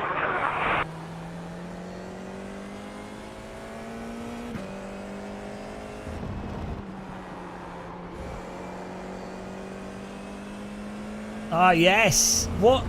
Do we have any New Zealand biscuits? What do you have?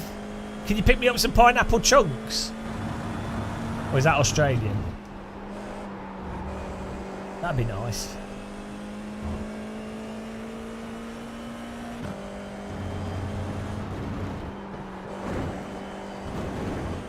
Lumps, that's it. Oh, they're well good. They don't make any sense to like chew it with chocolate on them. See? I'm cultured.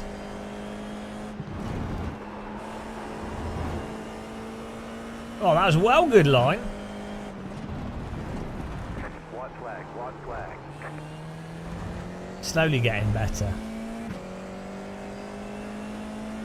But you, they're good for like breaking your teeth on.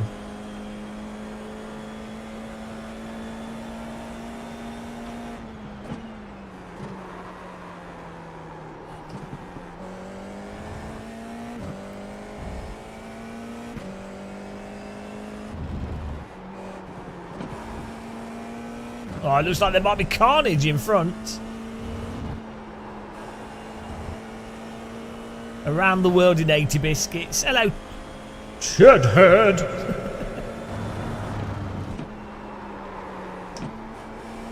Oh no, I flopped it around there. Oh, some cheese would be nice. I'm hungry. There's an incident behind. I'd quite like a Golden Gate time. Fuel left.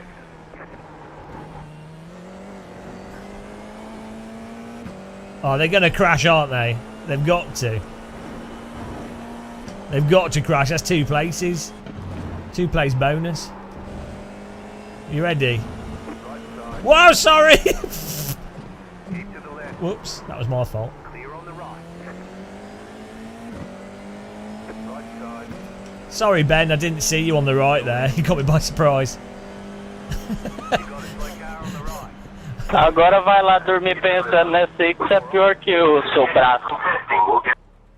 I didn't see the spotter. I didn't. I really need to get a mute button. No, it's the fun of iRacing. If you've got a Go XLR, you can turn the volume up and down, or bind the volume level. That's useful. Good race 30. The guy in front of us is trying to fuck with our race.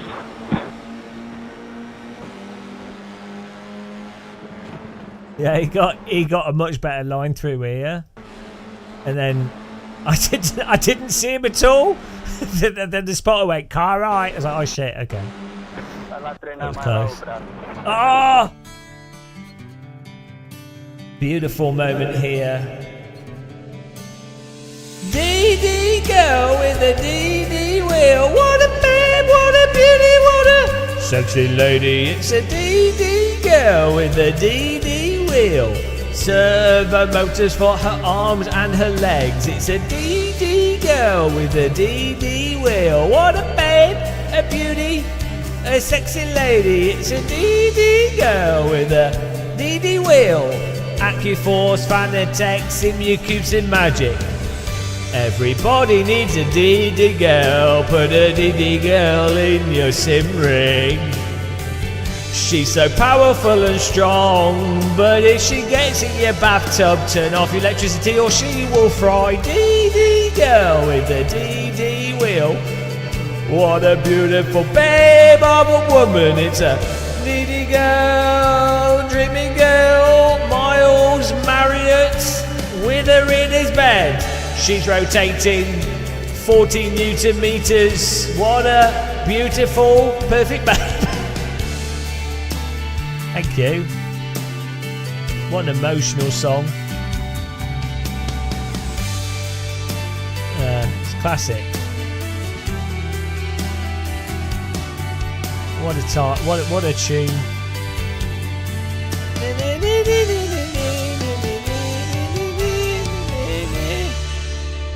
Thank you, Miles, for joining the channel. Appreciate it. I haven't.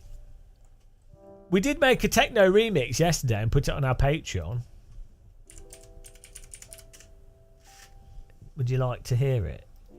It's just a simple one. It's a nice small one.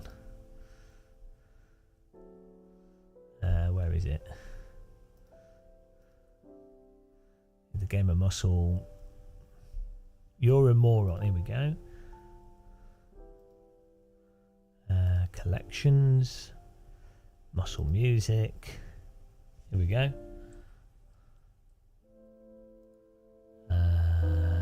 Mute. Dude, you're a moron!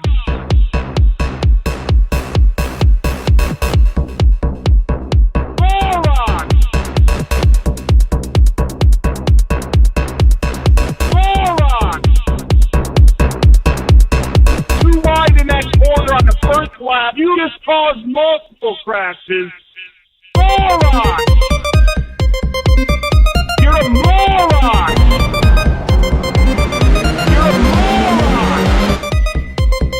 You fucking idiot! Moron! You're a moron!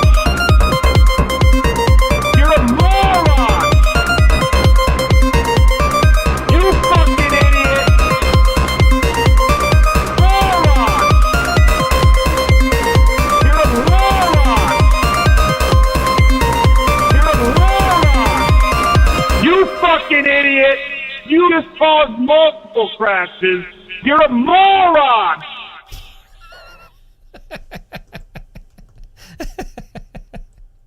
You idiot. There you go.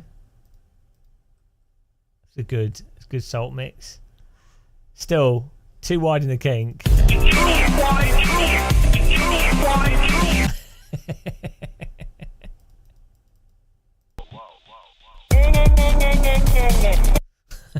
Some stupid songs. Oh, should we do another F4 race? Why not? They're going so well. I need a cup of tea though. Why are we doing this? What am I doing?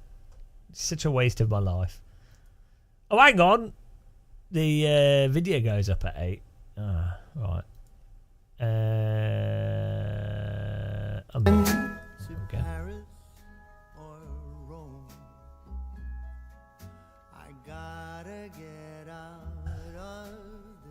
Let's see the results here. What's next time? No, we need you need really angry people. that Brazilian guy, the last race, was really annoyed. He was so annoyed. I couldn't even tell what he was saying now, so I can't remix it. He was talking too quick. It'd be impossible to remix. Oh dear, where's the results? Here we go. It was a failure.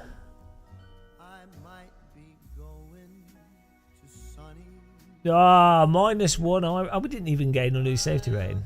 So it was actually just a waste of time. Rashav won. Poning it. No other Brits on it this time. Can't think why. I think we are losing. Oh no, are we losing? I think we are losing. We could get back to 3KI rating today. Oh yeah, we could get back to 3K. Where did we finish? Let's do the poll actually. 8th. What was the poll for? Top 8. Take that, bitches. We'll do a new poll. We'll do the next race. Do another top 8. There you go. New poll. New poll on the block.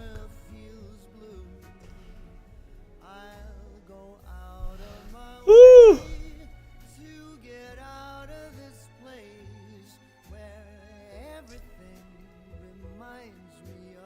Nice.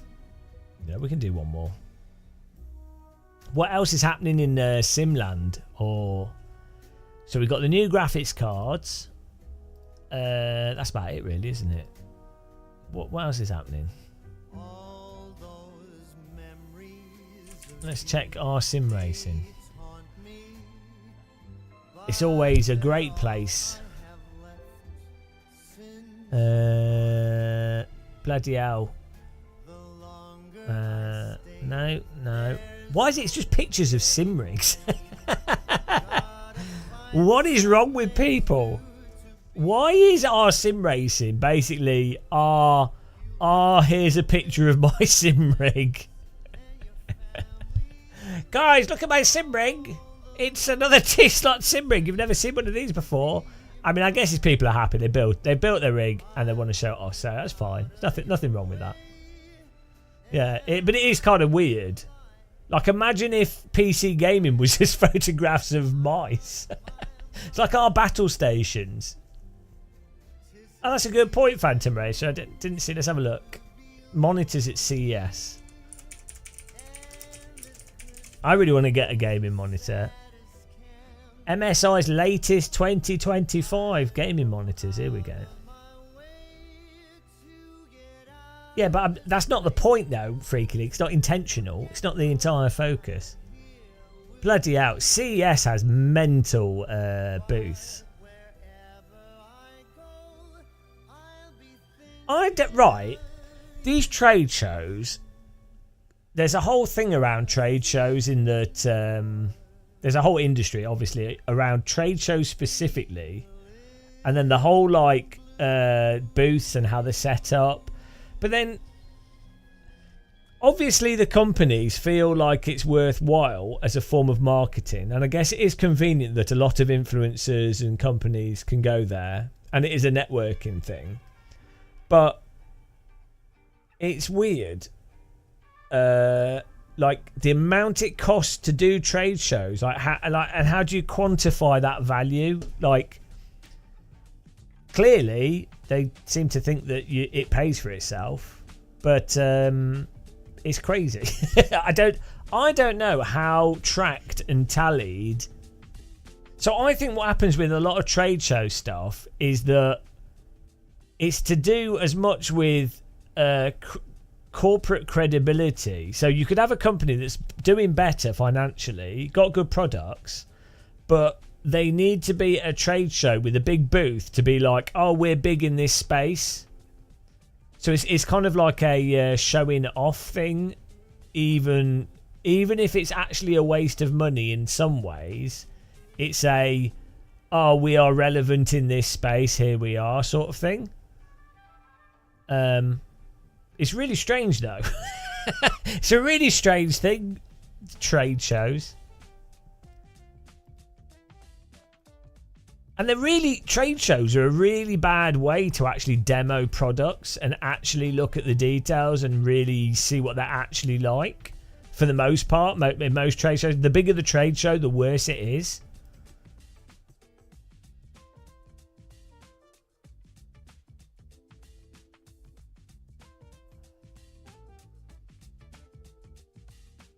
High refresh gaming monitors from MSI. What have they got?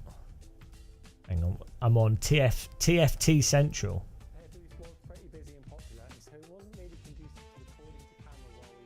I really want to go to CES though. It's just, it would cost like $2,000. $2,000.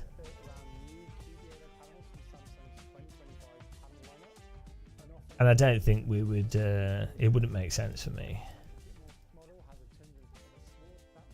It's not really my thing. I will not sponsor that, no. Video, what's this? Yeah, the MSI screen. I mean, you can't really see what they're actually like. Hang on, world's first 27-inch 2K 500 hertz quantum dot. 500 hertz? Is it though, really? If it's, hang on, it's LCD quantum dot. I know it's OLED. Okay, so it actually could be 500 hertz. How does that? That'd be interesting to try. Because so the problem with like the screens I have now that are 120 hertz is that OLED, the pixel, the hold and release of the pixels is at 120 hertz, or can be twice that if you use black frame insertion. The pixels are instantaneous. So the issue is the circuitry rather than the pixels.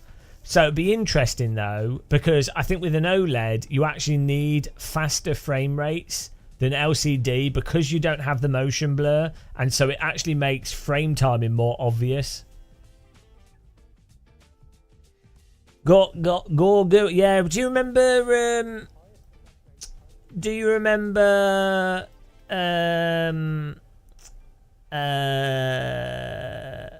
Bloody E3. E3 used to be so good. Like, the lack of information made it more fun. Because every year you'd be like, oh, what's going to be announced?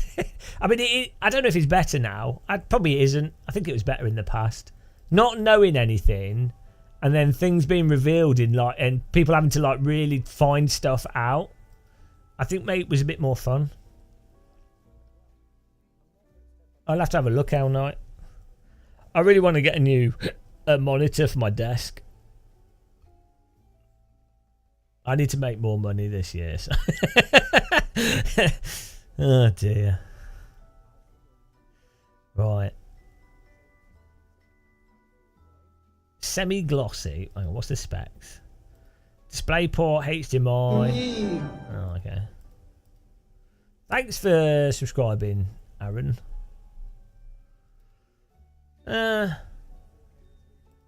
What's funny is, right, so they've got these monitors at CES on display, and they just have static images on them. Surely you'd have like a gameplay footage running through real-time That's what I don't get with these things. Like, what? Hang on, surely you would want to show it running something at the speed to be like, oh, that's what it looks like.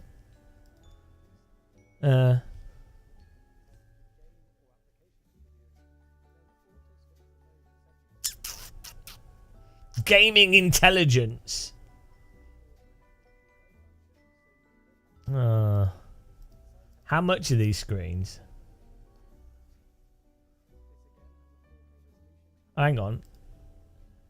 Zone Mini LED. Oh, here we go. This is what you're talking about. Right. The Zone Mini LED. The best budget monitor of 2023. $500.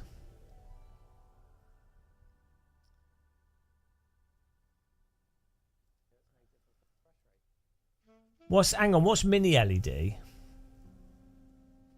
It's still LCD, isn't it? Okay, but what is Mini LED? They're just making up names for stuff. Oh, slightly small LED monitor. Quantum banana.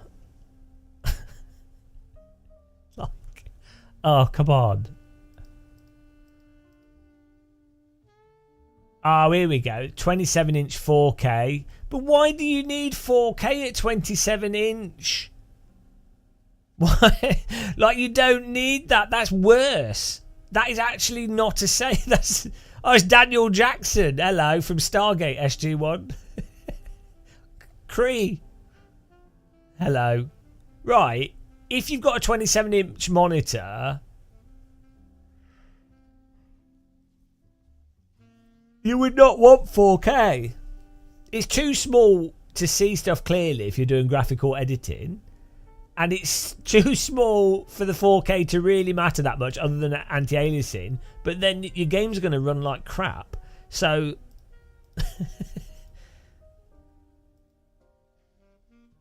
oh, well, that's Daniel. That's unacceptable. You need to watch Stargate. It's the best. MSI Mag. 27-inch flat. Rapid IPS. Oh, dear.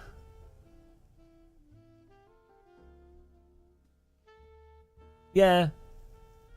Well, even with these 55-inch 4K screens, you have to be like within a meter of them. I have good eyesight. To see the pixels, you have to be a meter. Under a meter. Like, and I have really good eyesight. I don't know why I do, but like, I have particularly good eyes, like good clarity. So, yeah, I don't know. I don't quite understand what people are going to do with those smaller ones. Yeah. I could see 37-inch 4K as a computer monitor being really good.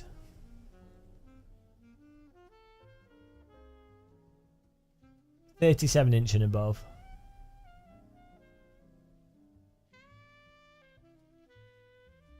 He's measured it. Not well. I'm sitting 889 millimeters. I invented sitting close to large screens before you, as well as walking. I'll have you know.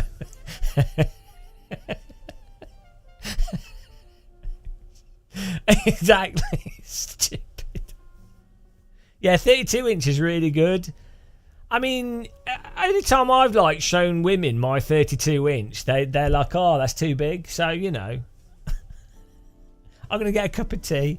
Jesus Christ, it's going off the rails. I need a sandwich. I could probably make a burger actually. I'm just gonna make a cup of tea. I'll be back in a second.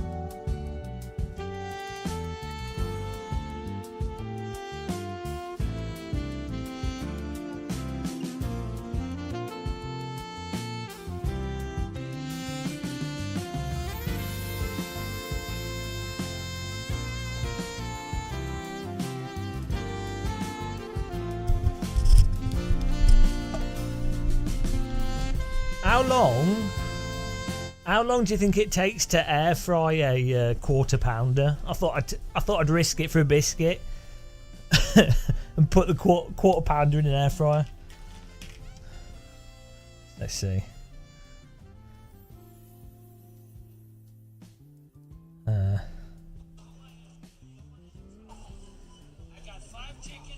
No LED on my chicken. Hang on. Air fry.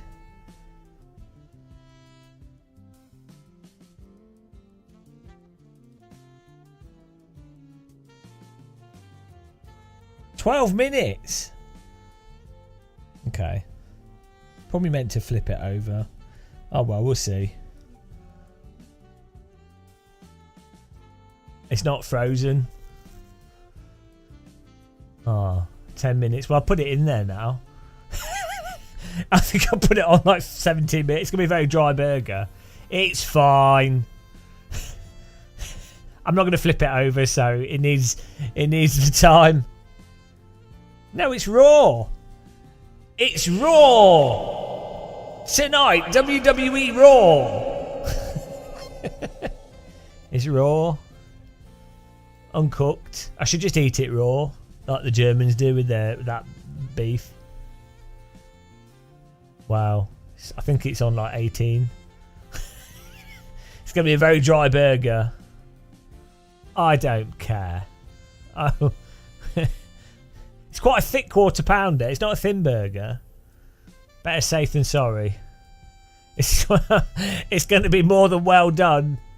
It's going to be charcoal burger. I like my burgers crispy. Crispy burger. No, it won't be ruined. I'm not flipping it over.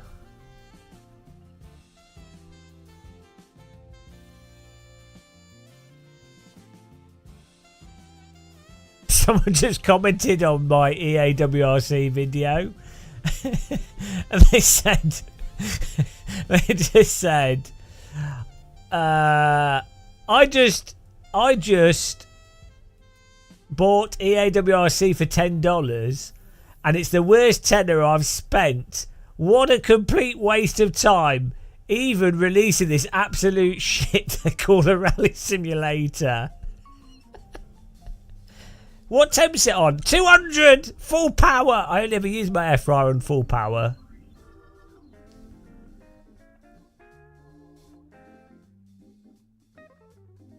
Full power muscle, they call me.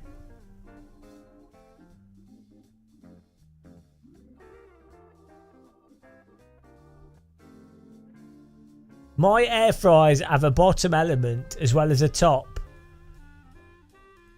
Oh, Jesus Christ. Look at this. I don't have one of them. And I invented the air fryer. What's this fancy double element air fryer? Hang on, what happens when the food drops on it? Hell Knight has a... It's because he's bought it's an Antipodian air fryer. It's just a normal air fryer, but it's upside down. It makes sense now. Heat's from the bottom.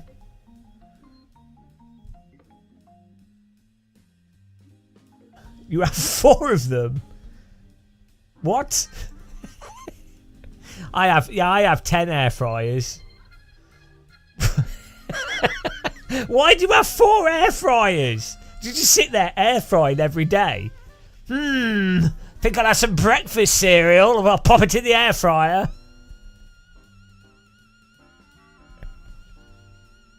It's Christmas time again. What gift shall I buy? Ooh, I could do with another air fryer. I really enjoyed last year's. It's like, it's my birthday. What shall I put on my birthday list? Oh, I'd like another air fryer. You've been air frying for 14 years. Yeah, but I mean, I thought about air fryers in the 80s. When I was born, I was like, oh, air fryers seem like a good idea. So I actually thought about it before you, just so you know. Because, you know, obviously I was there first. One in the kitchen, one in the bathtub, one in the shower, one next to the toilet, one next to your bed.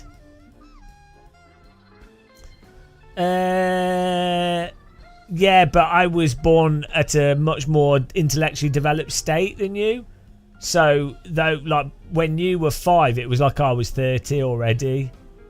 You know, because I came out of the womb basically with a degree in not only walking with treadmills and simulators, but also air fryers.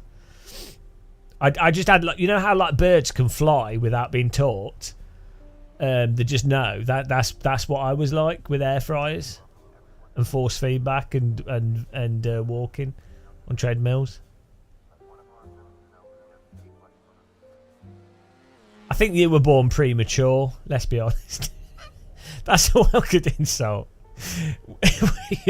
Were you a premature birth? What a specific insult. You seem like someone that was born premature. Oh, it's such a dumb insult. Yeah, well, it explains it, Hell Knight. I could tell.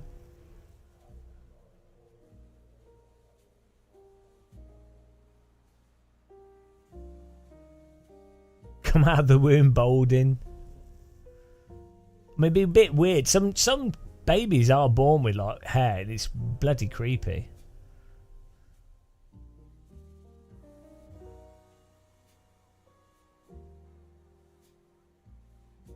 I tell you what was good about Assetto Corsa EVEO.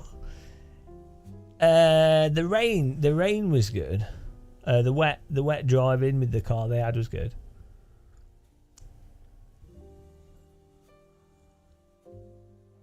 Was it because you had a treadmill inside the womb, Hell Knight?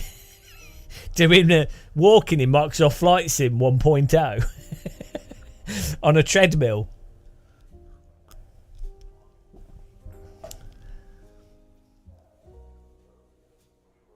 Yeah, video popped up. Do you like the title of it? I'm sorry, guys. This video is the title's genius. This is going to upset iRacers. The title is Why iRacing's Unrealistic Physics Make It a Better Training Tool. It's true. It's true. It's good. It's true. And it's also positive. But it's I'm proud of it. I'm really proud of it.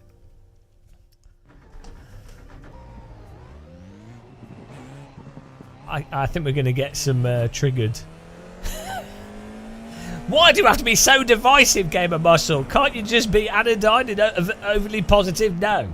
I want everyone to cry every time they watch my channel. I like iRacing as well. It is very annoying, but I do like it. I don't do stuff I don't like. Like I really when I genuinely don't like stuff, I don't engage with it at all. So like yeah. I will extricate myself very quickly from things that I don't enjoy. War! The Great Sim Wars.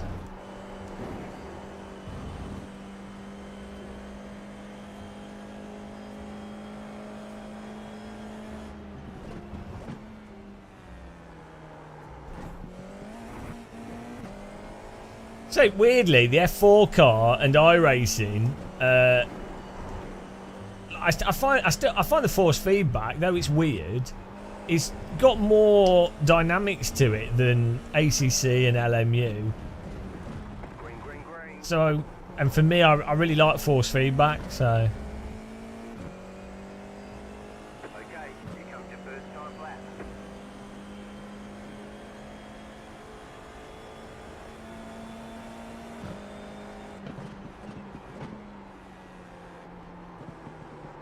Well, you think the thing is with Sims, right? If you're driving, not really competitively, but if you part of sim racing is getting better at driving or getting better at the game. That's part of like if you're playing Counter-Strike or driving sims online as well, or just in general, like you know, you're sort of always adapting and changing and trying things out and getting better, right? Part of that involves critically thinking about how things work and why, and then how to use that, right? So it's kind of strange when people don't take that. You'd think sim racers would be much more of that mindset than other people, because it's same with anybody that's doing any like a somewhat competitive sporting activity.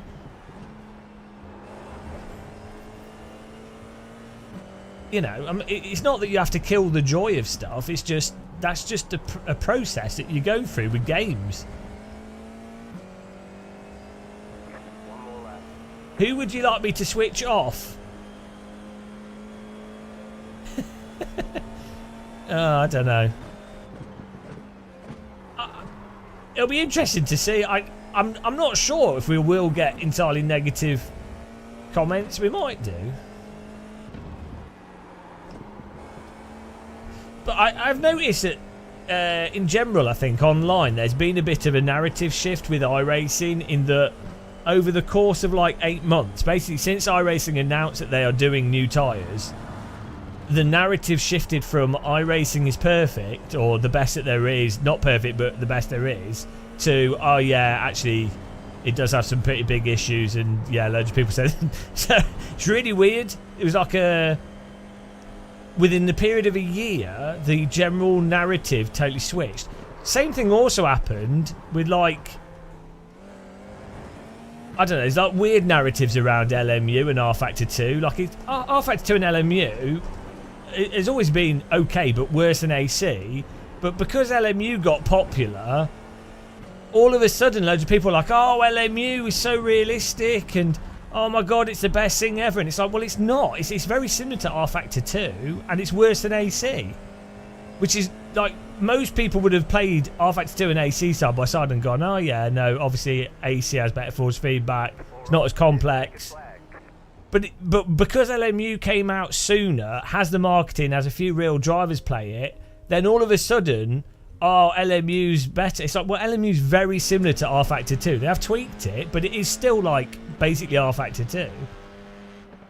So it's really weird how these sort of narratives get formed in sim racing, and with anything, to be honest. It's quite strange.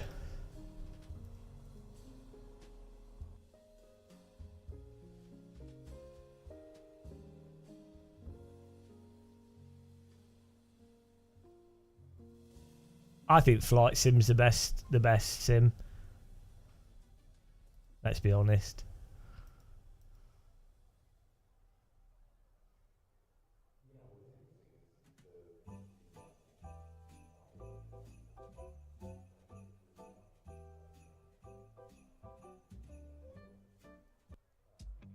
Are you ready? I'm ready. I think you're right, TikTok. Well, same with everything. There's a lot of parroting going on.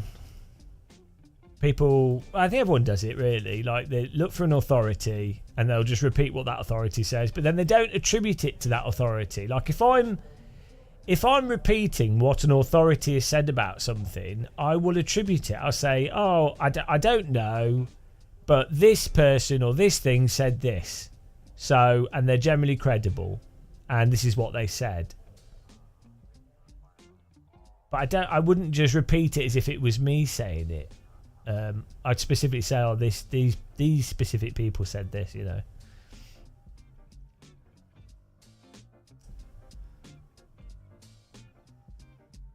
I think it's perfectly fair if you don't know about something, or you've not done something, and you're like, well, these people say that, you know, it's fine.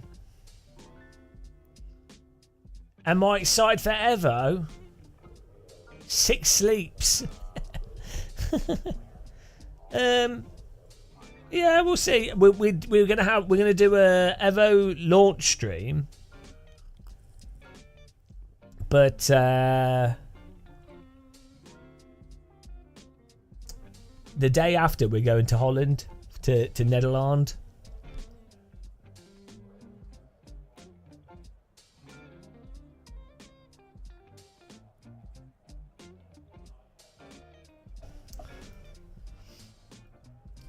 Yeah, experts, authorities, and then they also mix up the difference between like someone or something could be an expert and or an authority, but what would still matter is what they're actually saying. So like an expert and authority could still be saying something, and they often do say stuff that's just not true or incorrect or not well fleshed out. or very specific. In fact, the more an expert or the more an authority or an expert is, the more likely what they're saying is quite specific to a certain thing and doesn't apply in a broad sense, because the more knowledgeable someone is about something, the more aware they are of the resolution of something. So they will, when they talk about stuff, they'll talk more precisely about it.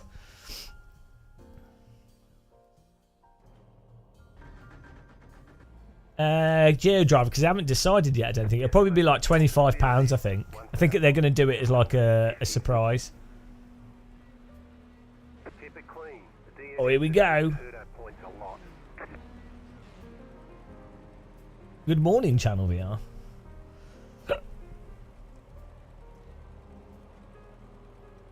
So the plan is that they'll do like an early access price, and as they add more to it, they will increase the price to incentive. Well, first of all, so Marco said, the CEO of Kunos said that they do it partly as a thanks to people that have supported Kunos over the years or whatever, and for fans, but also because the early access will have less content.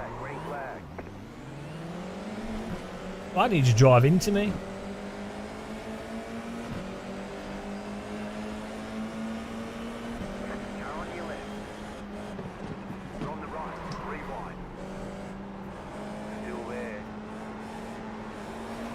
Woo! Carnage behind us. Oh my goodness. There's an incident behind. Left side. Clear. We made a nice move around the outside there.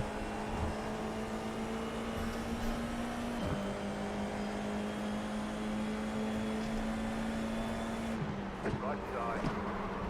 Cone of death. Right into the cone of death there.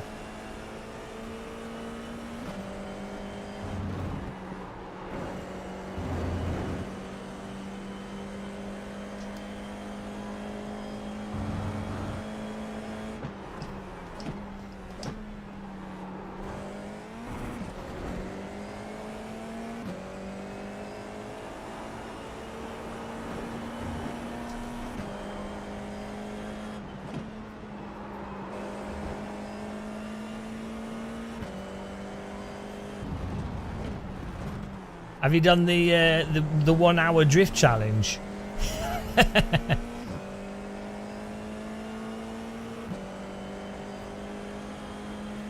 UI was actually all, yeah, I think the UI will be good, Hell Knight VR. It's like one of those kind of square UIs where everything's like a square that you can navigate with a D-pad. Yeah, see, the UI seemed alright. You watch my video from Sim Racing Expo, you can see the UI. What do you mean the in-game UI? 45 minutes of drifting, yeah. It depends if you're doing all the Steam achievements.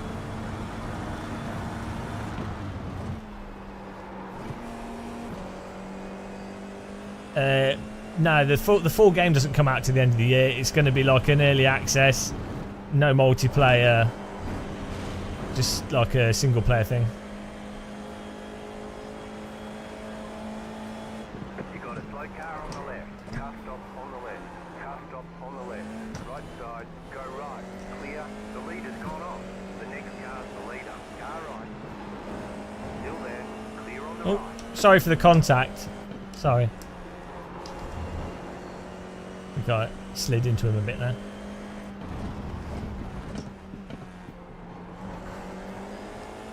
Oh, I might get on the podium here. Yeah, the level 100 drift challenge. If you just load up.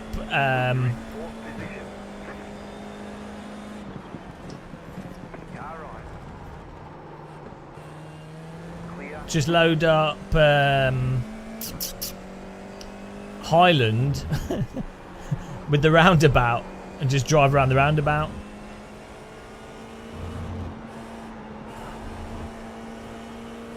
Barged our way through a bit there. It's alright though.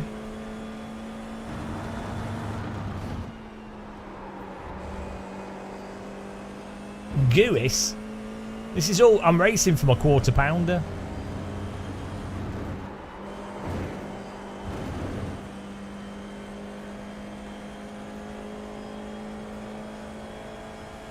Yeah, it's good. It was good fun doing. Wait. It was good fun doing the hot laps. Actually, you need to turn down the track temperature really for quite a few of them. Not the place, mate. They are possible, but I mean, you turned into it.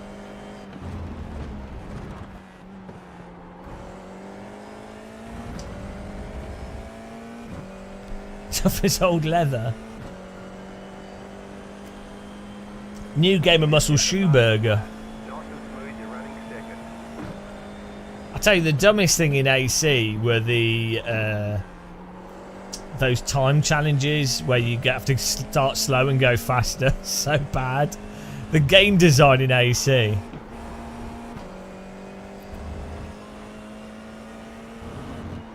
But I'm surprised we did it in like 2 weeks, I think.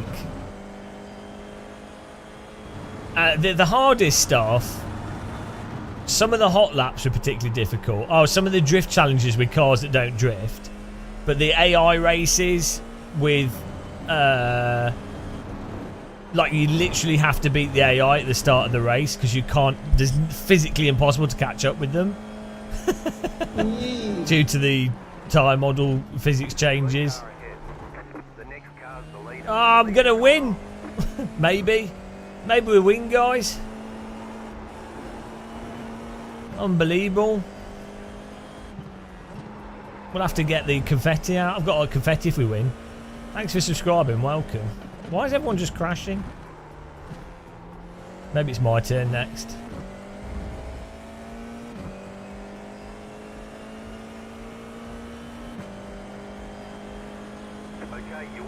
Oh, I'm the leader. Oh, this could be the first race win of 2025. Don't think it will be.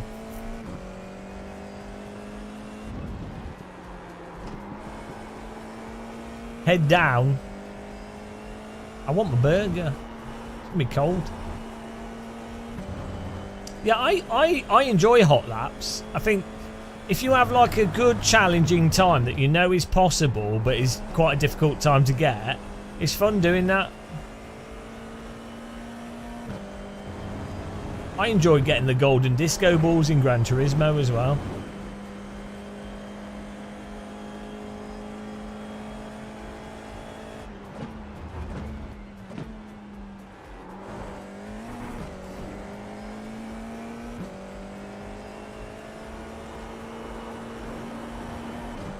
Actually, we do need to install the new Moser drivers. Keep forgetting. They have a new interpolation filter.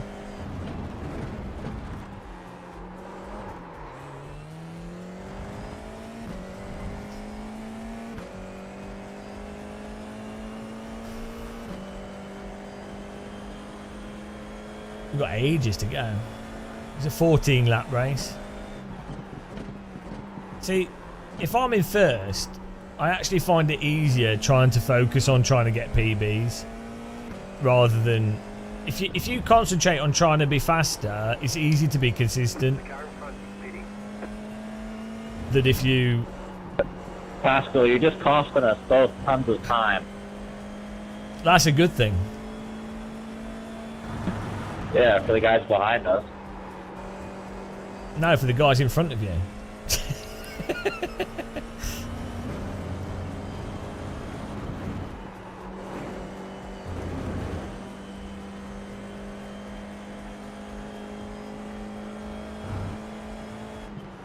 Oh yeah, a lot of the Nordschleifer hot laps were quite fun. Absolute torture, but it was quite fun. And then watching the replay afterwards was good.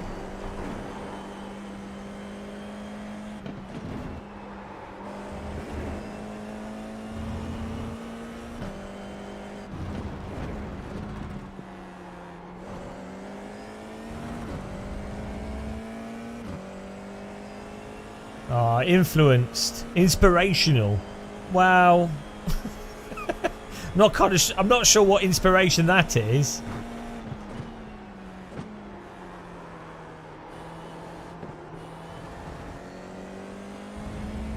Generational. Desperational. That word already exists.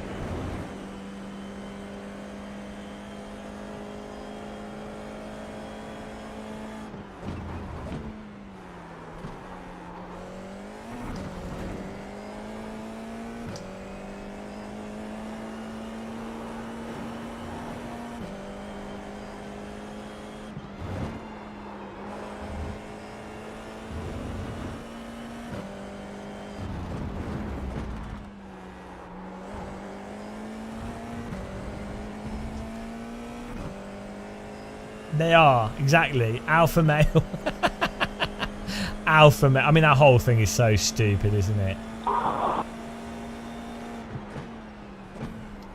You notice those people like Andrew Tate and stuff, and the whole like alpha male thing. It's like the most beta way of looking at reality.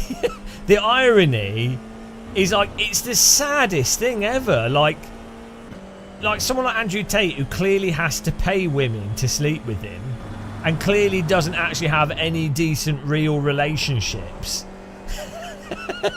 Like, clearly is basically just a sad person with really lacking in creativity and, you know, is fixated on making money out of teenagers. It's so, like, sad and childish and pathetic. And then you could tell, like, it's the same with like Elon Musk. Like, they're just so pathetic that they don't understand that. Like, yeah, okay, if you can be wealthy and you can make money, but that's not really the crux of it. But I don't think they're bright enough to realise that. You know.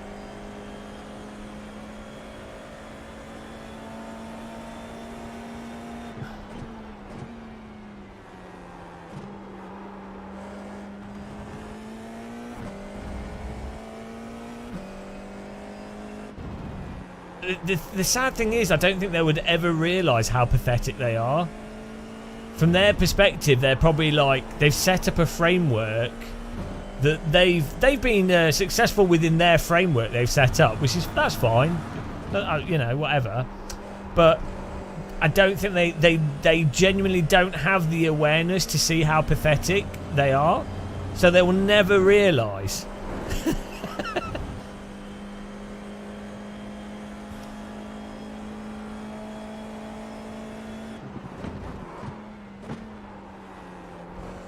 Hang on, filing the catch. Your computer about to catch on fire. Yeah, the Elmo thing is so weird. Like, yeah, it's just really pathetic, isn't it? Yeah, exactly. It's just so sad and unnecessary. Like the whole, like his thing. Like, why does he feel? Why is he so insecure? Imagine that. Maybe that's what makes them do what they do, is that supreme amount of narcissistic insecurity. And that's what drives them.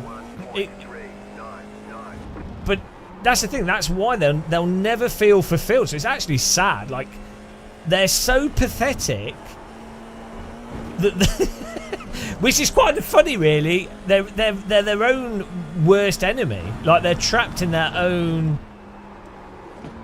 misery, and they must know that's one thing they do know. That's why they're so pathetic.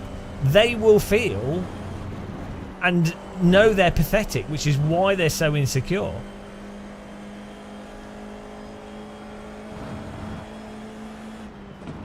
Oh, we got a battle here. Think how amazing it could, like, let's say you've got like loads of resources like Elmo. Think of like all the really amazing things you could do to like really go through. I was really gonna let you through. Affect people positively. like projects you could do and really interesting stuff. Like, I mean, sure, I think like doing space programs and stuff is great.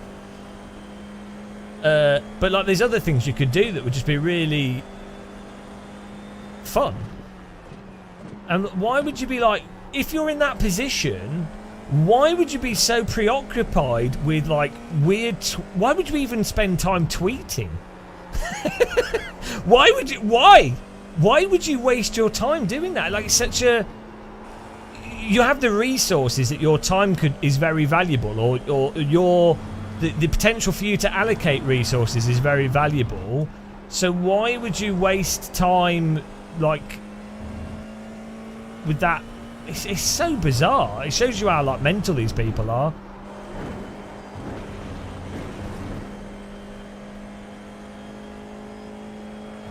Yeah, no, I saw that as well. Yeah, it shows you how mentally ill they are.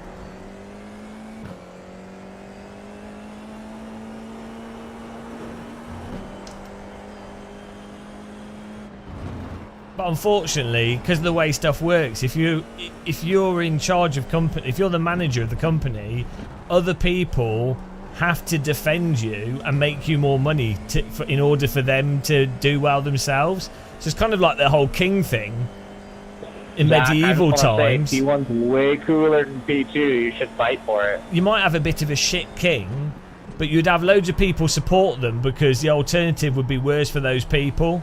Oh, he's lost it.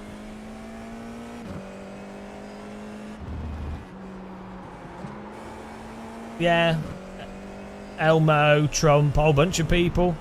They're protected by less stupid people, or you know, normal people that are protecting them for their own interests, and that's what supports them. And because the issue is the inherent the structures that put them into the positions they are.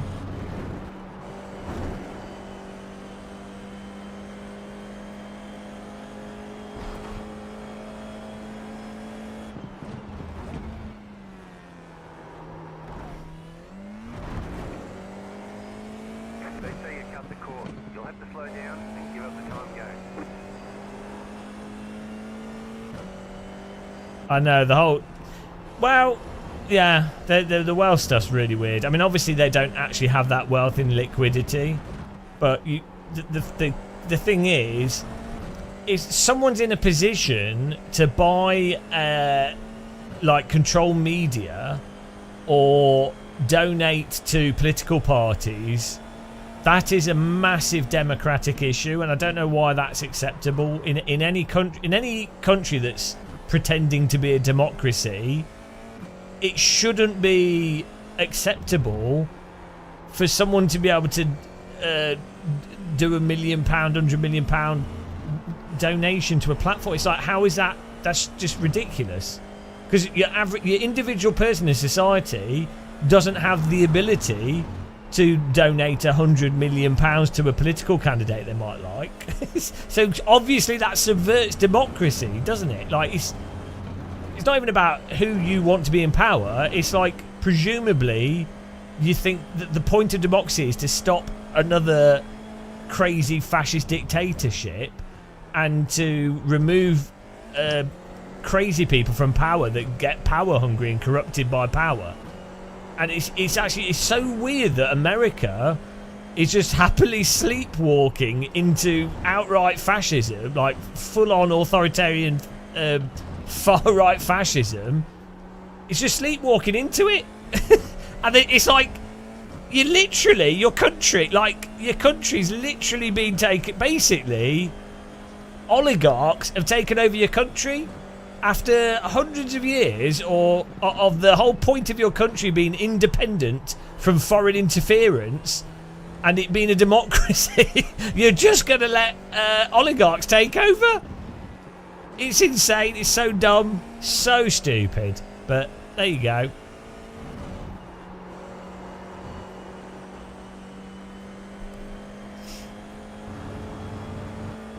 Why learn from history? Why don't I have 100,000 million? I know. I need to do more videos.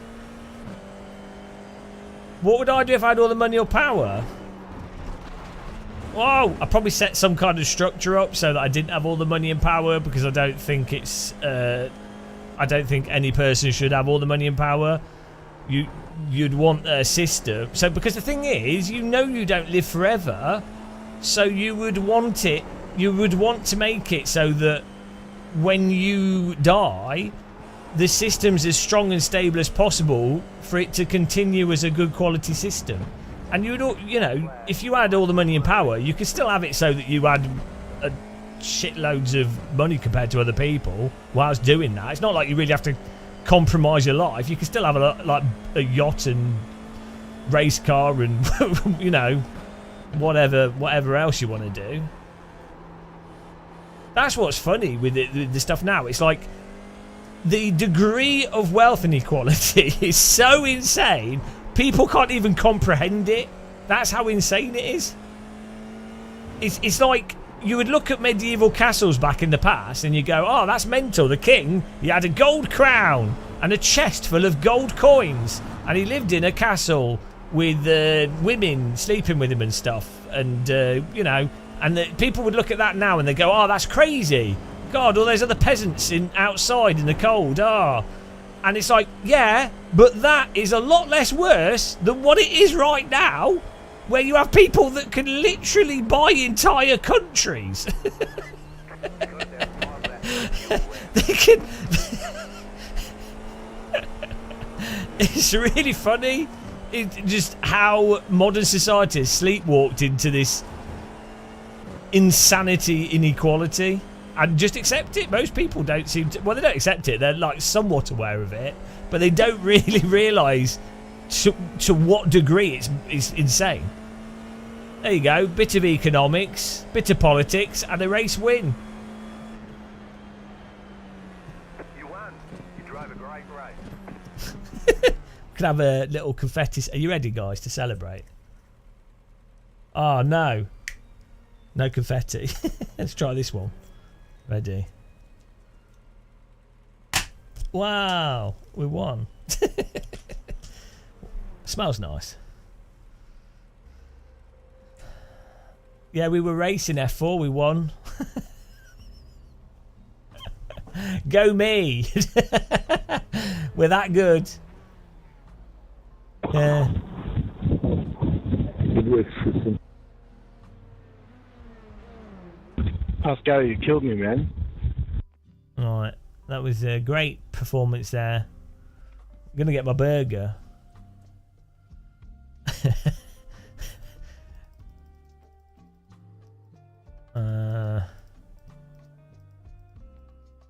Look at this start. The start of this race was pretty funny. Whoa!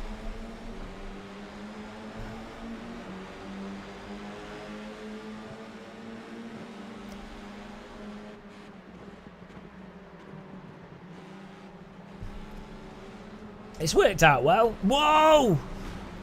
Glad we went round the outside. What is he doing?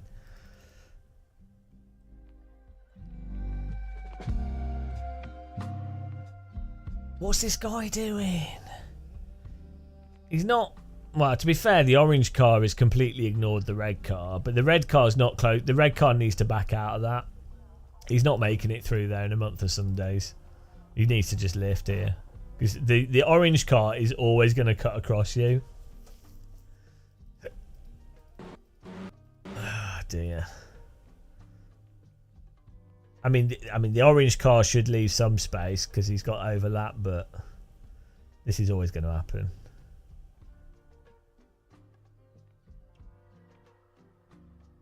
He turned right into me. It's like, yeah. So this is one of those situations where technically the red car has overlap, and technically the orange car shouldn't turn into the red car.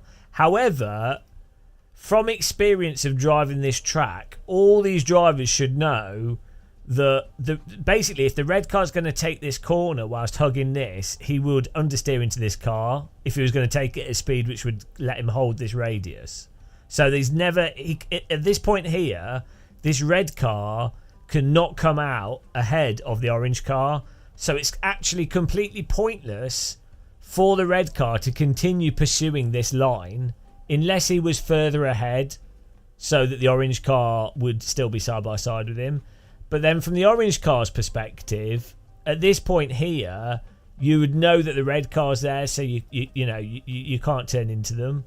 So it's really, I would say it's the red car's fault because the orange car's in position to actually be ahead of it. The red car could never get anything productive from this without actually causing a crash. But it doesn't matter who's right or wrong because the orange car should be like, hang on, there's still a car on my inside. And it will they'll end up taking themselves out, so.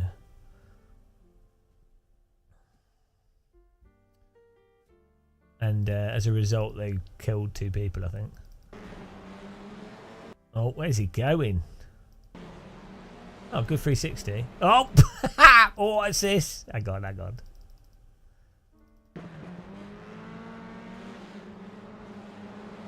Woo! Good avoiding. But... not quite, mate. Not quite. Oh, dear. Oh, no, you're not allowed to agree with me. Punk Avatar World. Early 80s Bathurst. Oh, it's gone. Well, oh, no, he said a foul word. Hang on, let me view the deleted message. What did he say? Early 80s Bathurst were amazing as they had live crosses with Dick Johnson. Because he said Dick Johnson. That name's offensive. I'll have you know. That name is incredibly upsetting to my ears, my Puritanian. How dare you use that name? Yeah, no, I remember. I've seen some of those clips. Yeah, where they would ask the drivers and talk to the drivers mid race, which is good. I think. I don't know why they don't. I think that's a good thing for entertainment.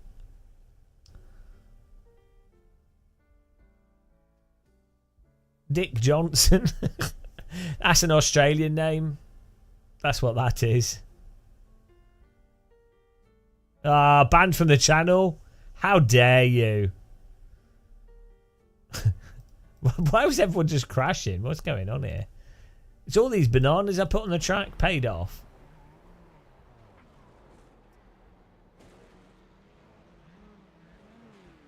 It would be even better if it was called Dick Cock Johnson. Dick Cock Johnny Johnson. I'm going to get my burger that's probably charcoal here. What a time. We need to update our drivers and break it as well. Hang on, how's that -1? Oh, that's the wrong one. I was gonna say, bloody hell.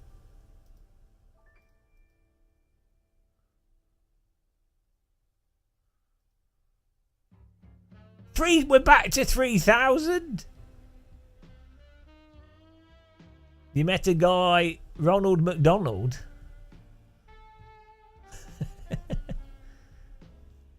Oh, look at that. Oh, it's Division 2. Oh, no, that's me, Division 2. Oh, we had a good average lap time. Guess these guys were slow. Oh, dear. It's a bit depressing when I'm winning. I'll get my burger. No, I haven't tried EVEO in VR. But I hope we will do. Mate's mum used to work with a Polish dude called Ivor Lecoq.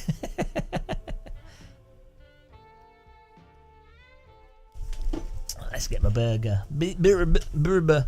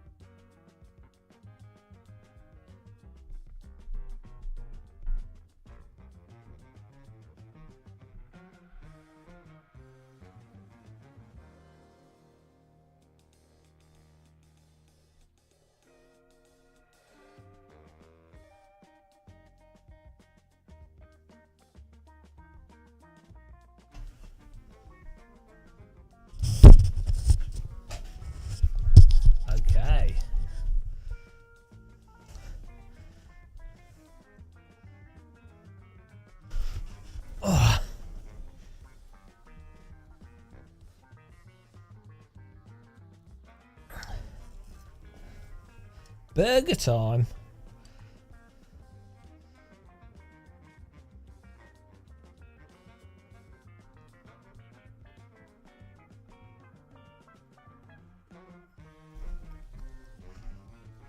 That's alright. It's actually cooked okay.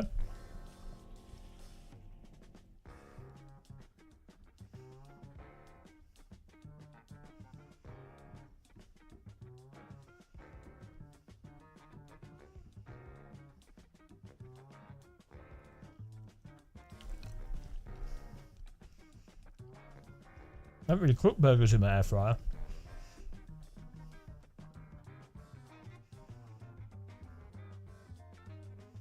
My thumbnail looks jolly. It's probably the one smile of the year. Then I photoshopped it. It's fake.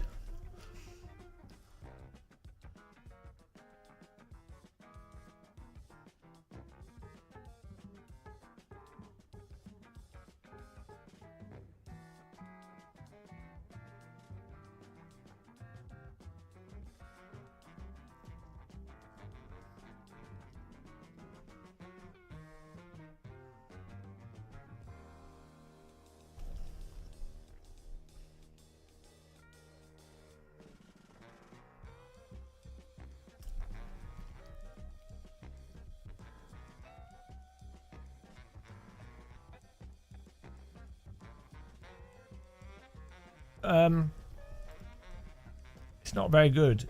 I mean, it's okay. It's an adequate burger. It's a 6 out of 10. I just put cheese and just cheese and gherkin.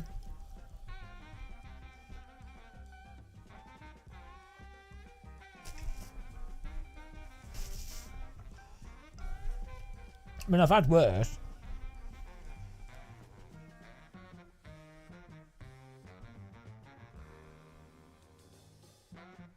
Not bad for a low effort air fry burger.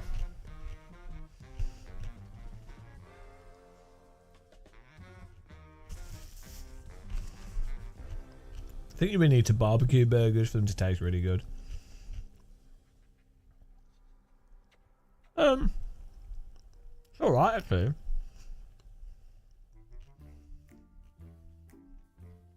It's not dry.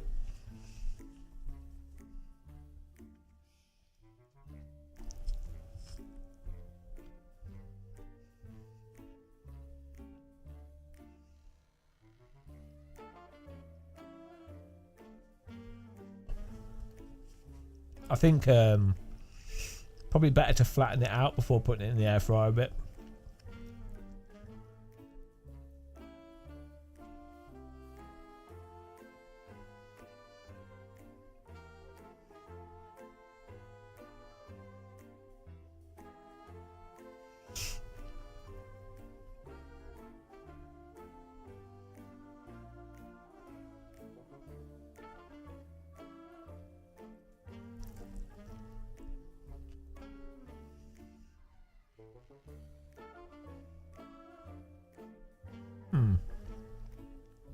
Yeah, it probably could be cooked less.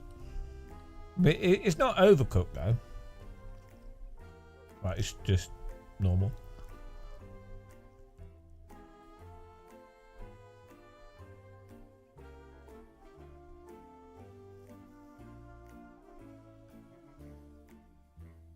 I should try it with liquid smoke. I need to get some of that.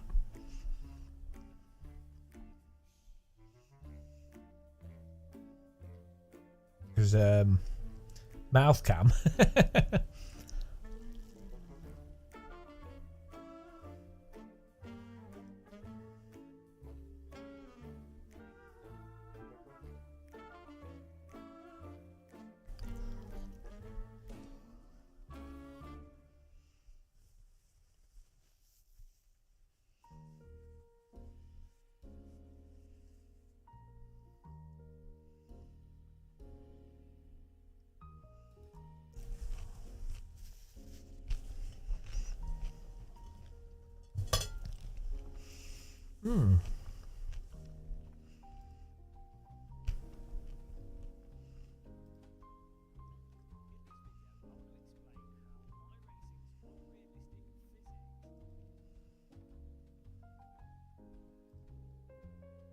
I'm ready for another win.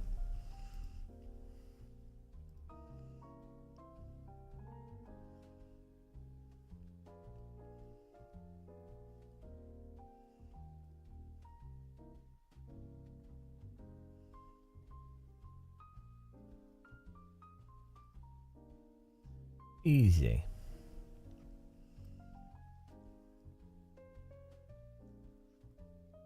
You made a what's a bourguignon? Beef bourguignon. Oh, bonjour. What is beef bourguignon? What isn't that? Is it like something wrapped in it? Ah, yeah, beef stew. I don't know why I didn't remember that.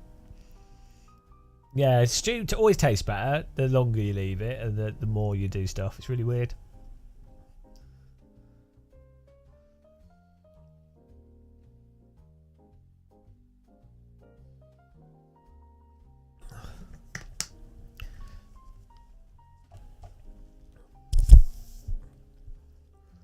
It's the upside down guy, hello.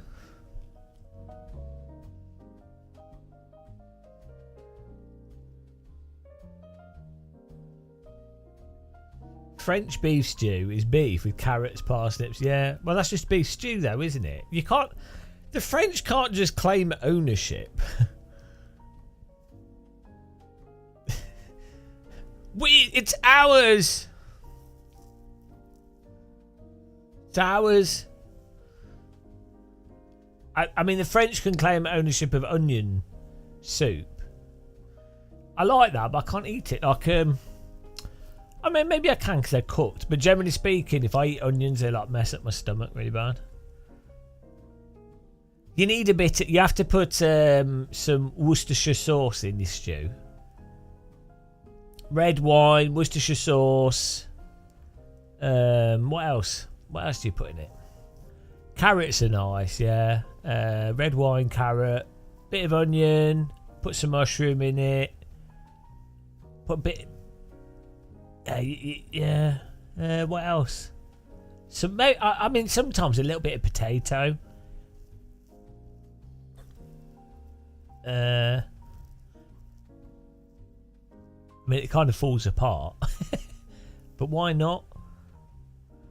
I mean, you could do the potatoes separate. Yeah, the small potatoes because the skin holds them together. A bit of thyme, yeah. I'm not a big fan of dumplings, you know. I'm not really much of a dumpling lover. Should we try and install these new Moser drivers and see if this works? Let's give this a go. Update. We've got 4 minutes. It's plenty of time.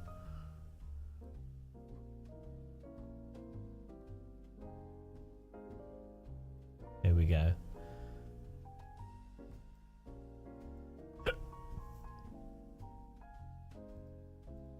We're going to break everything here. You really need you need like a charcoal grill.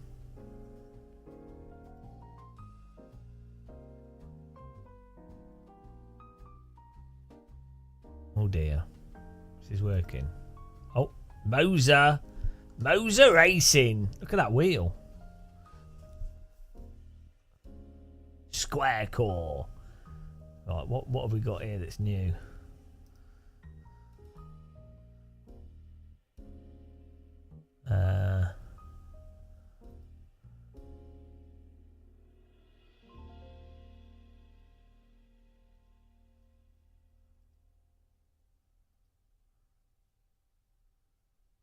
Hang on, is this updated or not?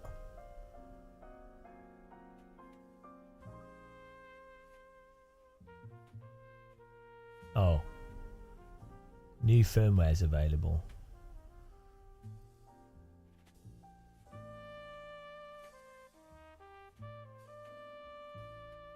What are we on? 1237 12314.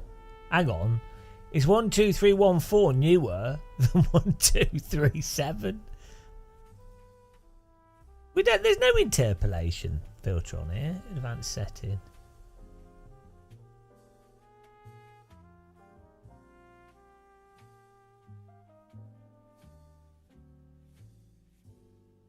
Maybe it's in a new beta. Oh well.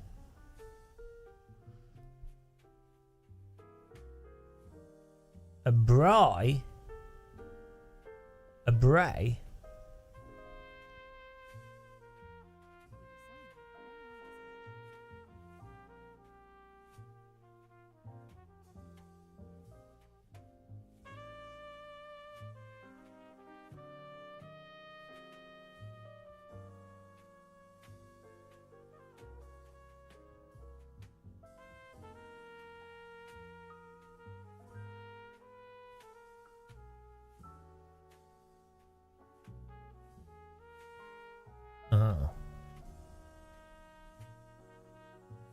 Let's do the channel points here.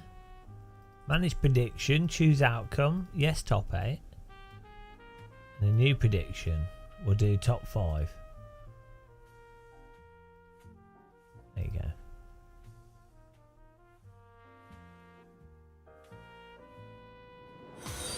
The pace car is out of control. Unabled guy, thanks for following, welcome.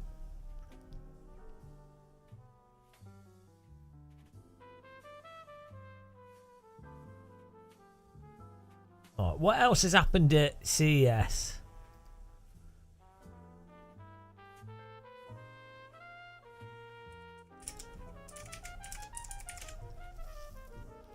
What's the big new thing? New robot vacuum cleaner?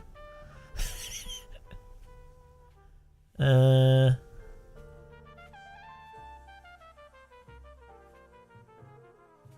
I saw that. That was pretty good, yeah. They look like the Scuttles from Red Dwarf. Audio Technica wireless earbuds. Here we go. When paired with their charging case, the earbuds can do 65 hours of play. No, but what's the thing without the charging case?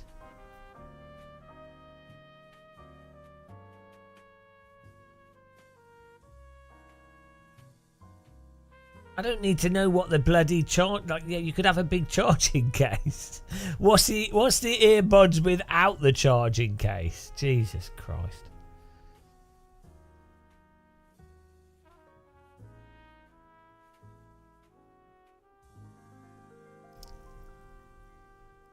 The earbuds also magnetically attach to each other.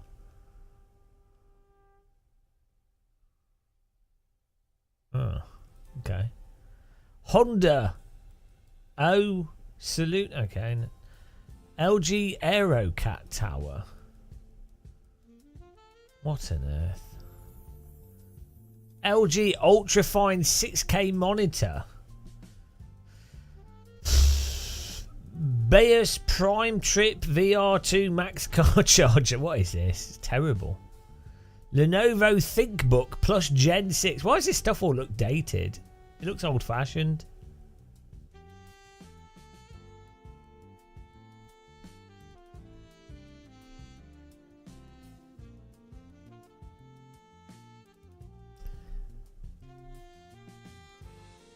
The Nvidia graphics cards. Eufy 3-in-1 robot vacuum. Why is it 3-in-1?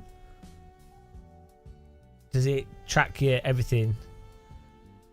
The phone battery swapper, that's just pointless, that thing.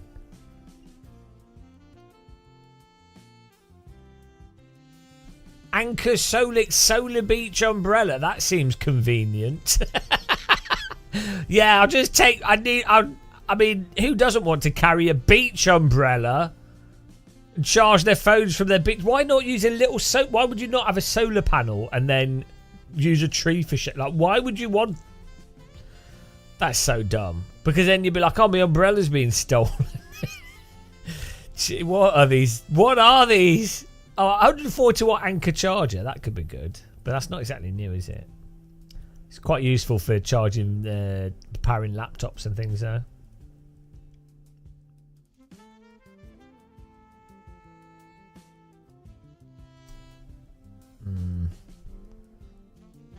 Samsung The Frame Pro TV.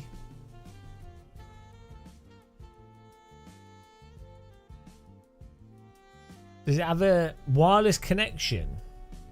Well, how's it powered? Yep. All you need to hide is a power cord. Well, so you've still got a cable, so what's the point? You still have a cable, so what's the point? You're still going to see a cable coming off it. It doesn't make much difference. If you're super mega rich, you could just run it through the wall. Oh dear. Holiday smart glasses. Here we go. Meta Ray-Bans. Jesus Christ.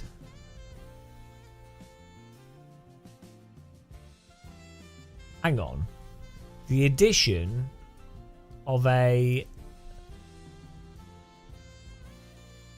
small screen on the frame. The Digi window appears as a 3.5 inch private display in the upper right corner of your vision.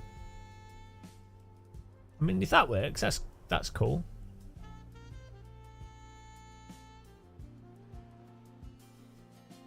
Dell 32 plus 4K Quantum Dot OLED monitor. Catchy name. Wonder plant and insect camera. Why? Why? Can you just go and stick your face and look at an insect? Why do you need an... Oh, Jesus Christ. Maramu, what is this? A robot that you might actually want to own. It's a furry, bashful companion and bot that clings to a bag and looks adorable. It's just a fuzzy thing. Jesus Christ. Acer Nitro Blaze 11. That looks so big. How is that? How big is too big for a handheld machine? Acer's 10-inch screen. Oh my God. Like, what are they on? Why would you want to hold that to play games? Why? Like, you would rather have a gamepad and a separate monitor. How is that convenient, holding an 11-inch screen? Are they just like... what? Belkin Stage Power Grip. Your smartphone might take a great picture, but it lacks the refined ergonomics of a camera. Okay, fair enough. Like a camera case with a battery. The phone case with a grip. Right, great. Well, so the picture frame thing is the only thing from CES that's actually genuinely interesting. I guess the Hoover. The Hoover with an arm. Why not? Why not have that?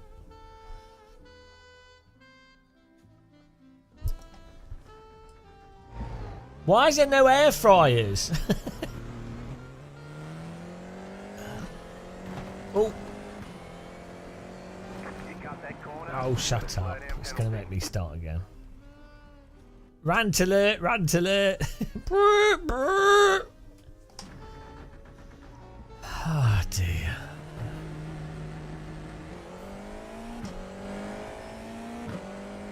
Sim racing, guys. It's gone crazy. Whoa, bollards. What a load of bollard.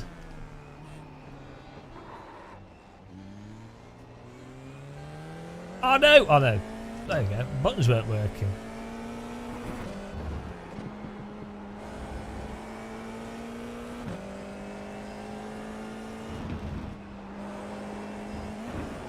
New tech. Oh, fair enough. I did notice playing Counter-Strike on 104. So my laptop has a 144Hz screen. Counter-Strike felt a lot better on that than on my 100Hz or 97Hz monitor. So I think 144Hz is a really good. A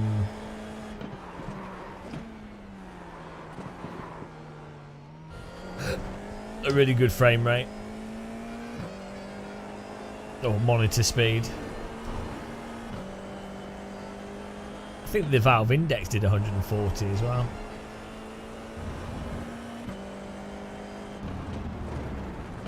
Green flag, green flag.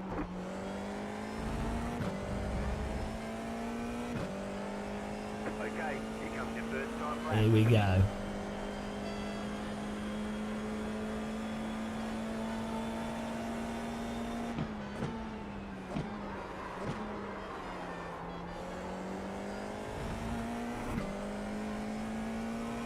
Yeah, I mean, I run this at 120, but I feel like with OLED, you actually, I think 140. Like 120 is great for smoothness. It looks fantastic.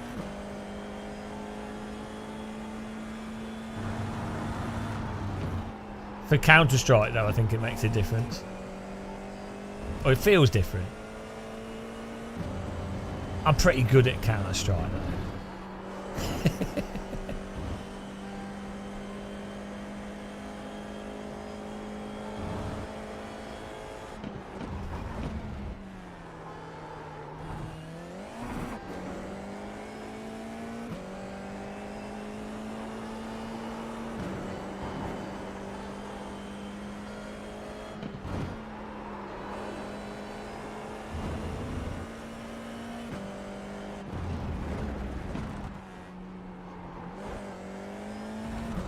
'Hello, North. New dessert. I know, DLSS, yeah. Yeah, I would like a dessert that generates frames. How many frames does a good strawberry mousse generate? That's the real question.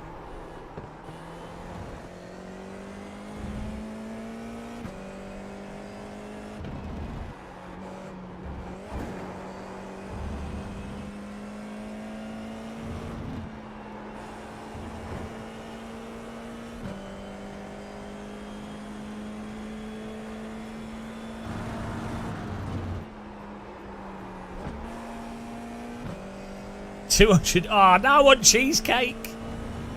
God damn it.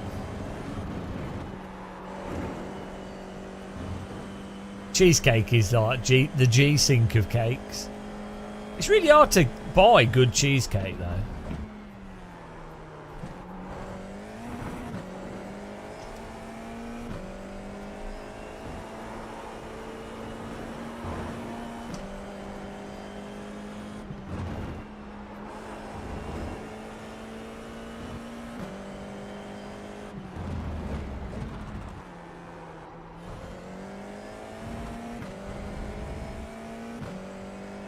Variable refresh, wait, curly whirly. I want an ice cream. Chicken flag.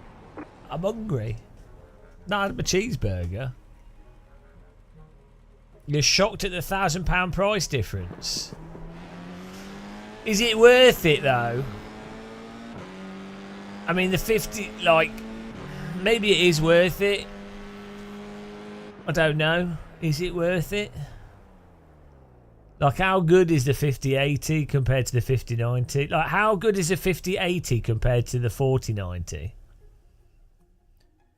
If a 5080 matches a 4090 without the BS stuff, without frame gen and stuff,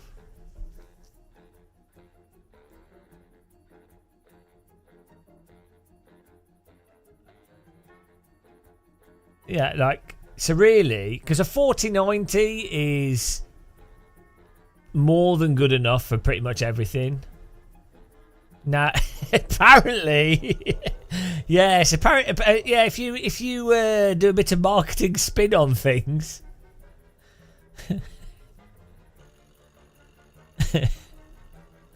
yeah, no, but it'd just be interesting to see if a 5080 is £1,000, which is a lot of money. But if it is basically the same as a 4090 with some other stuff, then that's not actually necessarily bad, you know. I mean, it is still terrible, but you know what I mean. You know what I'm saying.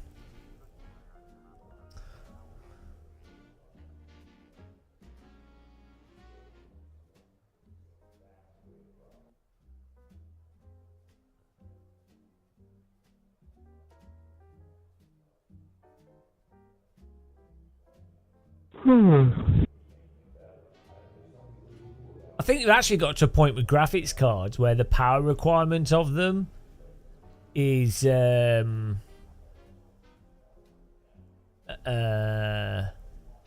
actually off-putting. Like the the amount that electricity costs. So let's say a graphics card is another 300 watts, and let's say you use the computer a lot for gaming. You're going to be spending another another £100 a year on running it.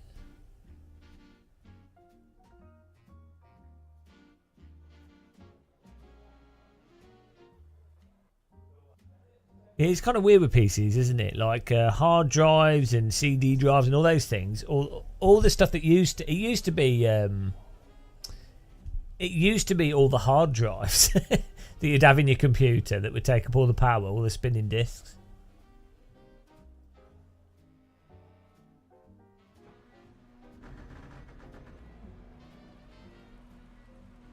The estimated strength of field is 2,501. We expect to be fighting for the podium.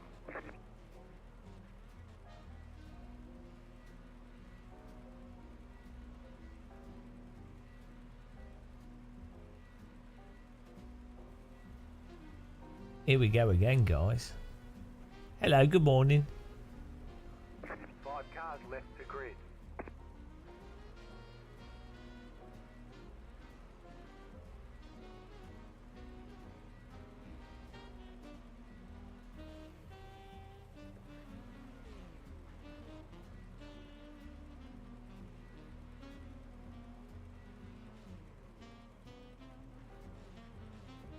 Still waiting on 2 cars to grid. Waiting on the final car to grid.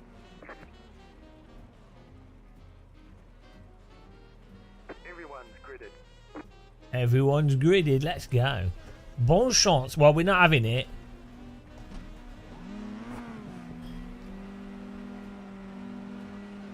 Green flag, green flag.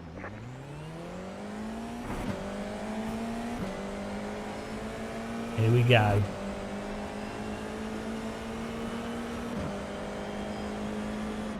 Right side.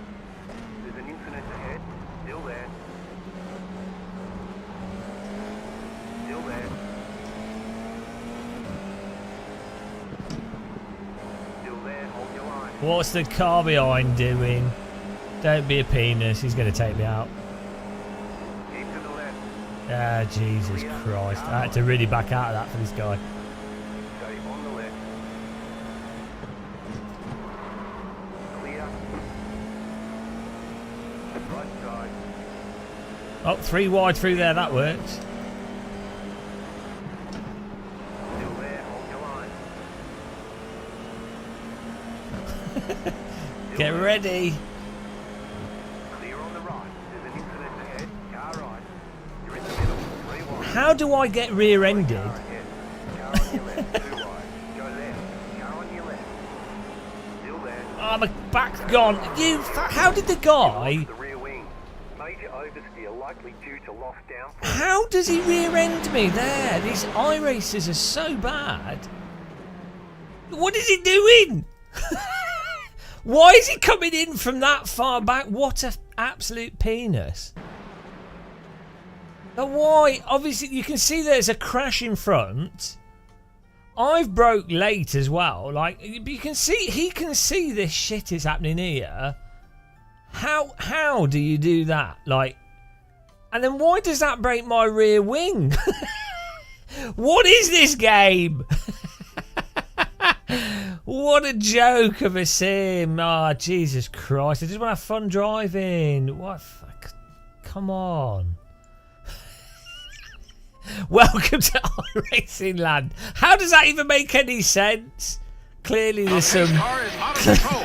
Clearly there's some, like, mismatch here with what's going on. How does that make sense? Like, honestly...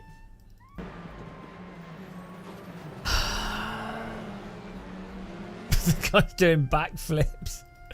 Jesus Christ, what a mess of a game at times. I swear. What's going on here? Oh, we're doing... Okay. Oh, thanks to that guy for wrecking us there. Great fun. I know, it's ridiculous, isn't it? Like, I think the car behind just went in a bit too hot, but then if you lock up, you know, you're screwed.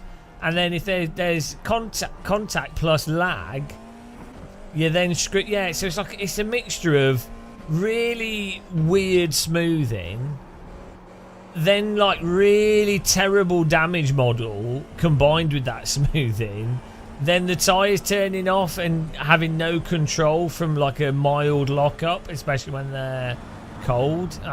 We know the game. It's iRacing. It's just such a shame because it ruins so many races.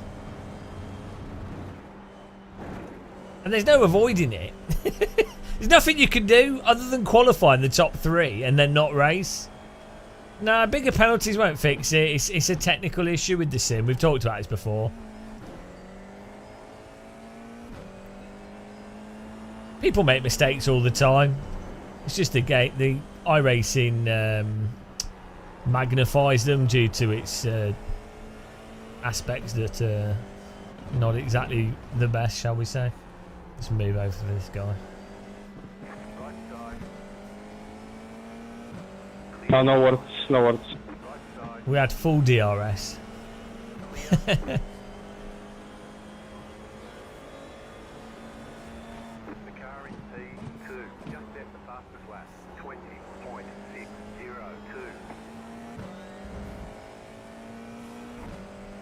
Never go full DRS. Where's he going?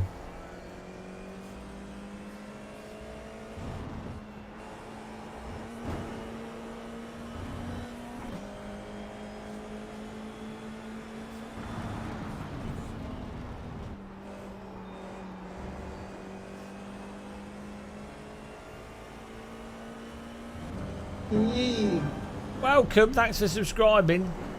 Marty. Hello. Let his car behind me go in front, don't want to affect his race. Slow car ahead. Oh my fucking god. Left side, Turn to drive for fuck's sake.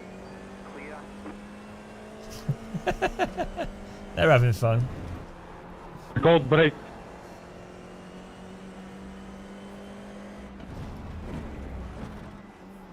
Are you on about the Nvidia CEO? Well, out of all like successful company CEOs, The pace car is out of space control. addicted. Thank you. I feel like the Nvidia CEO seems like one of the least worst, to be honest.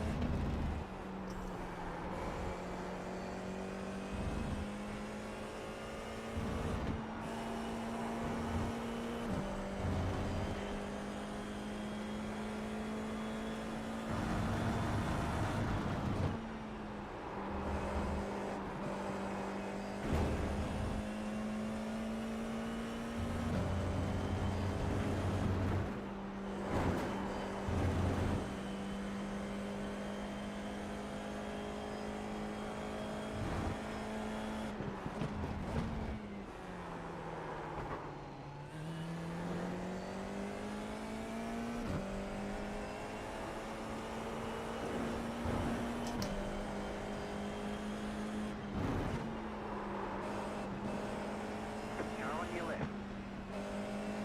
Clear.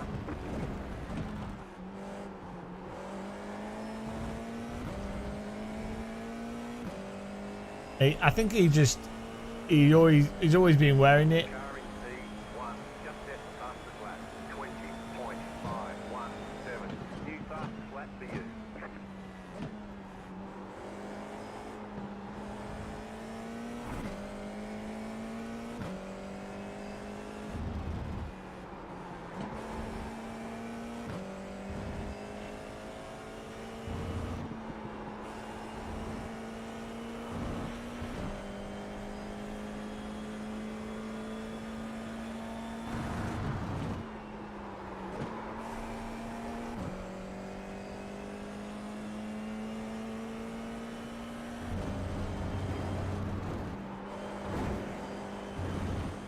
What's our best lap time?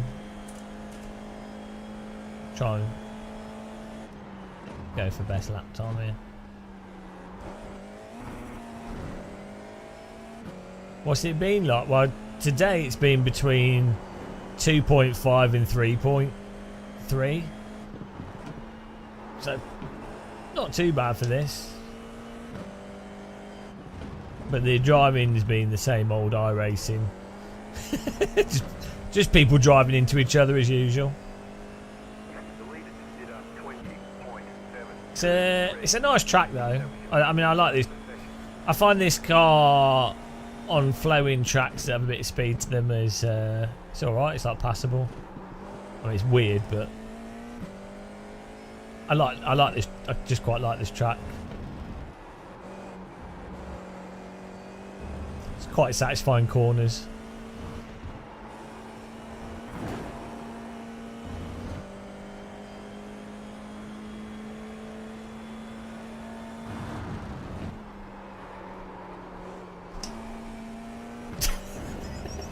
See that slide? It's so weird. No.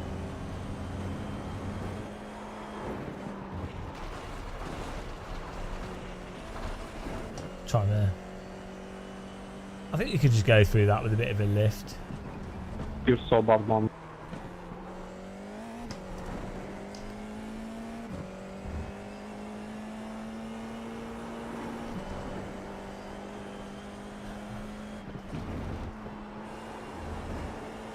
No, like in real life, because you've got two eyes and you see in stereo, the halo doesn't really bother you. So in real life, it kind of looks transparent because one eye can see past it, or both eyes can effectively see past it because your eyes are converging on a target in the distance. So in effect, it's almost as if it is transparent. Like if you stick your hand in front of you, you can still, it's like your hand's half there and half not there.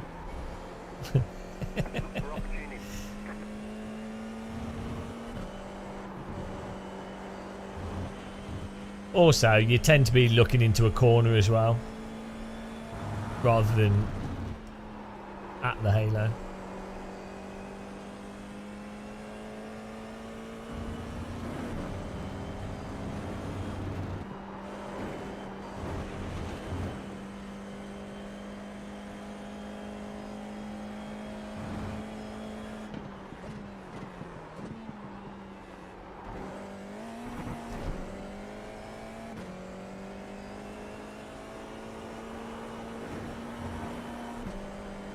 Well, I wouldn't know about wearing glasses because I'm not a four-eyed degenerate.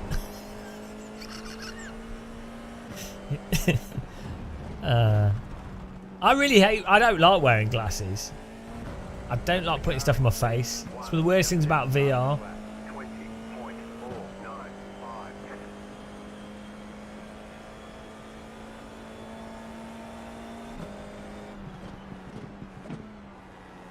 I think we'll all be wearing glasses in the future though. It's pretty amazing though that in the past people just wouldn't be able to see clearly. If they had like different eyesight, that was it. And like it's pretty crazy that you can just buy glasses and you can then see. Yeah, I know. I have to wear like sunglasses on my bike because there's lots of little flies on the river where I cycle. And if you don't wear glasses, you go blind from flies flying into your face. It's really annoying. Wow, Mark Gaming, we can't all be as cool as me, let's be honest.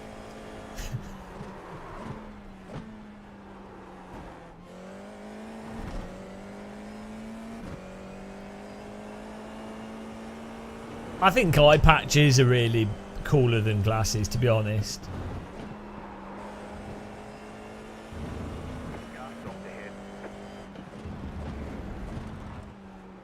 No pirate ever wore glasses.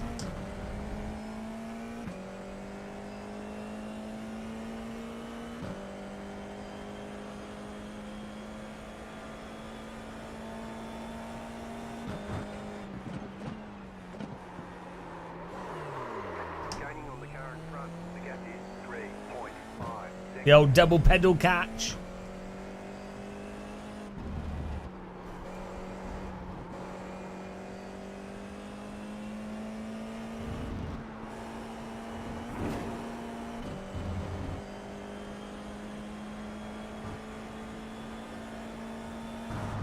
Long-sighted people. Lazy eye. Just one eye didn't want to. He just couldn't be bothered. Was that one eye? Did that one eye keep going off to McDonald's?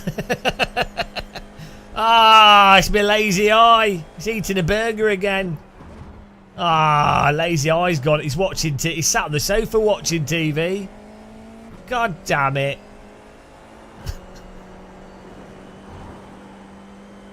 Ah, his lazy eye's gone to bed early. Jesus Christ. The car in P1, just set the fastest lap, 20.442. Yeah, it works in real cars as well, but you just tend not to do it as much because you can normally counter steer. Well, the cars just don't go crazy when they're sliding, but what all it does is when you push both pedals, it's like putting the brake bias 100% forwards. Because in a rear-wheel drive car, the front wheels will effectively lock on the brake, and then the rear is the power is pushing the rear wheels still, so it causes the vehicle to lock its trajectory. And you see people do it in the wet in real life when they lose control of the car.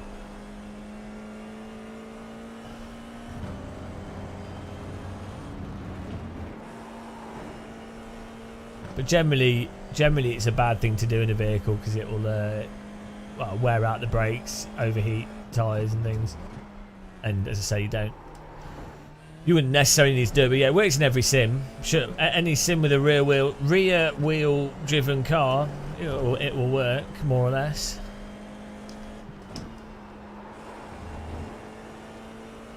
The car in P1, just set the Yeah, well, it's a way to control brake bias, really, dynamically.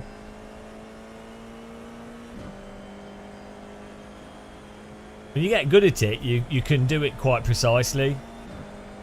So the base thing to do in iRacing would be, I'm spinning, I'll push both pedals. But if you're spinning a little bit and you're not crazily and you don't want to catch it with the wheel because you don't trust it, you can just add a little bit of brake and accelerator at the same time. And it will stabilise it without slowing you down.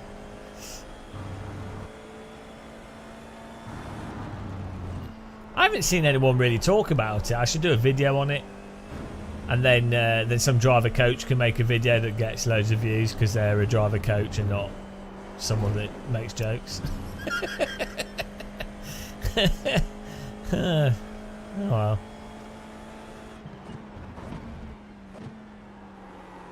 You can only trust information if it comes from a real driver. That's how truth works. The leader is running 20.413.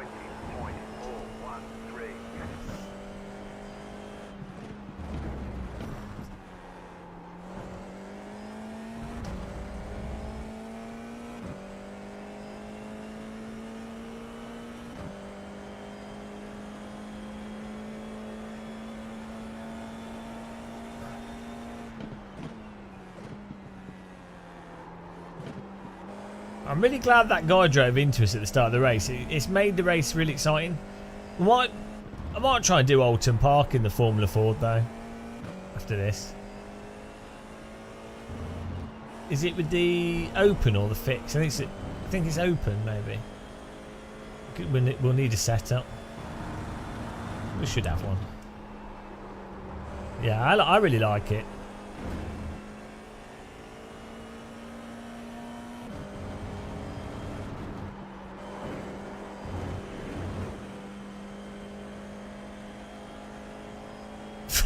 Eight minutes outside turns into an ice cube.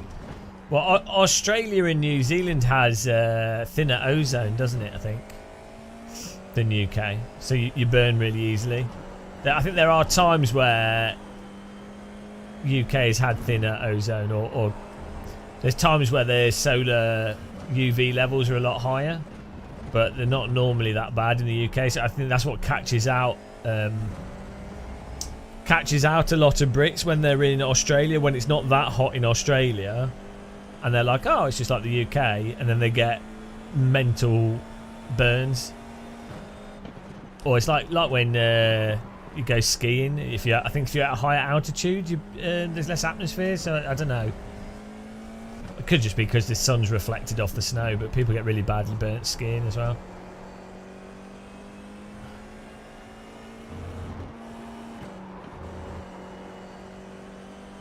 Well, the ozone hole is produced from people falling off the Earth into space, and as they fall through the atmosphere, it creates a hole. So it's understandable. But that's what you get for being on the wrong side of the planet. Like, it's your fault. Why would you move to the opposite? Why would you want to be upside down? You know. Really, blame your relatives.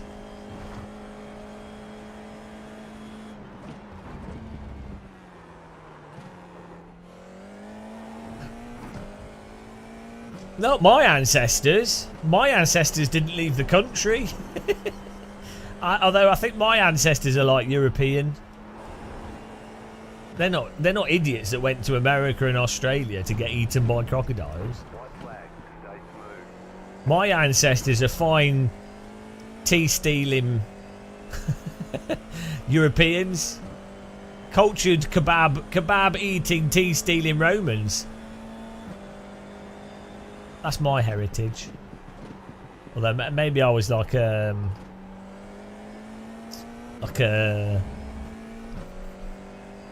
one of those weird Viking-y Brit people. I've been up for a long time. We've been streaming for 6 hours. Bon appetit! Yes, that's how it is.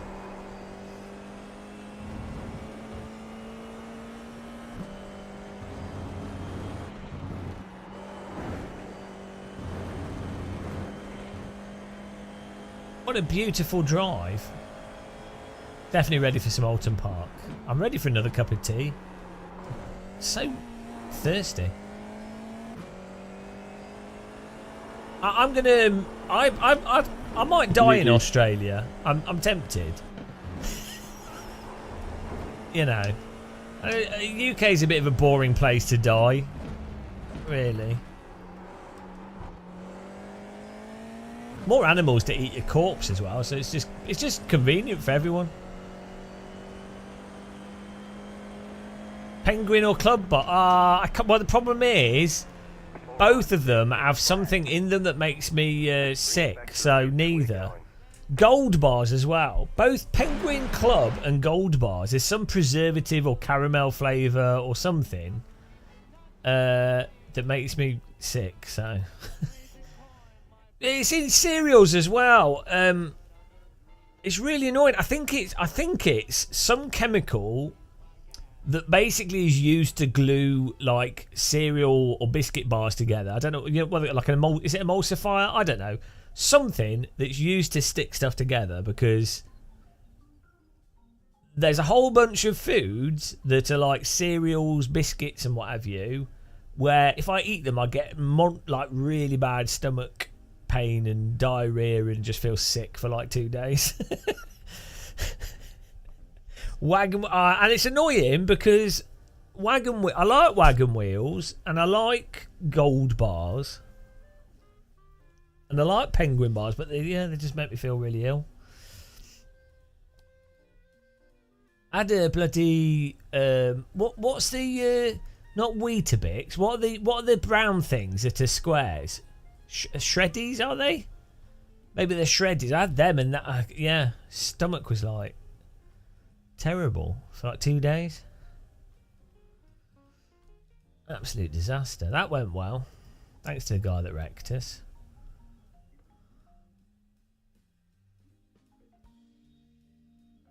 Formula 1 600 Alton Park Thrustmaster Trophy. Here we go. Get in there. I need a cup of tea. Well, no top 5 there. That was a disaster.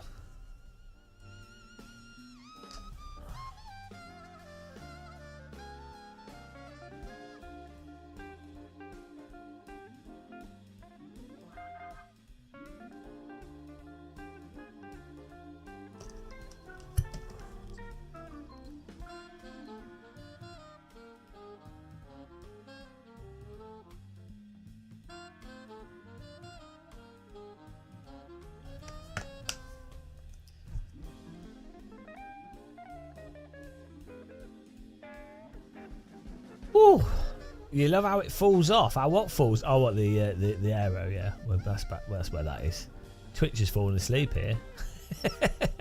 Twitch is out of time. Yeah, we don't have any summer here. We have 3 days a year where the sun comes out, and that's enough. That's enough, you know. You don't want to get too warm, do you? You wouldn't want to get distracted by the sunlight. Right, let's check it. Let's check comments on the video.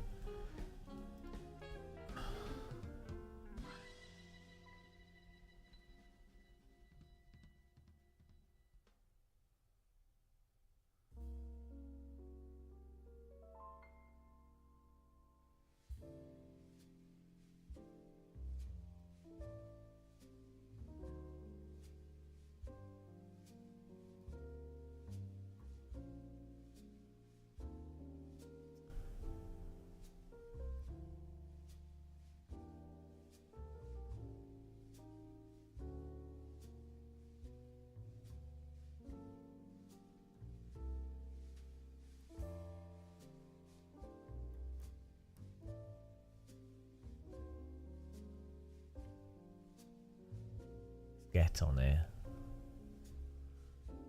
It's not fixed, is it? No, it's open setup. But hopefully we've got a setup.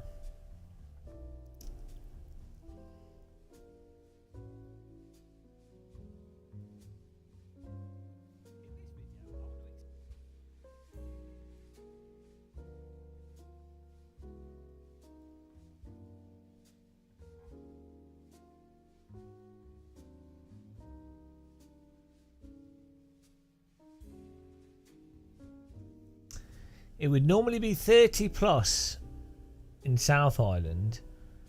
Everything burnt to a crisp. It's fairly green and mild. Well, have you been flying your glider and emptying the tank over the countryside?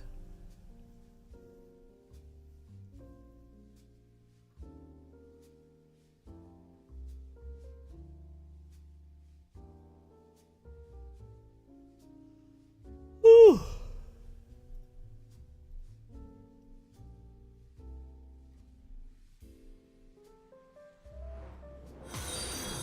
Cold, dude. Hello. Car is out of control. Collider. Do I have an Alton Park? There we go. What layout are we doing? What layout is this? Alton Park what? International. Okay. Oh, this should be fine. Basically the same. Here we go. Do I need the circular? The car sounds like a tractor.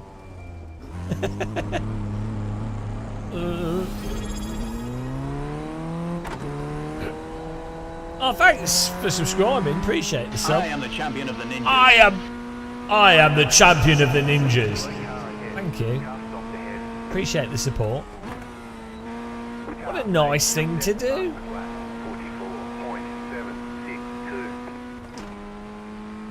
Oh, I'd put a whole chicken in the air fryer. Normally, I just cut it in half. Happy Friday! Is it? Is it Friday already? It's been a really weird... Last 3 days I've had really weird insomnia, so it's really confusing. It's been really quite confusing in terms of what day it is. It's felt like I've had a concussion for 4 days. But it's getting better.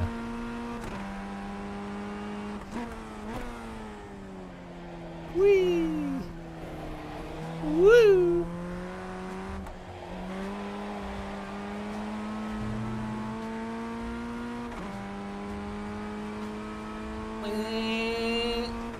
This car sounds alright.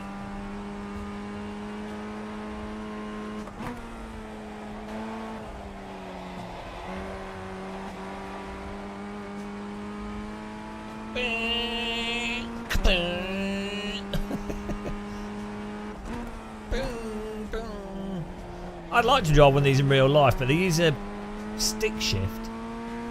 I'd rather have sequential. In a Formula car, you need sequential. A road car's fine having stick shift. Wow, sorry. Sorry.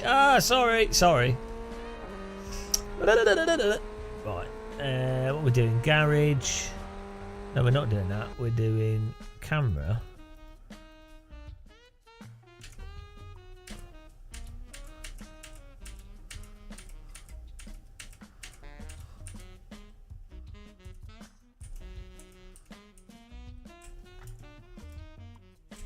What did I bloody change the option to?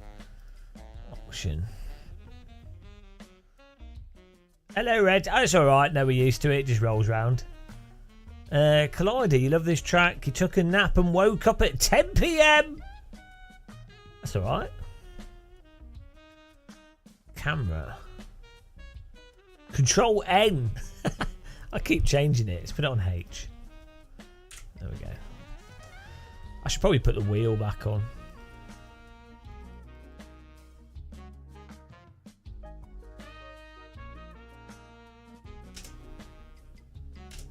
A bit higher.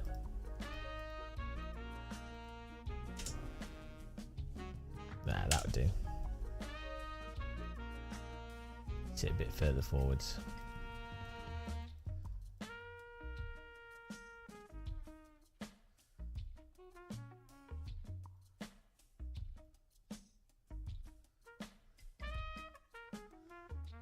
Oh, I need a cup of tea. I need like a kettle on this sim rig. That'd be ideal.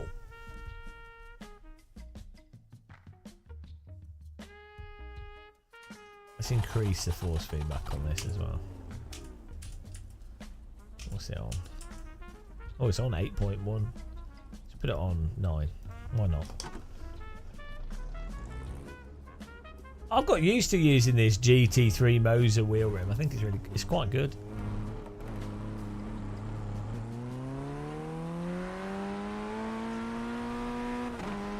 I'm really tempted to build a new sim rig. Like monitor, rearrange the whole rig. Yeah, I mean the thing is just having a thermos with hot water in it and then pouring that out into a teacup would work. Might do that. Ah, good old iRacing cold tyres, they're the best.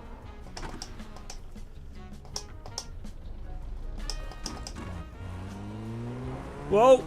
Sorry, didn't see you.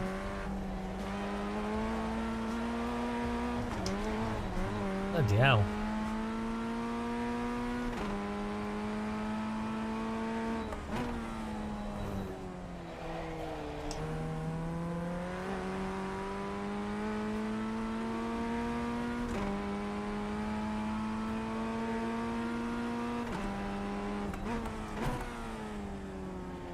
I need to put a bit of a dead zone in for the brake as well.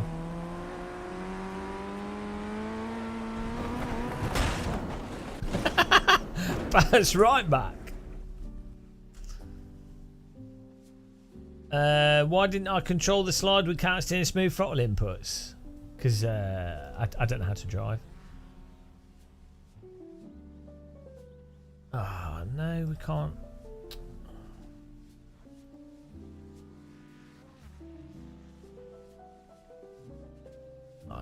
Oh, well, it doesn't matter.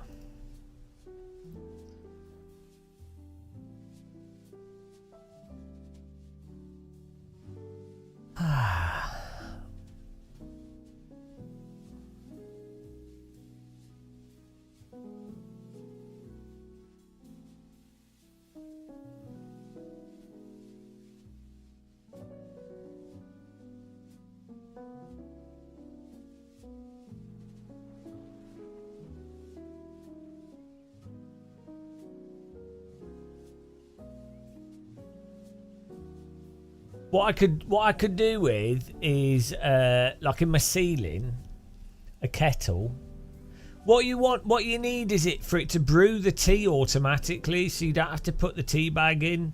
So you have like you have an automatic tea bag dispenser. Why has no one made this? Like a you know how like a gun works.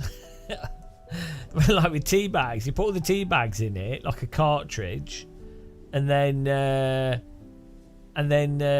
you push a button and it instant boils water onto a tea bag, and then,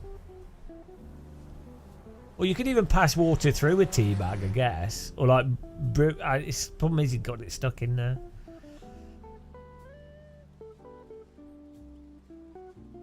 I mean, you can get powdered tea, but it's terrible.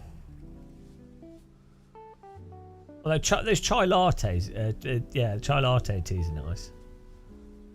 No, but everyone uses tea bags.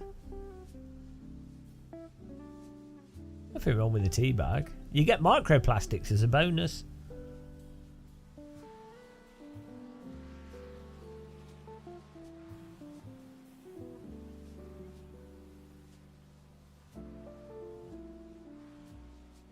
Yeah, or Nero's like a super generic.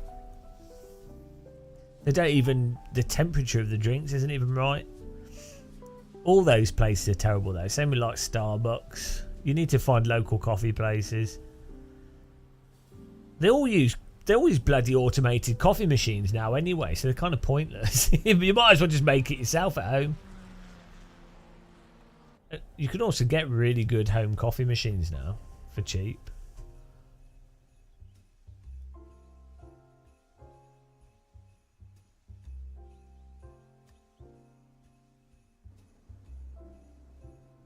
Yeah, what do you mean twine is an Australian thing? Bloody Australian trying to steal British culture. Jesus Christ. I mean, it's typical, isn't it? Typical Australians. They're the worst Australians. Claiming that they're like the fake Brits. Bloody hell. God.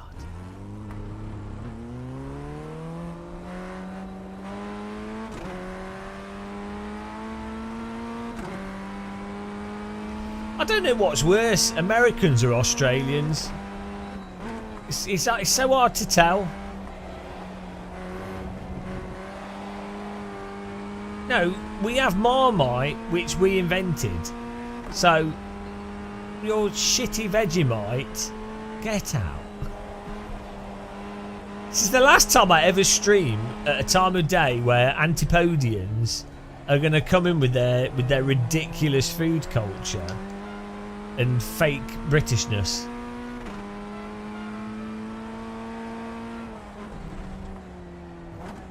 Yeah, Five Guys is alright, but it costs a bloody fortune for a burger. It's not even that good. You've got about 2 laps of fuel left. Look, Brits invented how to boil everything. Carrots, potatoes, pig. Nobody's mastered boiling to the degree that British people have.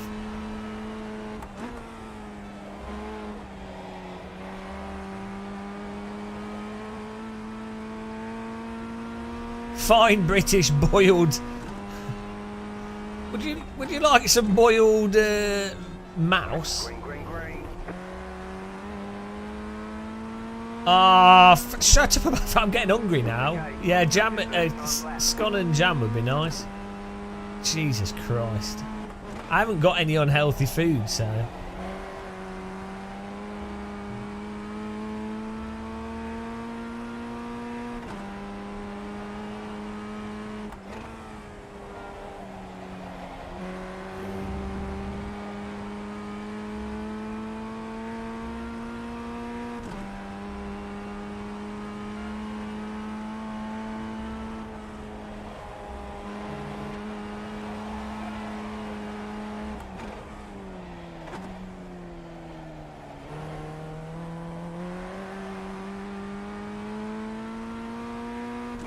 I don't know. I mean, I had pork at Christmas.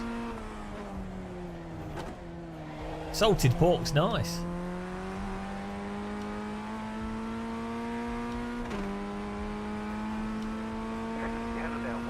I'm excited to go to Holland and have some waffles.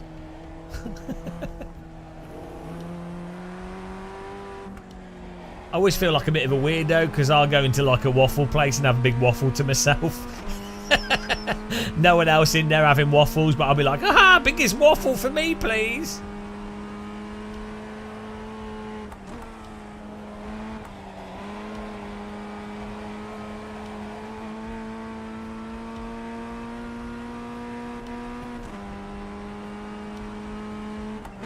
Don't forget to pit for more fuel. Ain't pitting for more fuel. We're doing our laps. Don't tell me I haven't got enough fuel for another lap. More laps. Nah, we're fine. We'll be fine.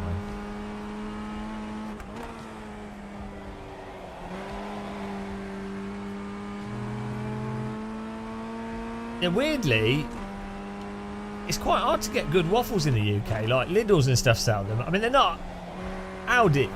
Yeah, you can get them, but they're not. You're better off making them fresh, to be honest. But yeah, in Belgium and Holland. Oh my God, the tyres! How are they so stupid? Yeah, in Belgium and Holland, you can just get nice waffles everywhere. They're everywhere.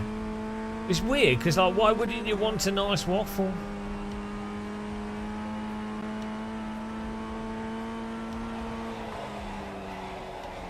I'm sure 15 litres. How long is the race? Does it say? 20 minutes. They've increased that. Hang on. 15 litres. Not a litre a lap, is it, with this car? 15 litres would be enough for 20 minutes, surely. 20 minutes seems a bit extreme for a Formula Ford race. Let's put 17 in. Who does the best pastries? Apple strudel.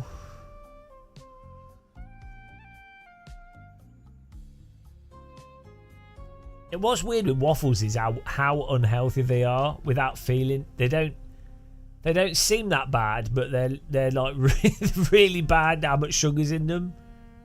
Wouldn't really notice.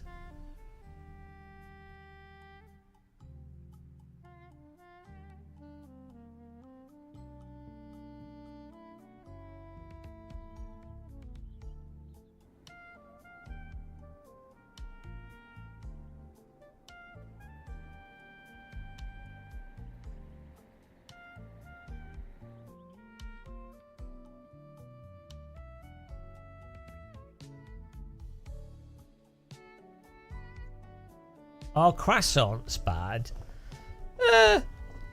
No, I mean, probably. But I mean, they're not something that you'd eat a lot of, are they? I like a croissant. Proper fresh one. That's another thing. It's hard to get good croissants in the UK, actually. You're better off buying frozen croissants and cooking them in your air fryer. That is something air fryers are well good at. Fresh croissants. Almond croissants are good as well. Can't go wrong with an almond croissant.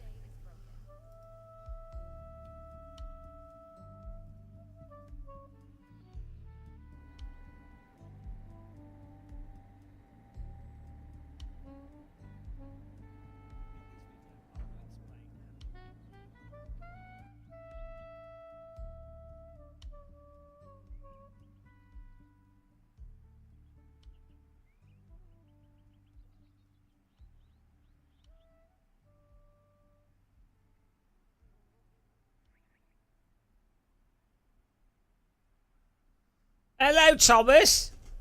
Thomas Schmidt. Are you working from home today?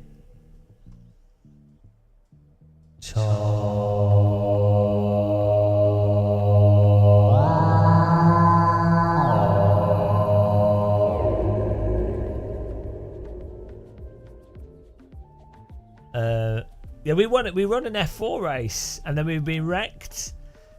And it's been terrible. It's been alright live stream though, actually. It's been chill. I just don't care. It's It's great.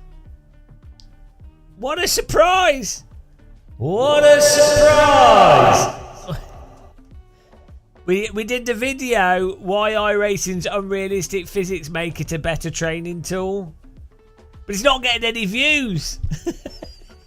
It's too avant-garde. It's not triggered people, and it's too intellectual. It's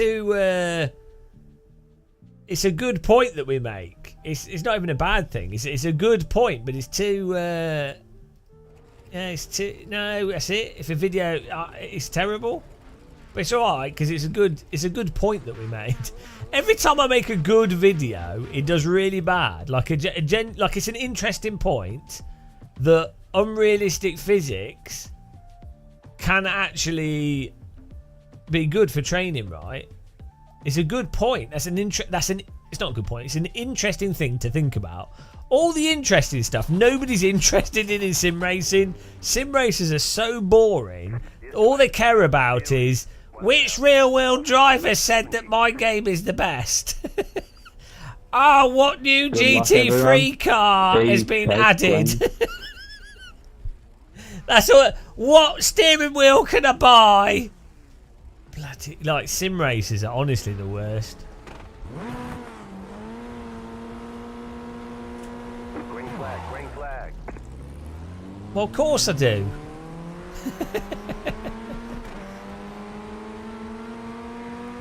I'm allowed to.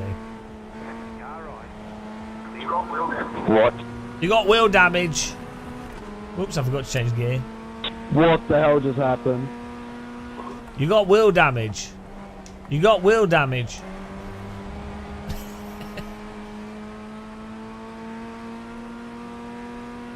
I'm dead inside. I'm dead outside as well. Inside, outside, inside, outside.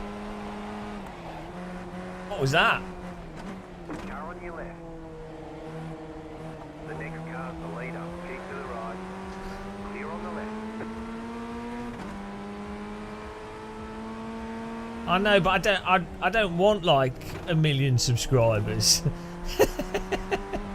I'd rather not be a you know.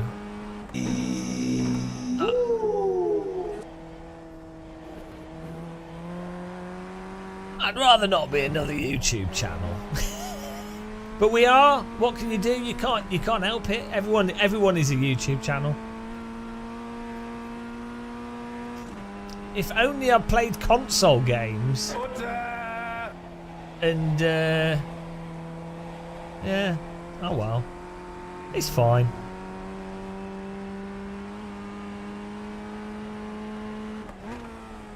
We should if at the moment, if the goal was to grow a channel as quickly as possible, the thing would be like VR videos is a really good way to grow a channel quickly because there's still not that much competition in the space. Most of the VR content, there's a lot of a younger audience that will watch really bad quality videos. And you can make a hell of a lot of money out of affiliate links in VR, and it is growing as a niche. There's nothing particularly wrong with console games. They're just not as good as PC games generally in many ways, because it's just designed for kids, which is fine. It just is what it is.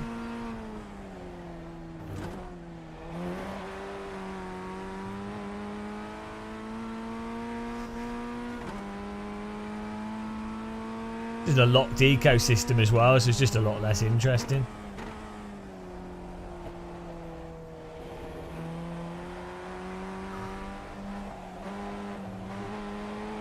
What pedals to get for 600?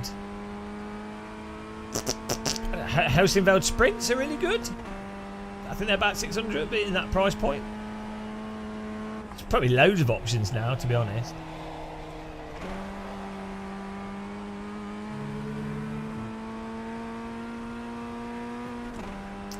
I'm not a big fan of the VRS pedals. I don't think they're bad, but they... I guess they're alright. Bro, my car is so loose.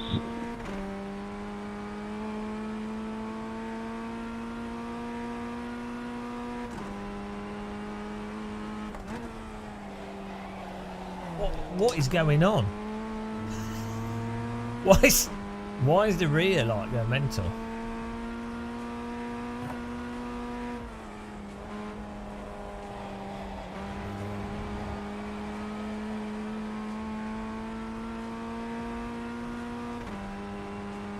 So full of, hey look, jumping games are where it's at.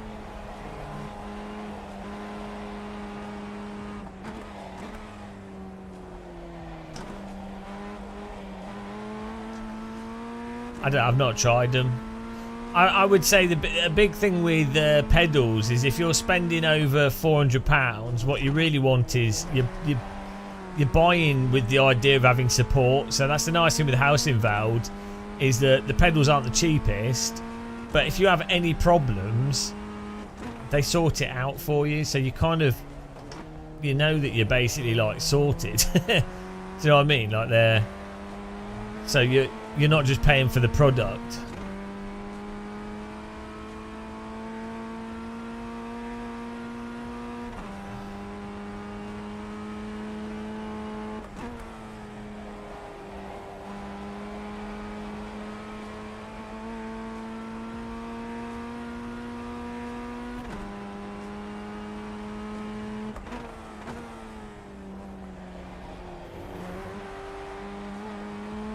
Sold.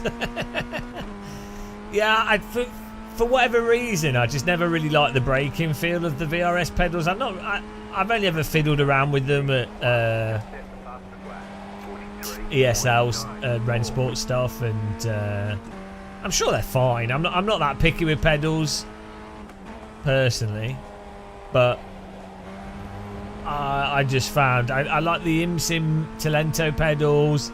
I like the Fanatec V2. I like the House Invalid Sprints. Oh my god, the physics are absolutely terrible on this. Like, why would that behave like that with not a quick catch? Just because it starts sliding? Oh, jeez. The way you have to approach this is so crazy. Like, you have to drive it. Drive it based off your defined steering angle. It's so crazy. Oh well. I know it is a surprise, Tom. It's like every time you play Counter-Strike and you complain about your wireless internet lag.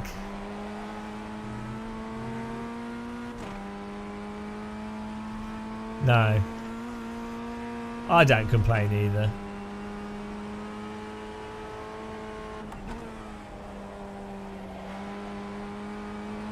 At least we got a battle now.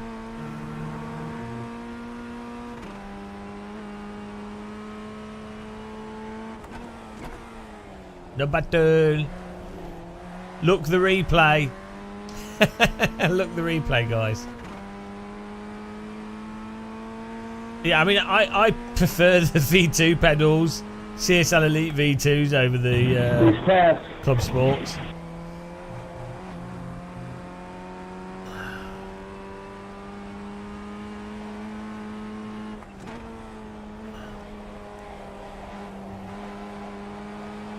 Look the replay.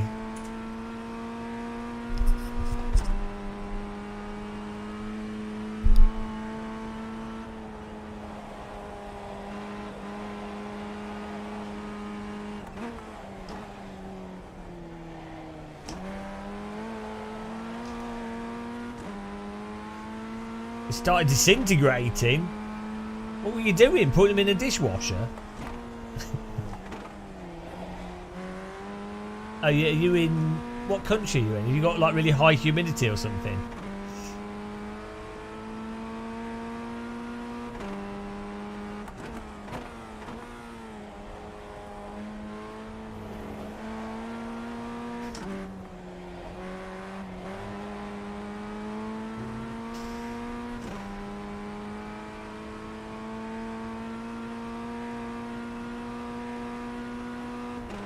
What's funny is how much better sim racing pedals are compared to flight sim pedals, and the price difference.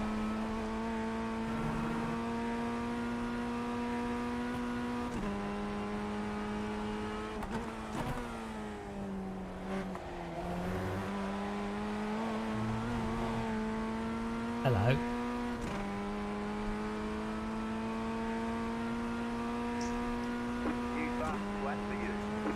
I think that's it. The nice thing with the housing valve pedals and pedals in that style of design is that if they ever start wobbling or whatever, they're very easy to replace individual bits or patch them up or tighten them up or whatever.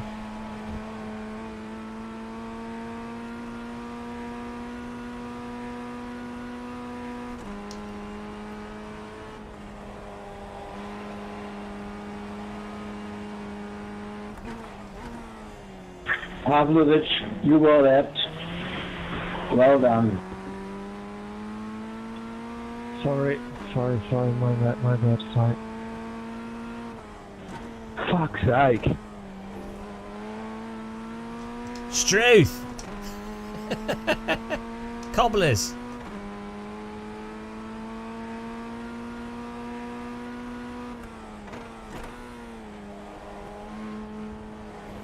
You got a custom setup? We're in a great spot for some hardware.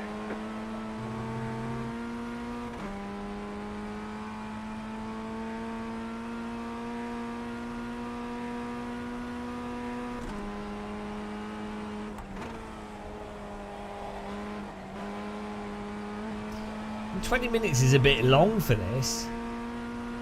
iRacing has made some really weird choices with the races and timing of races that they've set.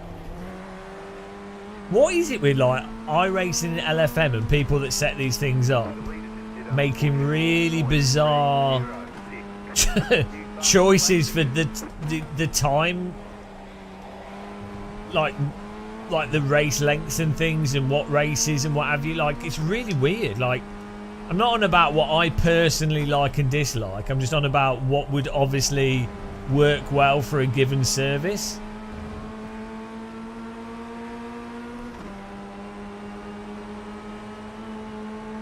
Right side. Clear on the right.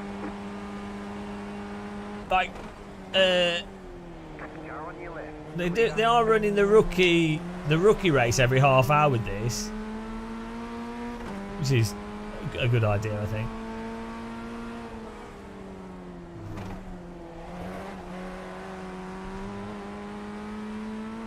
Yeah, the rookie one, the fixed one, is every 30 minutes. I can't remember what track it's on. So that's not a bad idea. But then that's ended up taking away people from this.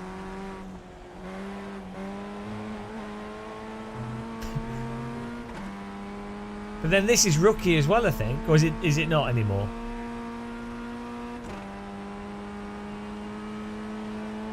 Ah, don't trust Niels. He makes broken car mods. Jeez, what's Niels doing here? The air fry denier.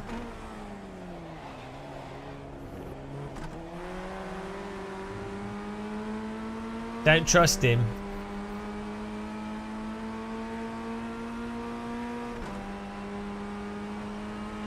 You're back in second.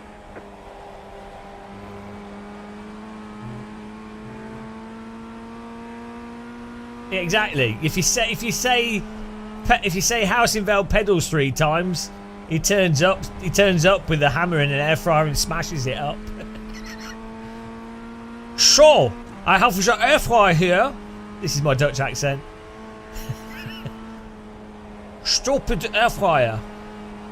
Niels, are you going to Sim Formula Europe? Yes, I am, Gamer Muscle, and I would totally love to do an interview and talk about some pointless aspect of simulators that only 3 people are interested in, but it would be fascinating and great for the world of sim racing. Oh, that's great, Niels. That's really good. I'm so glad. As someone that loves being around smelly sim racers and obnoxious public events, I'm so glad that you'll be there. It's fantastic. You should go.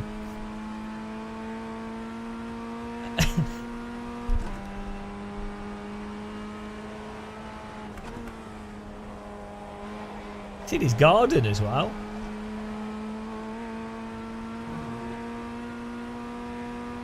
A French engineered air fryer.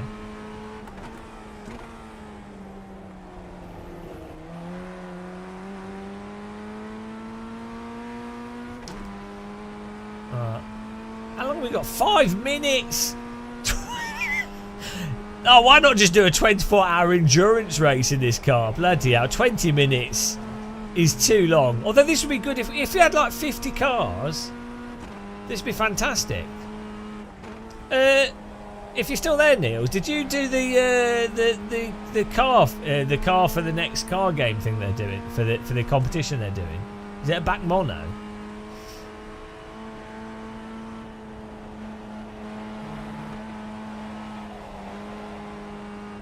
Back monos are weird, actually. They're like, if you were to cross like a crossbow, make it like the KTM, make it super narrow, make it a bit like an aerial atom, and a bit like a radical, like,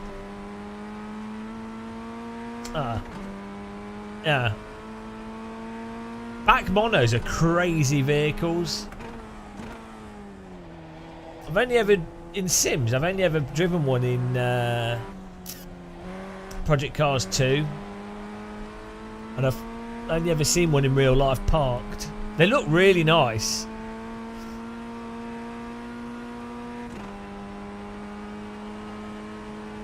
But I don't think many of them are made. They're like it's such a weird car, actually. Like a small KTM crossbow, but not like as go-karty as an aerial atom.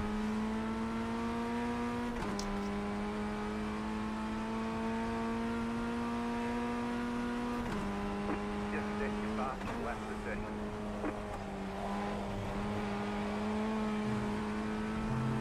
Hello, Kevin.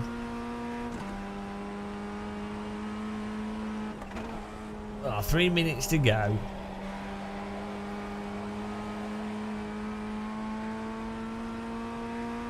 They had an event. Yeah, I saw. So where I was, they're gonna have one at Sim Formula Expo. Obviously, just parked there. There was one at Goodwood a few years back, just as part of a booth. But it has like a really fancy like Alcantara interior. Like you can tell it's designed for like a, not really a race driver. It's more of like a track day toy.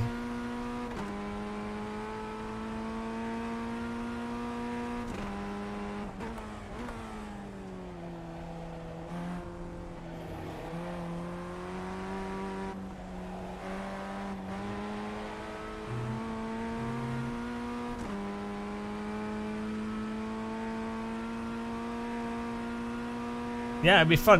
So the esports thing they're doing at Sim Formula Expo, which is a really good idea, is nobody's really played it, so they're doing a qualifying, and then people will get to potentially win prize money and stuff. But obviously, no one's played it. So the track they'll have for the qualifying and everything, they'll have like a single. I need to make a video on this because it's just an interesting topic. Like, so that the whole thing of like Sims being too repetitive and rewarding Guitar Hero-ness is quite a problem in Sims, and a really unrealistic aspect of Sims that really goes against the reality of driving real cars. And so it's quite interesting, different approaches to try and get around that, I think.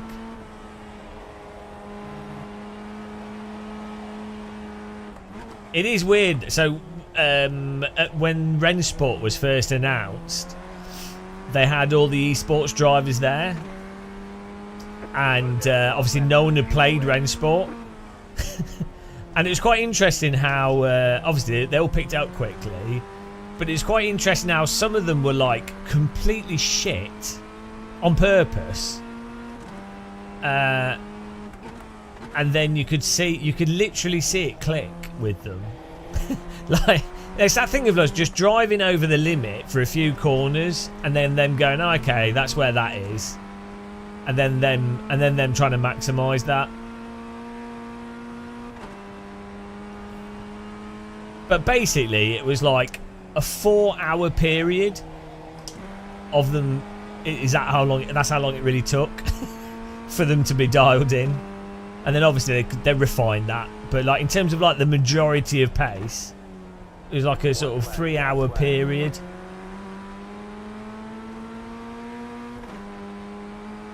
Oh, here we go. You can see some of the esports drivers were actually instantaneously ridiculously quick, and then others weren't, but then they might have ended up being faster ultimately. What I've noticed with drivers that are really good, like really good esports drivers and really good real world drivers, they're pretty quick with everything straight away. Like they're within like a second of pace, within like a lap, a lap or two. It's crazy.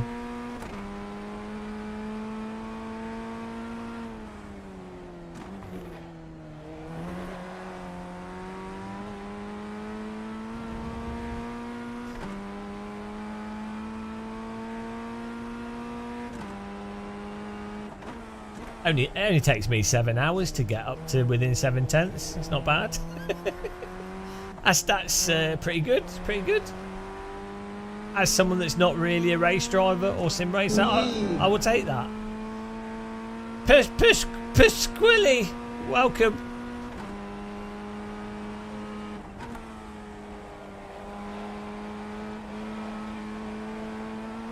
Motor oil car lube me up, baby. We're getting second place out of this. It's not bad for a turn up and drive. Hopefully we gain some safety rating as well. That'd be nice. What a pretty disappointing race, actually. Oh well. Yeah, 20 minutes is, unless you were like in a gaggle with cars. Very good job. Oh yeah, the Caterhams are awesome in AMS1. They're really good. I think Caterhams, they're really weird cars because they're super pokey, but they're also like they're agile and rotating. Nice race overall, thanks guys. They're kind of contradictory in that they're like grippy and not grippy at the same time. Like the if you watch like autocross with Caterhams, like they have to be manhandled a bit, but once they start rotating, they go really well. So they're like, I think there's just a very specific way that they need to be driven to get the most out of them. But if you ever watch them do autocross with them, it's really impressive, and they're super nimble. Once the rear's lost traction, they're super like controllable. Don't know if it's because they have like quite narrow wheelbase or something. I don't know. There's definitely something that's different with Caterhams compared to other vehicles. When you watch them race as well, they look absolutely unhinged. No, AMS2 is completely messed up. AMS2, they drive like concrete sledges. No, AMS2 is just insane. AMS1, they're a lot.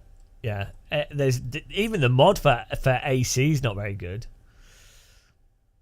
Yeah, is it the suspension? I think they've got they do some with the limited slip diff, but then the Caterham Academy is all lock diff, I think. So I imagine that affects things as well. The racing is crazy in them though. They do it's called Caterham Cup. It's like it's actually one of the more affordable race series in the UK. I don't know if I'd do it if I had the money because I think it's very dangerous. Like the people driving it are insane. Here we go. Academy Championship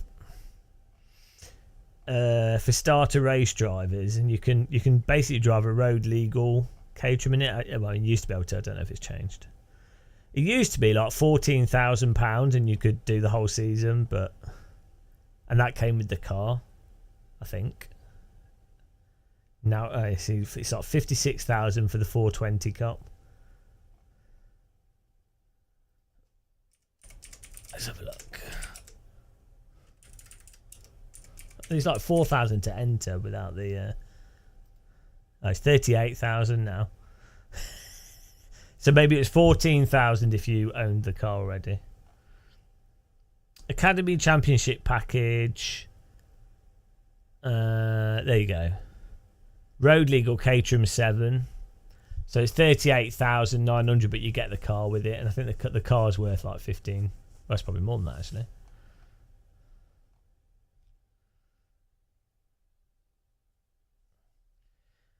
The R Factor 2 one's not too bad either. It's a little bit weird, but yeah, it's weird. It's a car that's, I'd say the AMS 1 seemed to be like the best one. The Project Cars 2 had an alright version of it. I don't know if it was realistic, but it was fun. The AC mod's not very good. The AMS 2 one's absolutely insane.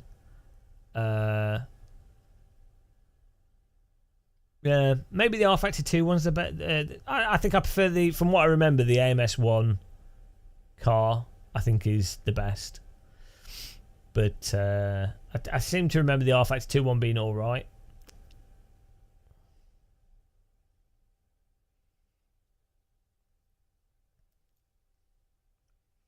Yeah, but it's 38,000 for a year of racing, but it's not like the. It's just burning money. You're not going to get. There's nothing from it. I think if you win, you get like a few grand back or something. You know, it's not going to lead to anything.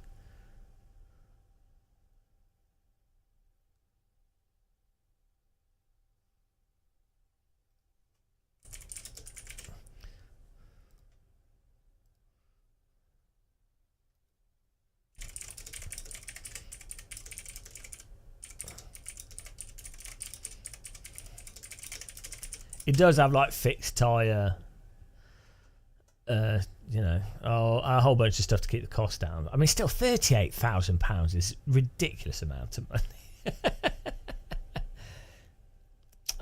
You like parking in dumb spots when race finishes? Yeah, sometimes. Hey, look, I had 2 wheels over the pit line. I mean, sure, it's over the top of a blind hill, but, you know, that's why you need to pay attention at the end of a race.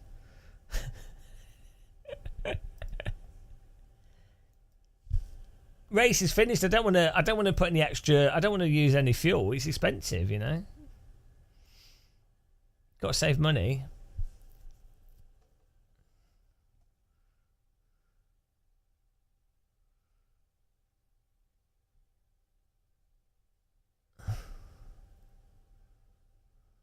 Can't park there, mate.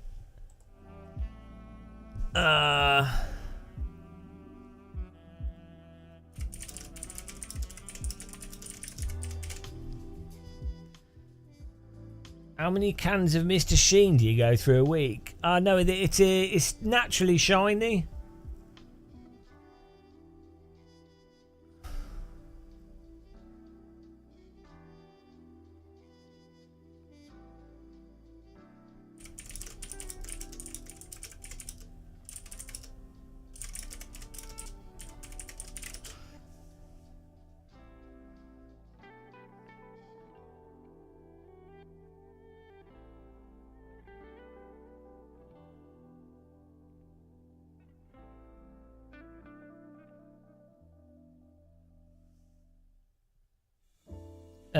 Have I returned your AMS2 fanboy to make room for ACC CCD stuff? What?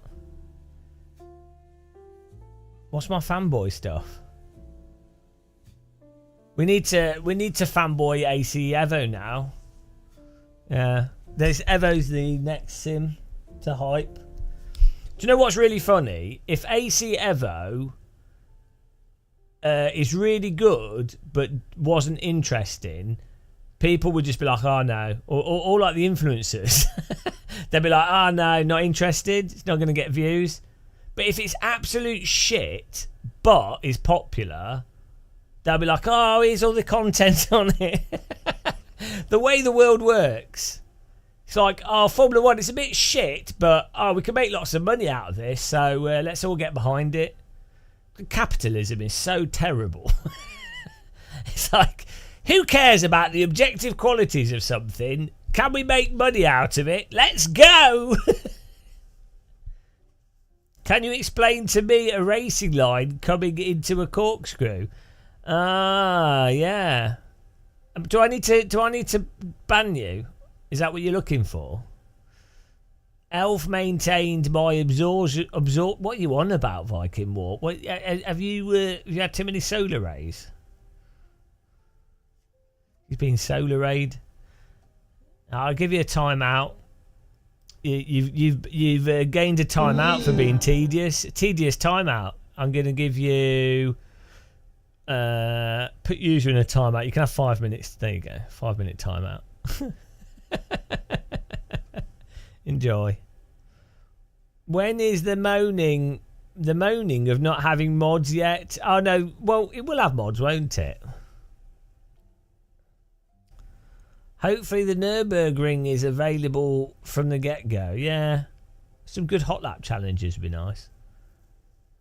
I mean, at Sim Racing Expo, it felt like there was a bit of input delay, and also, even on the rigs where it was good, it didn't seem as good as AC in terms of its... I mean, the physics was just different, which is fine, but the force feedback didn't seem as good, so... We'll have to see. That's my big hope, is that it's got okay... I mean, it doesn't have to be...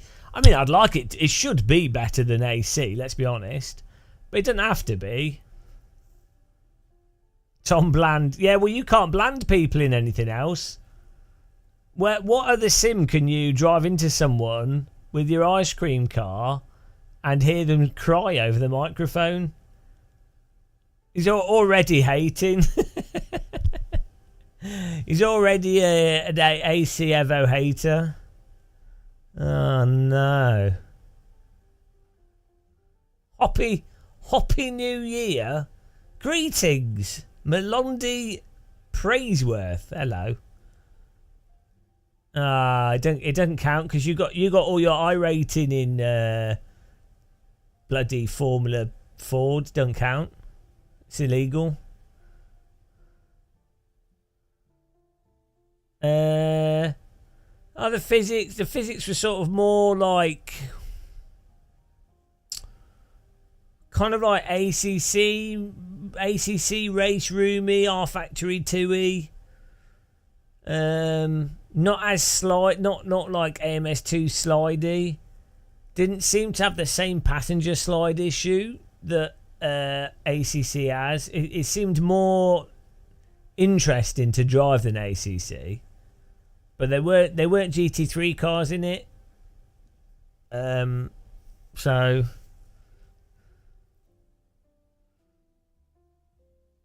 not as responsive as AMS1 or AC though.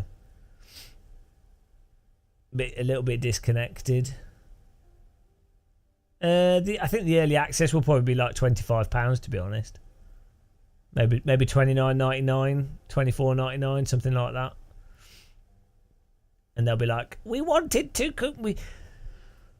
Marco will say, we wanted to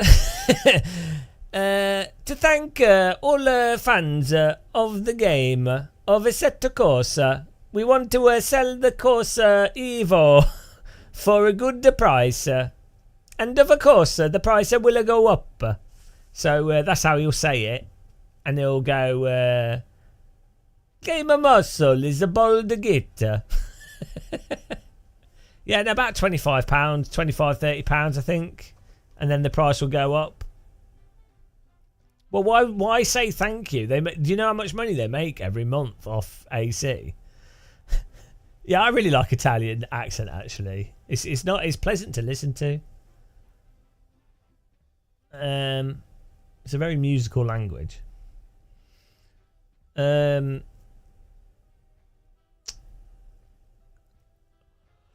kudos are making good money off AC. I wouldn't like. It's a bit of a flawed philosophy to buy something to support a company. Like, with the way that business works, sure, if it's a truly independent small business, fine. And you know, if it's like a business where it makes sense, okay. But like, if you're talking about businesses that are quite moderately large and are quite established, it doesn't really work like that.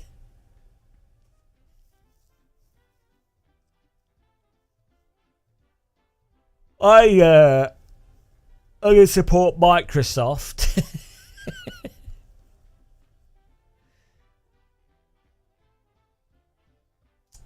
Yeah, I like to support my gas and electricity company for all their hard work extracting resources out of the ground and then selling them to me at a reasonable price.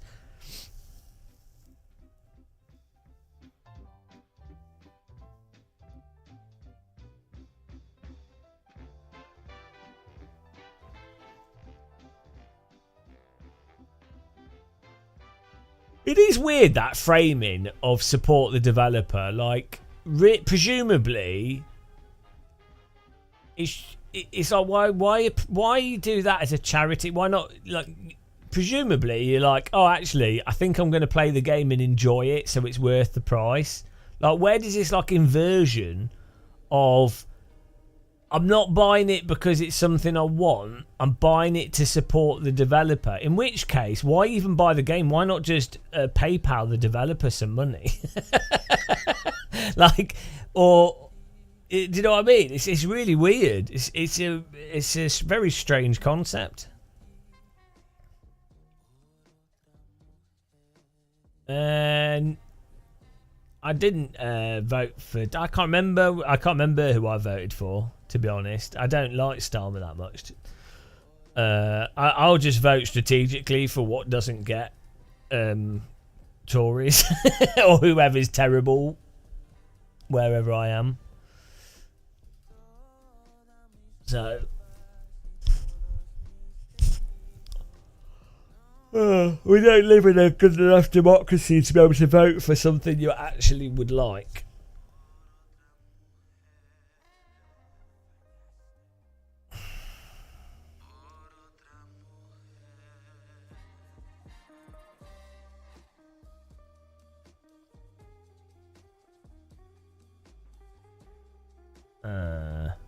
You should send Stefano some money if you like, AC. Although I'm sure he's doing fine. You sound like a whinging pom. Whinging pom. Hello, Novotters.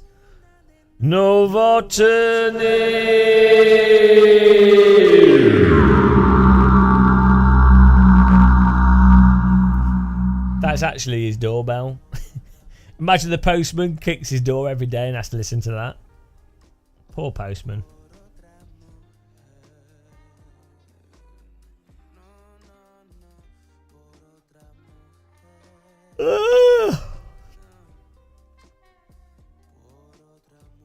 What have we got here?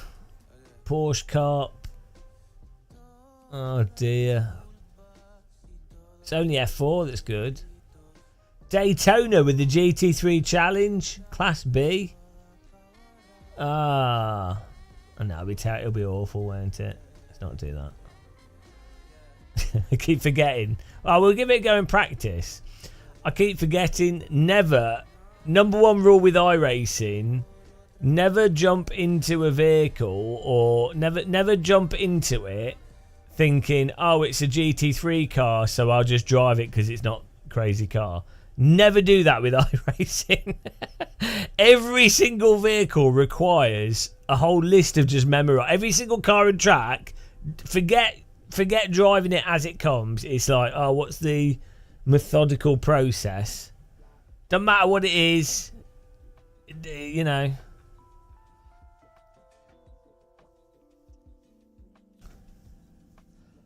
No, I don't.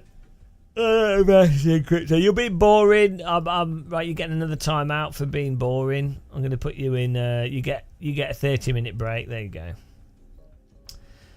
No talk of crypto here. It's lame. Crypto is just lame. Lame crypto. It's my review of crypto. Lame.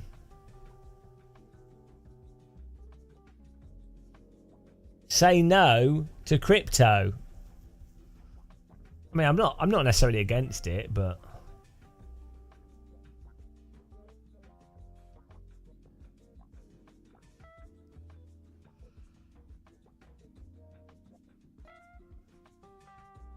yeah. Just think how much environmental damage has been done by Bitcoin. You don't understand its future. I know, isn't it? It's stupid, isn't it?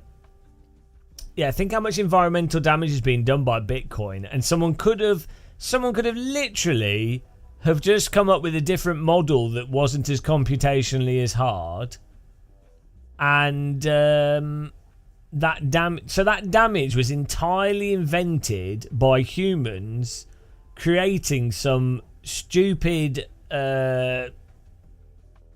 virtual currency. Like, that was entirely... all that damage and waste and whatever is all... No one's really enjoyed... Like, you could argue, well, graphics cards do a lot of damage, but people are enjoying playing video games. Like, there's an actual thing that you're doing with a video game, right? So, fine, you know... I'm sure there's better things, but a cryptocurrency, nobody is actually like, they're enjoying getting richer potentially, but that could have come from a less environmentally damaging crypto coin. Yeah, I mean, on the positive, let me try and be positive here so I don't jump off a bridge. This is requiring more and more effort every day. Every single day I have to think to myself, right, let's try and be as positive as possible about this terrible situation that humanity's created for itself. Dear God, why are humans so dense? On the positive, us deciding to want to use shitloads of electricity for pointless stuff, or maybe not pointless stuff, but a lot of it is pointless. It's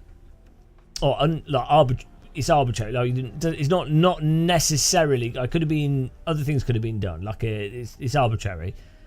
On the positive, maybe that's what it takes to start building more nuclear power stations, or to have more solar panels, or to just, like, the fact is, the power requirements cause you to move away from fossil fuels because there just isn't enough fossil fuels. So rather than it being, let's save the environment, it's like, oh no, actually we need to use other technologies. And but I mean, look at the fires in America and how people are not connecting the dots between how that's related to global warming, piss poor planning, shit government. It all get blamed on the wrong thing. And I was saying it earlier, isn't it insane that if a brown person had blown up those houses and the same number of casualties had happened, America would spend trillions, billions, if not trillions, on a war to avenge the people that destroyed the rich houses in Los Angeles, right? But because it's global warming and cancelled insurance on properties and individual private owners that'll have lost their houses and stuff, and you can't pin it on a brown person or a foreign country, they're like, oh well, guys, can't do anything about that. So people are so stupid. It's I mean, what can you do? What you consider the Starship program, eh? would I consider the Starship program a waste of power and resources? Not necessarily. If we were also doing other things, so I would say there's a hierarchy of scientific research and resources and how you use those, and space exploration, and there's a hierarchy of what's important. So using robots to do scientific discovery, like International Space Station things and low Earth orbit, and there's a whole bunch of stuff that it's worth doing. Like, why not?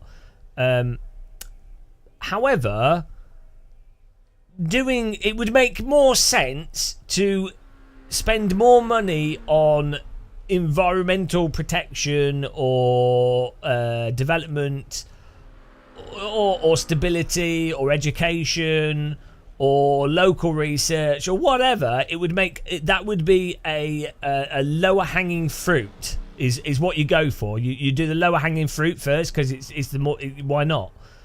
But so I'm not against something like a big spaceship, because I'm not. It's a bizarre, it's an arbitrary and bizarre thing to go for first. Well, Ben, that's what I was talking about this earlier. Like, the problem isn't information. The problem is there's so much disinformation and bollocks that you can't act on, and it's just noise, and it's actually promoted and purposefully put out there as noise. It's part of the way that it works as a propaganda tool and as a way to allow for dishonesty and fascists to take control. The problem is, though, it's getting harder and harder to avoid that disinformation, even if you're someone that has reasonable critical thinking skills, so you can identify that disinformation very quickly. Like, you're like, oh, that's obviously disinformation. But, like, you've got the tools there. It's getting harder and harder to actually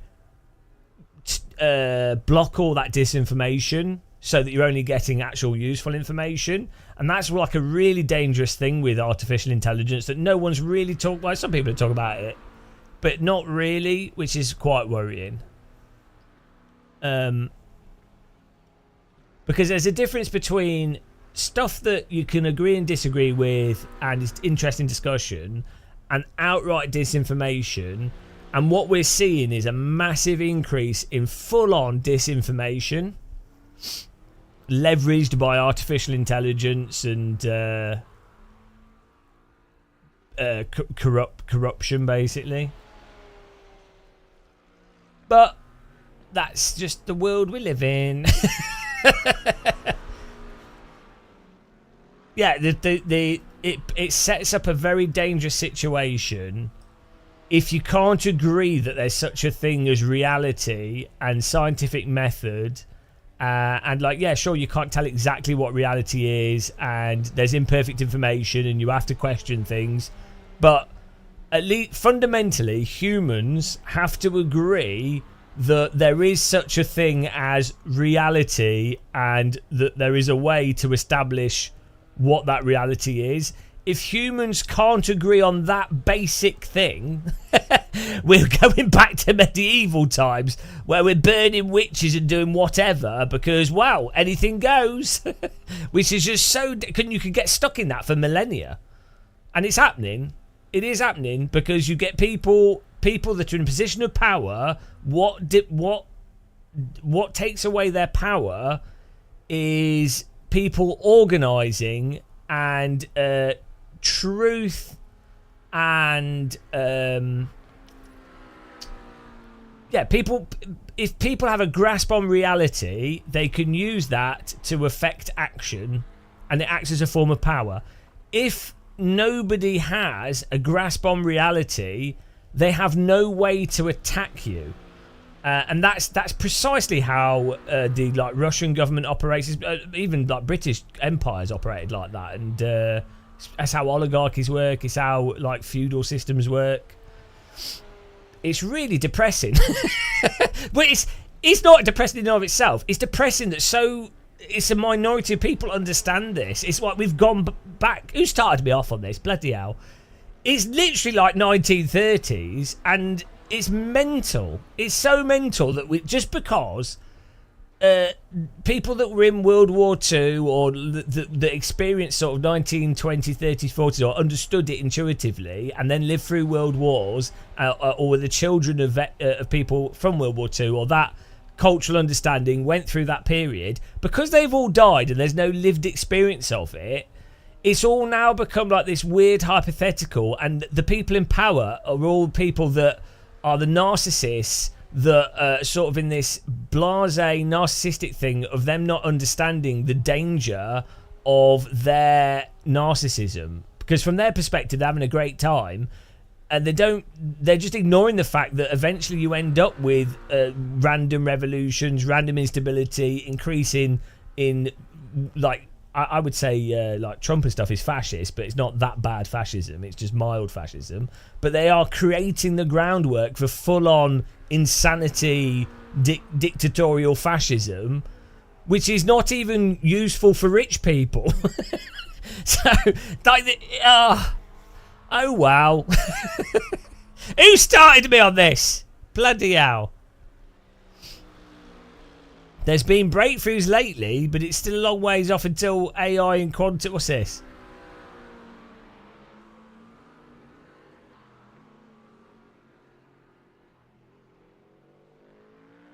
Weak leaders cause wars? What? No, it's just a lack of... it's corruption, ineffective, like lack of actual democracy, lack of systemic protections, a lack of grounded, like using actual scientific method to make decisions, wealth inequality. That's what causes wars.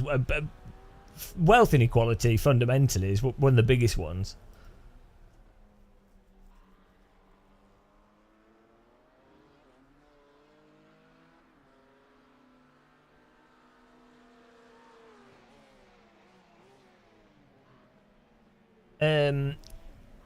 Yeah. Good times. It's good times. It's all good. I mean, what can you... There's nothing you can do. You might as well just... You enjoy the ride, eh? Maybe... I mean, it's probably better if you didn't understand it. Well, yeah, you know. If you didn't really... If you hadn't really read a lot of history and you didn't really see the inevitability of stuff, you'd be ignorant to it, and then it would happen and you'd be like, oh shit, this is bad. But you wouldn't have had like 20 years ago and, oh Jesus, this is so obvious.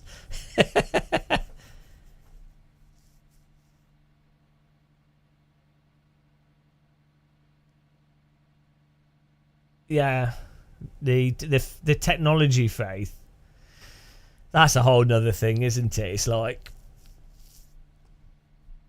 I mean, I can agree in the sense that, let's face it, there could be like a quasar or like a meteor or a super volcano, which if that happened would wipe out all people, and the only thing that would stop that is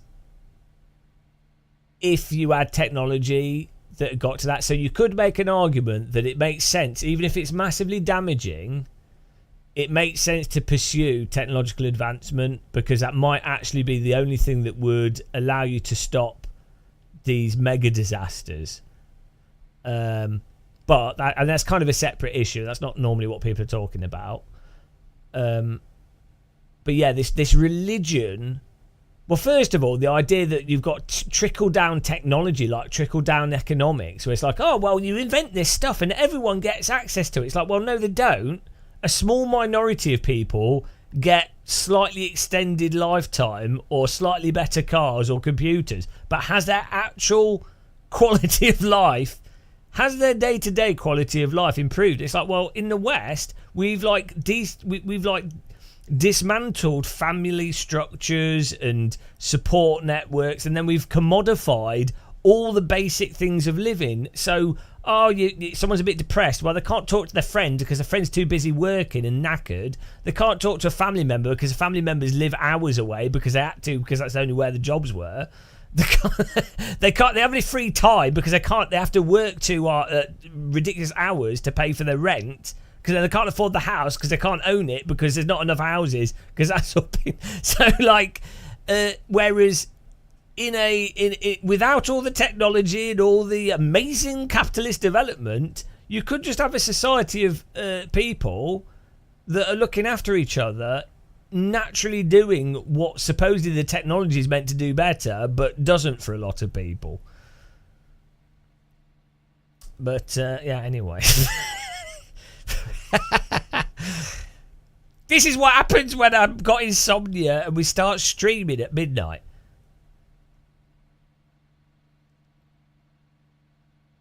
Yeah, the OpenAI stuff's well weird as well. Or yeah, the hello Jimmy Jones, like the whole generative what's it like actual what's it called AGI? What's it? Actual intelligent AI that isn't just an elaborate search engine. I mean, let's say hypothetically, like from my understanding of things, it doesn't seem likely that the large language model, was it like diffuse modeling, the way large language models are like generative AI in the current format, the current paradigm. I don't think it's actually possible for it to be sentient or like actual general AI. It doesn't seem, from my understanding of what I've read into, it's not. So there was an argument that if you just made it complicated enough, eventually you hit an emergent property, and it doesn't seem that that's the case. But let's say it was the case. It's really weird to just be like, oh, well, yeah, let's just try it out, boys. It's like that devil core with the nuclear reaction. Oh, I'll just put my screwdriver here, boys. Let's see. Oh, slipped. Oh, we just killed everyone in the room. Oh, well, I'll die. Oh, well. Oh, whoops. Oh, just made nuclear bombs and we've just blown the planet up. Oh, what a shame! Whoops! Shit, like, why do we let these people that clearly do not give a shit about other people? Why do we just go? We just go to them and they're like, oh, yeah, we'll let them people do whatever they like. It's like, no, we know as humans, we know that there's narcissistic, non-humanist, complete cancerous people that tend to be the type of people that become CEOs of these corporations. Why do we let them do this crazy shit? Like, what, without moderation? It's insane. Oh, they make money for people. Well, do they? They don't actually, do they? They actually steal money. I hate humanity. Who started me on this? I'm trying to have a nice, calm stream. Oh dear. Deep breaths. Deep breaths. It's all fine. Turn the brain off, guys. Turn the brain off.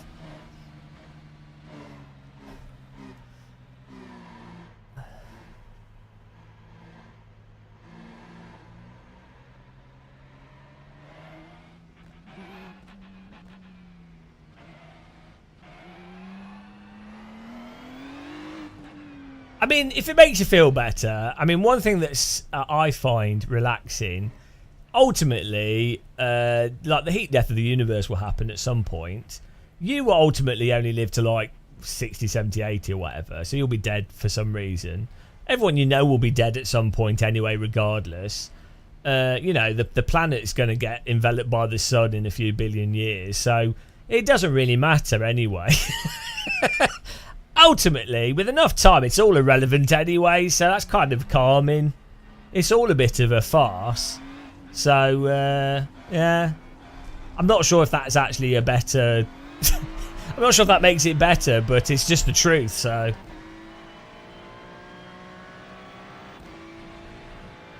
It's just a bit of a shame that... What's the rush to destroy ourselves?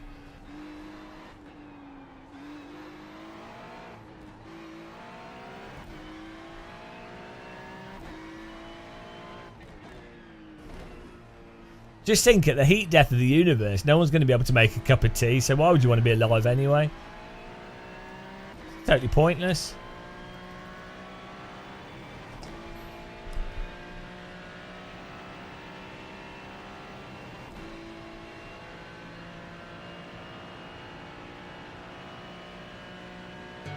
Ah, we got a DD girl. Nothing like some existential dread. DD girl with the DD wheel. What a babe, what a beauty, what a sexy lady. It's a DD girl with the DD wheel. She is in a state of despair. It's a DD girl, a dreamy girl, always requiring 5 watts of power.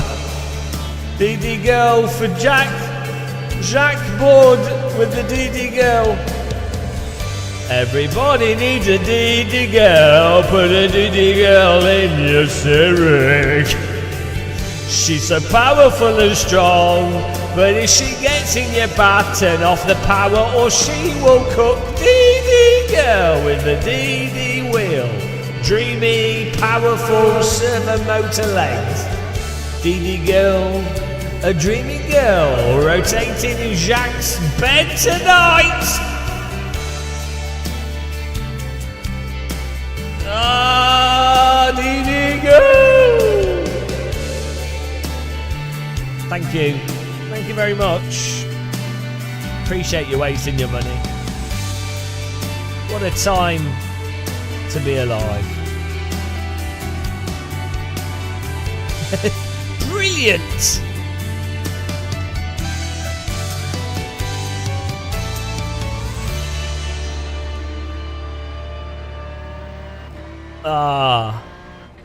Who knows, maybe Kunos will make Evo good and we can be distracted from the inevitability of all the despair.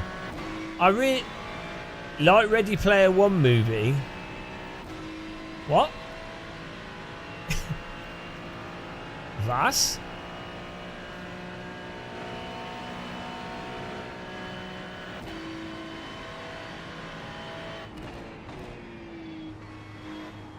iRacing seems to be running a bit better with less stutter again now since today, which is good.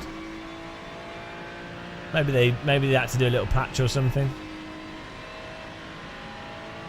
No, the Intel chips, the Intel graphics cards could be quite interesting. And then the one thing I have seen is that Digital Foundry did a little video today actually on the new AMD graphics cards and their AI based like DLSS solution could end up being quite cost effective, and it looks quite promising, to be honest. So yeah, we'll have to see, but it could end up being quite a good solution for a lot of people. Yeah, FSR4, look, it actually did, from the videos it did look quite impressive. Didn't seem to have all the artifacts, but it does require you to have a one of the newer generation AMD cards, which is a bit of a shame. But because the nice thing with the other FSR is that it works on any graphics card.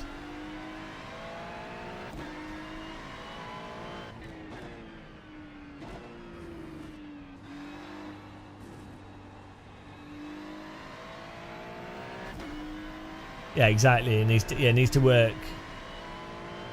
Exactly. I think Niels is like a dirty socialist. Typical. These socialist guys are everywhere, sneaking around with their like open source software and anti-capitalist views. Bloody, you know, they're everywhere, guys. He's terrible. I like how it's really weird how socialism in America is like an insult. How like brainwashed. It's amazing that they've managed to convince people, something that's inherently just like well, first of all, not a singular defined thing, but just the idea of going, well, look, everyone, that you know, there's a societal responsibility and people are interconnected. Turning that idea somehow into a negative so that you can, like, to gaslight people to then justify your system that's directly negatively impacting people, but then they're convinced that it isn't. It's actually, it's so amazing that you can brainwash people so much.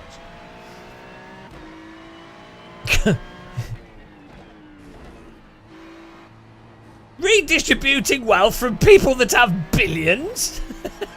Absurd! Bring back the British Empire, I say. I think we should bring back boats and pirates.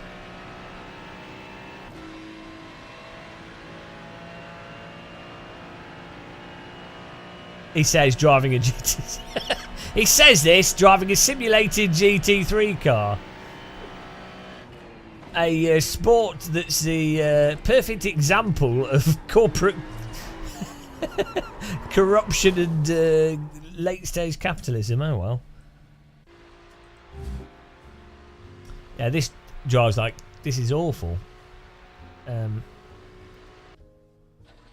Force feedback feels terrible on it as well. GT3 cars end up, because the TC and the ABS, that further mutes the feeling of what the car's doing, and then they're so heavy. They're a really bad car for like actually getting a good sensation of what it's doing. I think they're probably a bit stale in how they actually drive as well. Actually, they're not though. If you watch it on boards, in real life, they really look quite fun. I don't know why they're so bad in simulators.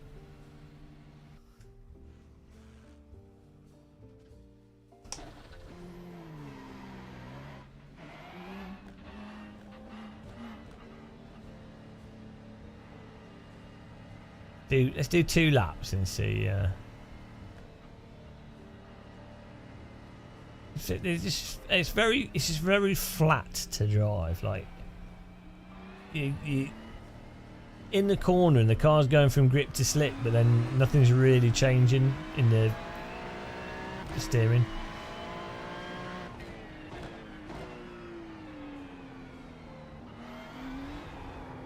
Oh, what is that?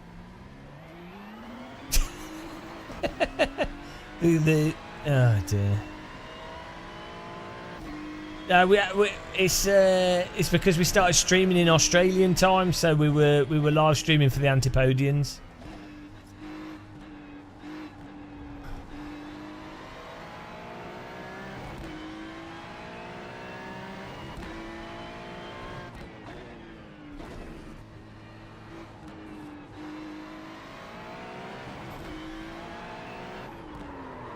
Even this, like, there's no feel for that. This has got TC on it. It's really weird for it to.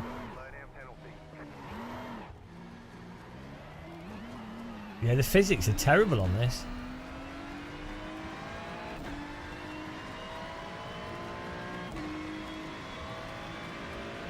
Turn the force field back up a bit. How's the second-hand market? Not too great. Oh. That was me trying to induce clipping.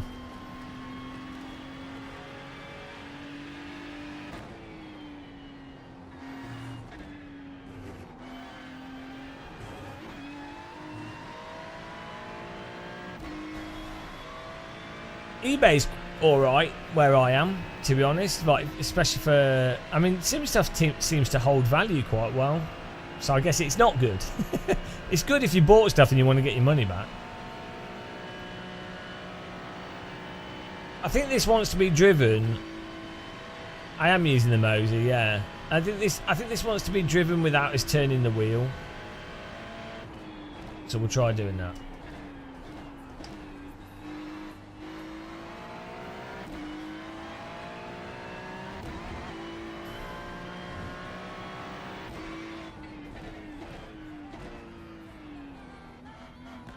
Like the iRacing way. Set an angle for the steering wheel and then use trail braking.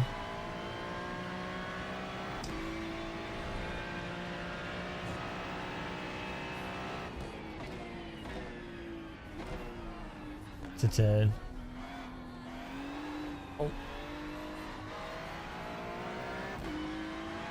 When is the 24 hours of Daytona? I don't really want to do it. I don't know. I don't know if I can take iRacing for 24 hours anymore. What have I done?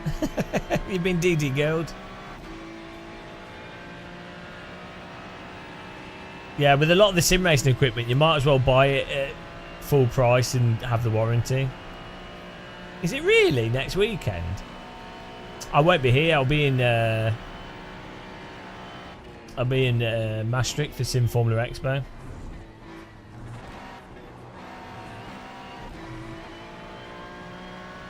We're gonna do we'll do a live stream for the launch of Assetto Corsa EVEO early access, and then we're getting on a train to Holland. I'm well excited. I really like Holland. I like travelling to Europe.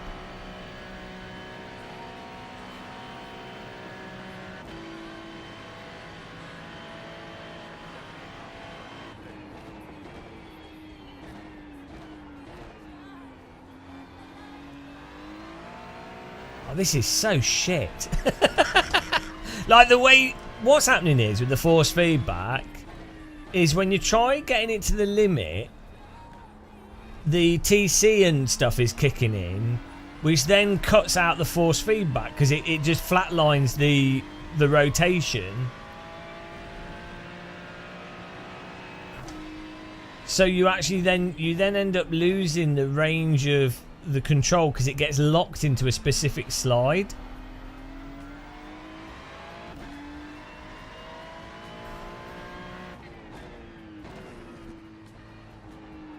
Which then makes what makes GT3 cars in Sims really dull to drive. Like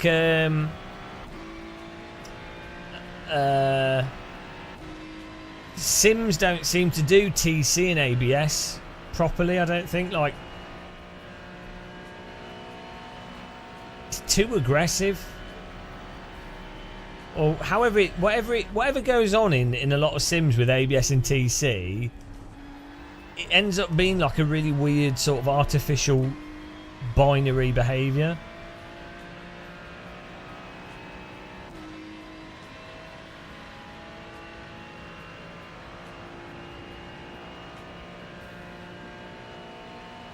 Yeah, I know in real life it's really quite complicated, like the way that it senses it and the speed at which the sensing operates and the degree to which it cuts in, and then also how the team set up the ABS on the cars and the TC. But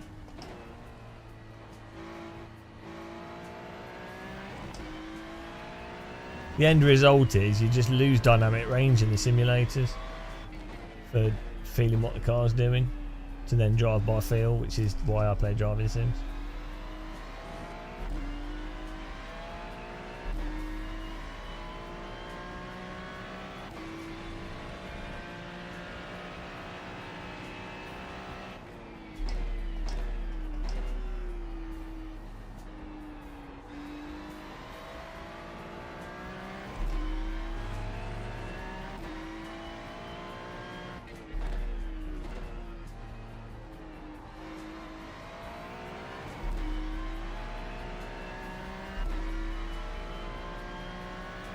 This isn't clipping, but it feels like it is. That's what's weird. And there's a dead zone in the centre here to this car's force feedback. Like it's a zone of play.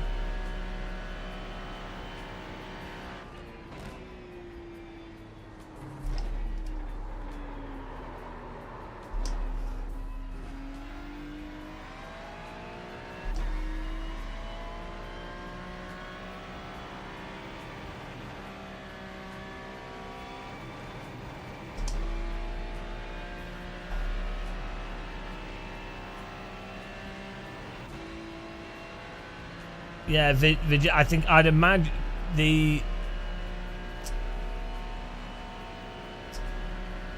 in real life the end result is really complicated, and then simulating it in a realistic way is actually quite complicated.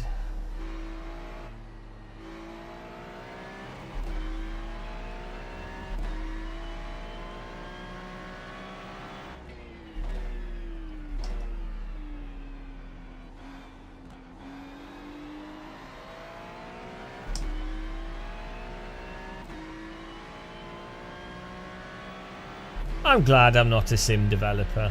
It would drive me mental. Like if I was developing a racing sim and I'm like, right, we're doing GT3 cars. If I developed ACC, I would immediately be like, this feels shit.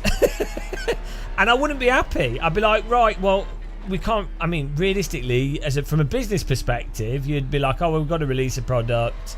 Not happy with it, but obviously, your average consumer's not going to notice.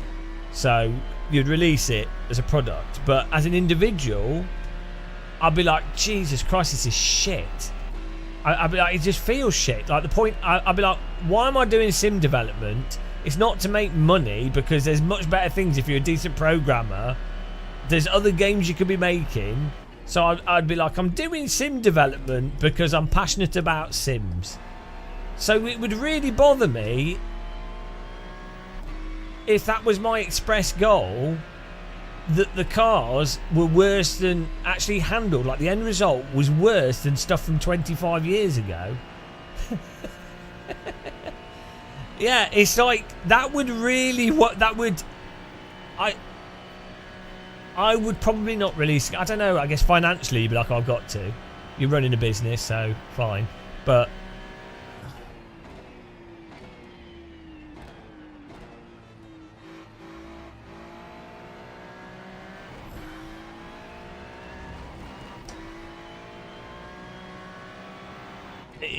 for me personally, it would just really bother me.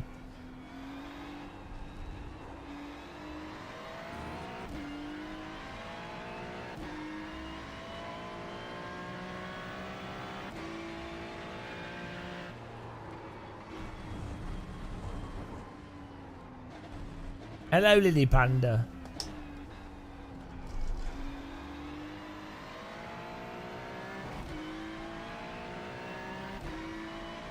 They all peaked with Grand Prix Legends. No, like, it's the same with like the Battlefield games. As I always say, it's like you couldn't be a developer on those projects. You would know that what you're doing is worse than Bad Company and older Battlefield games, and that, as an artist, that would really, unless you're like, I'm just doing. If you're doing it for money, I totally get it. But like,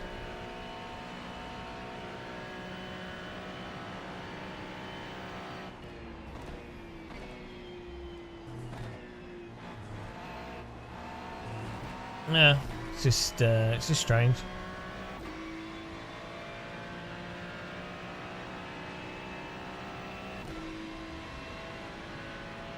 The thing with games development that really sucks is that if you're having to use a game engine, you get stuck into that game engine for like 4 years plus, and there's no way out of it. So like, for example, with ACC, it's not like they could just change the game engine, even if they knew it had massive issues. Or like with Hell Let Loose, it has like a transversal stutter and a whole bunch of issues due to Unreal Engine.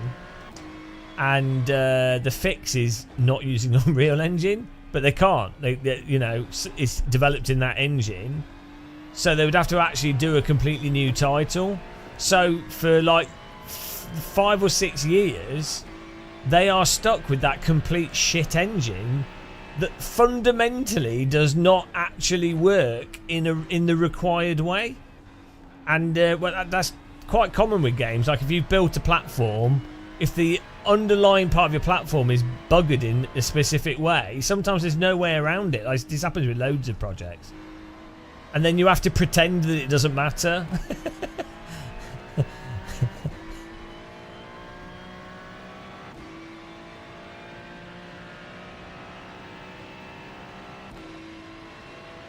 Well, I think you get them in indie. You always get a new turnover of new indie developers working on various things.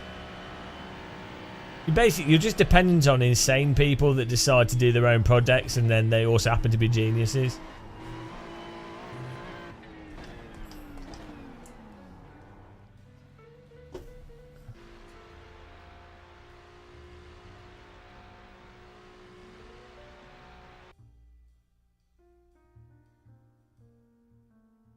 It's a problem of every company. Yeah, no, it's making money is obviously just. I mean, sometimes it can be a good thing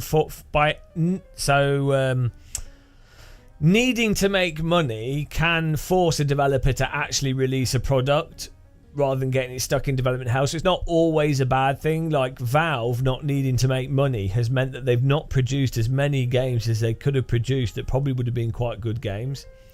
So it's not always negative needing to make money, but I wasn't really talking about that. I was more talking about the reality of highly technical projects.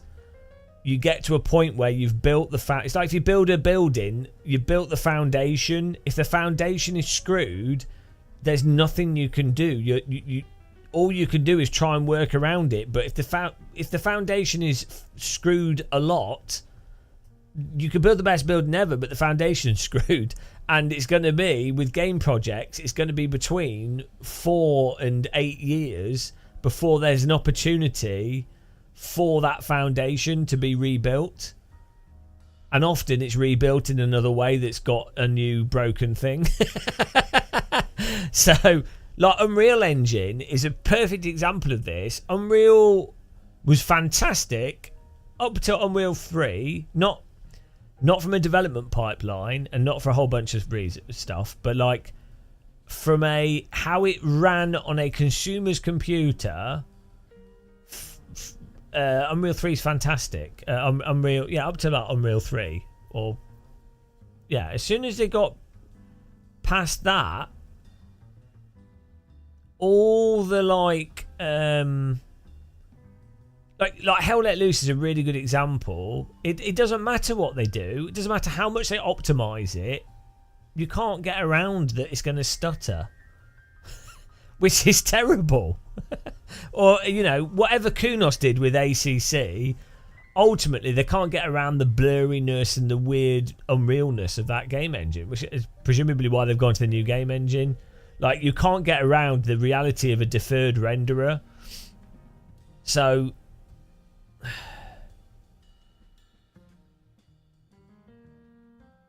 yeah, it's all the... yeah...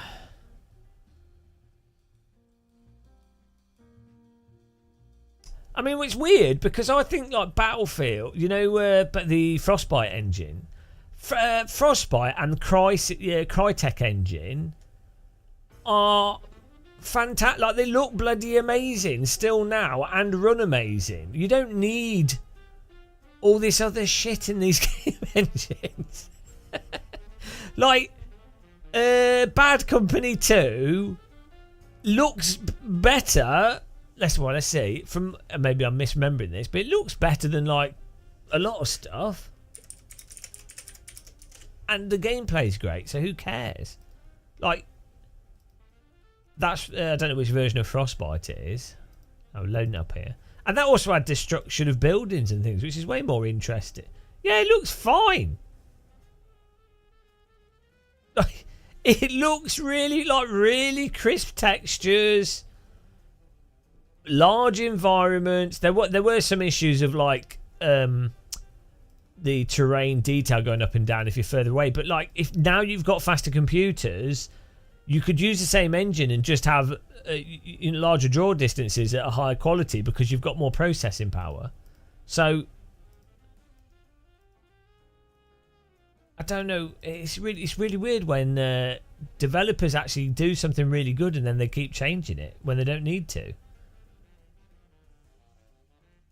Fortnite's using Unreal Engine.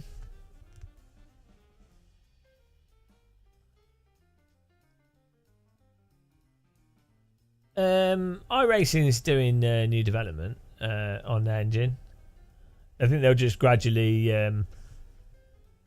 they'll gradually port the game into a new graphics engine, bit by bit, I'd imagine.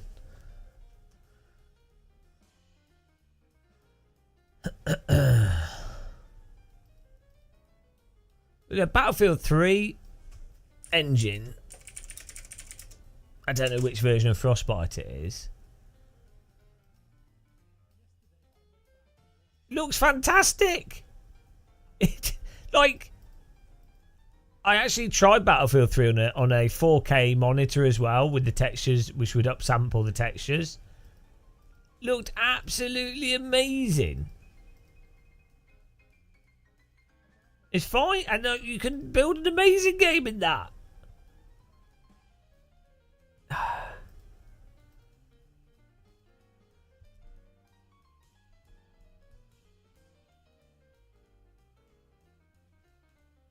Yeah, which it's weird, Buster, isn't it? Because the whole point of Unreal 5, the marketing behind it, is that it runs better whilst looking better. But actually, I think the thing with Unreal 5 is you can from a development perspective of putting stupid shit in a game, like adding new dance moves and microtransaction stuff. That part of the development pipeline is you can use less trained staff to do that kind of stuff. So that's the real reason. It's not for the function of the actual player experience.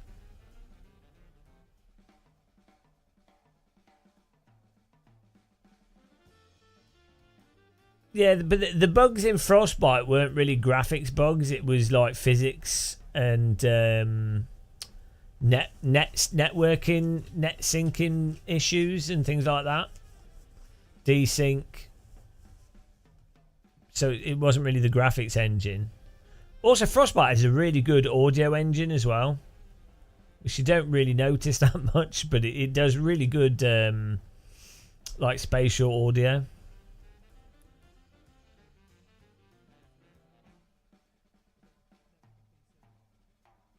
Yeah.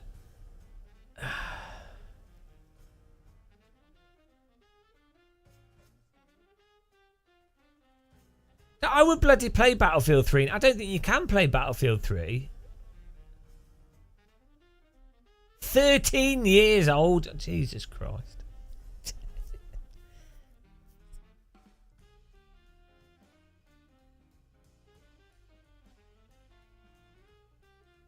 How do they make it worse every game? I was a huge fanboy of Battlefield, going back to the original Codename Eagle. Yeah, iRacing's moving the graphics to like newer engine at the moment, but I think it'll probably take like a few years.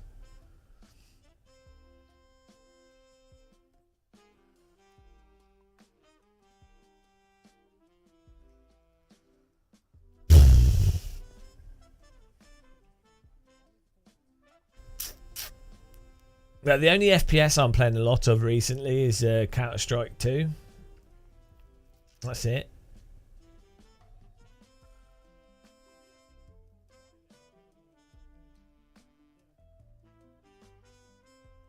Yeah, the problem I found with 2042 is that when it first came out, the map, the core stuff in it was really janky. The player movement is really like spammy, and they sped up the player movement. I think the Battlefield game that's coming out this year, they've actually slowed things down again, which is quite good. But there's just so many people cheating in it as well, which is a big problem. I'd imagine EVEO will be using DirectX 12, yeah. Yeah, but Reforger has really bad netcode and all the armor bugs still in it. It was their one opportunity, and the player movement is terrible. The netcode is atrocious. It's so bad. It's like, oh my god, they just don't get it.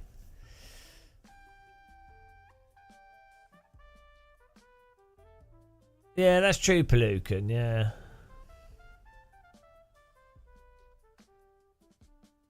It's their last TIL to TIL. Well, maybe they still sell on console, though.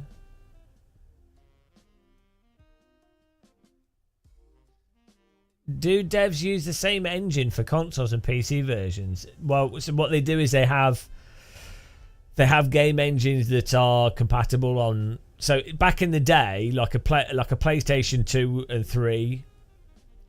were quite different architectures to a PC, so they had to be very customized versions of the game, or completely different versions of the game, basically. Like, it was effectively a different game with the same rules.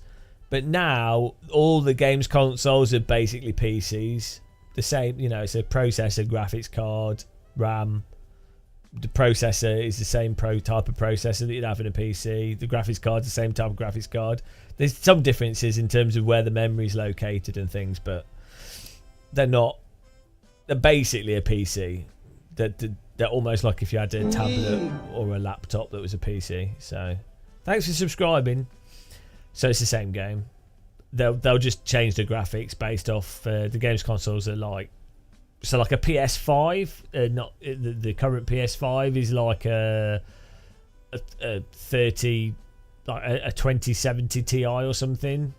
Not 2070, probably like a 3070 or something, give or take, is what a PS5 is with a mid-end AMD CPU and a decent amount of RAM. So you get, you'd get a PS5 is like a mid-spec PC from 2 years ago, give or take. Yeah, the graphics card is built on the same chip as the CPU, but you know what I'm saying.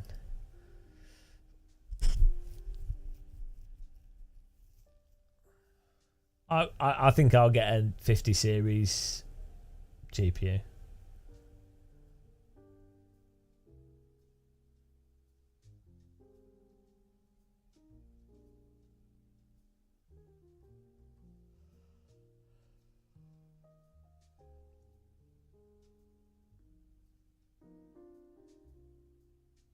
Yeah, it was really weird. It's strange how that happened with game development, because it used to be if you were like an indie developer but you were going to do console development, you had to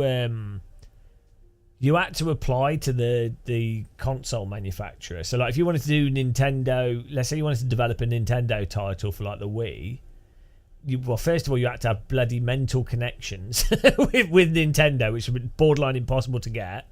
Then you would have to like blag a dev kit, a specific dev kit. Same with like Sony, you would have to have like a PlayStation 3 dev kit, which you'd have to buy as well. I think sometimes the studios got them, but they'd be like ridiculous. And then you'd have to test stuff on that, and yeah, now it's just done on a PC now, which is probably good, to be honest.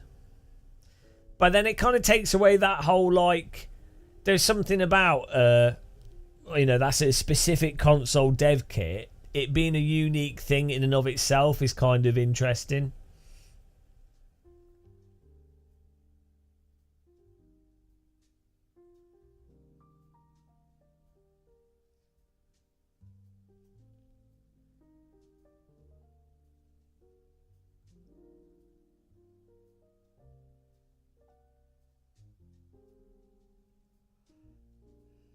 Hello, Daniel Jackson, not from Stargate.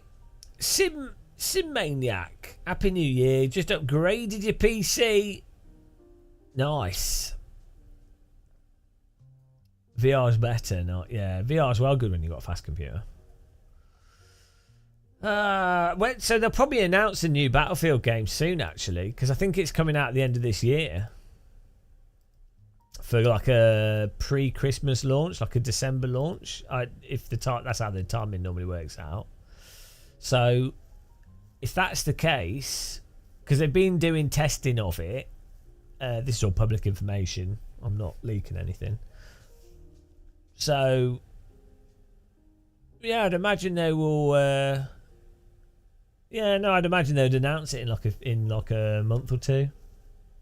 When's like the next gaming event where they're likely to announce things?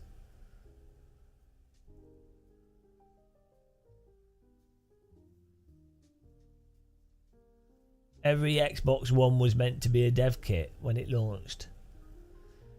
Yeah, well,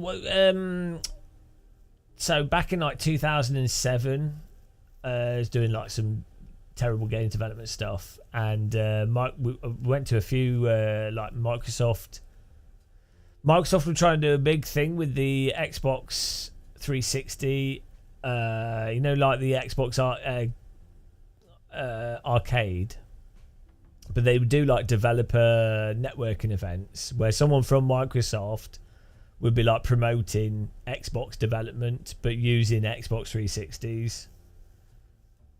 You know, you didn't need a dev kit; you just develop on PC. But then it's weird. Yeah, they were really with the Xbox 360. Microsoft were like really pushing indie development, and then they kind of just went, nah, don't care. So really weird. Yeah, Xbox Arcade was amazing because it actually had really good quality stuff on it. It wasn't just like shovelware bollocks. I did have a load of shovelware shit on it, but a lot of Xbox Arcade games were basically your sort of bargain bin type games. It could be quite good games that are just smaller, and like Geometry Wars, the Marble Madness, a whole bunch of things which would normally be like the sort of £15 games, £10 to £15 games, you know, not like full AAA or whatever, but they were still really good quality, a lot of them, rather than what you get with like mobile phone games that are crap, and the sort of shovelware stuff you get now on even on Steam is just full of bollocks. Yeah, a lot of the Xbox Arcade stuff was really, really good. That's it. That's kind of gone, hasn't it?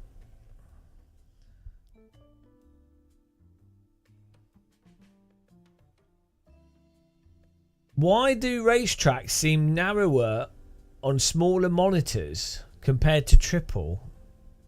Well, probably just your field of view. Like the higher your field of view, the more narrow a racetrack will look, because of probably the vanishing point. And also lack of periphery. If you've got triple screen, you can run a lower field of view, which will then make things feel wider, which is somewhat counterintuitive.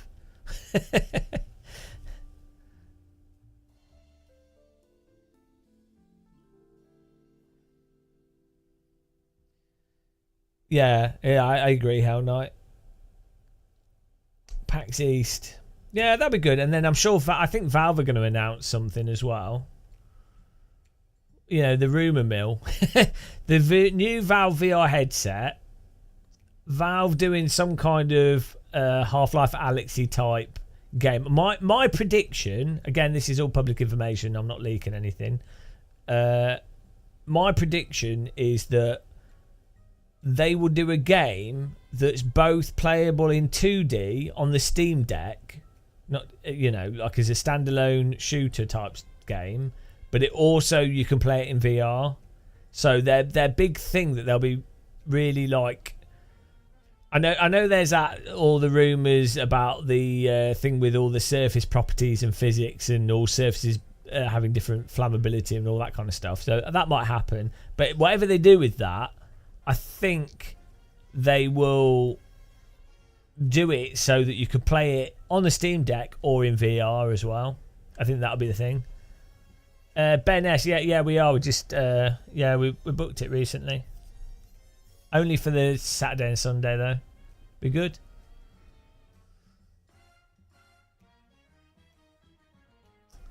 Well, Steam OS they've already got basically on the Steam Deck though, so.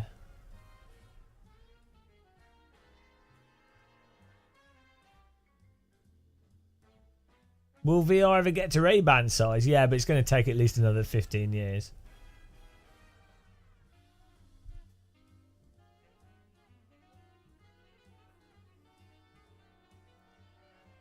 For a VR headset to be like shades, you have to use like what's it called? Where you project light into a what's it called? It's like a display. So basically, you have a projector, effectively, that projects into glass that has loads of different layers to it, and no, not vector graphics. It's a way of. It's a bit like Yeah, like it's a waveguide. If you imagine how a DLP projector works, but then you have multiple layers of that, and it isn't necessarily active. It could be passive layers, but you target those layers, and then there's a whole bunch of stuff that goes on. That's the only way to really do it. So you're basically creating like a virtual lens with a 2D with a 2D plane of glass. Like, it's insane. I can't even. I don't even really understand it, but that's what you'd need. And the problem is you'd need So let's say you had a 4K projector, but that projector is not actually going to be 4K by the time it's projected onto the surface that waveguides all the light. So you need like a 20K projector to have a 360 by 480 resolution output image.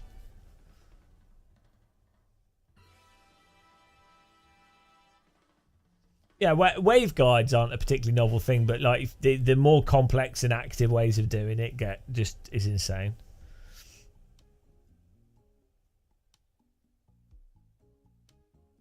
Yeah, the Quest 3 is awesome. Yeah, the lenses are so good compared to Rift S.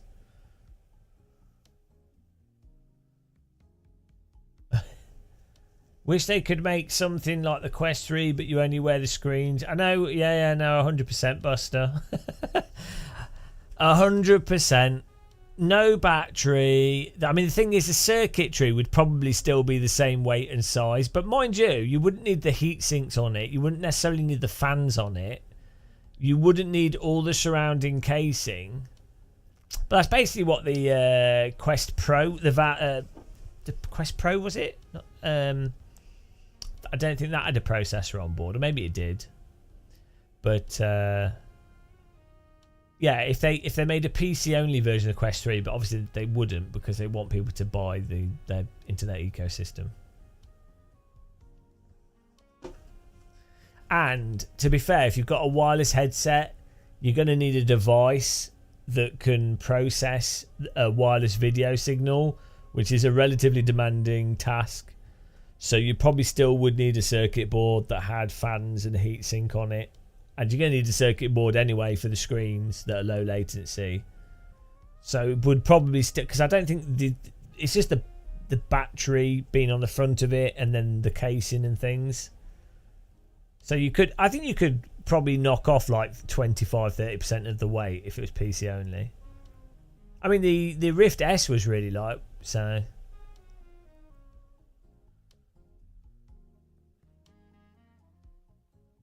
I haven't played the Batman game. No, I don't really tend to play those. I play like light gun games.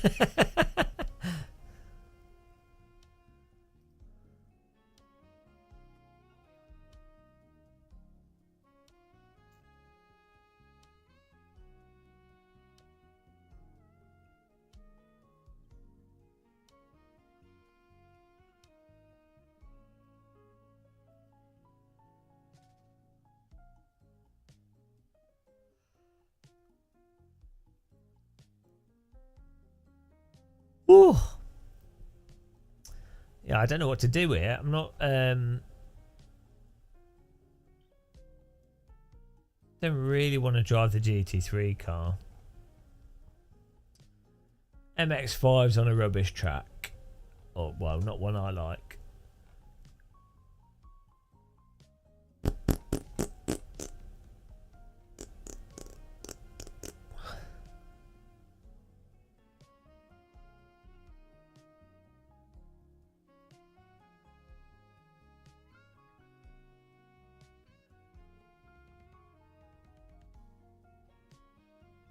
Hang on.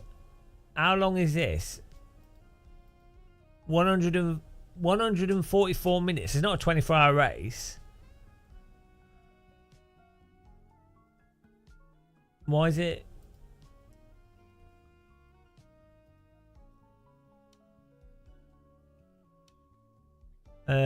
We've done like 10 F4 races today. And we did the Super Formula.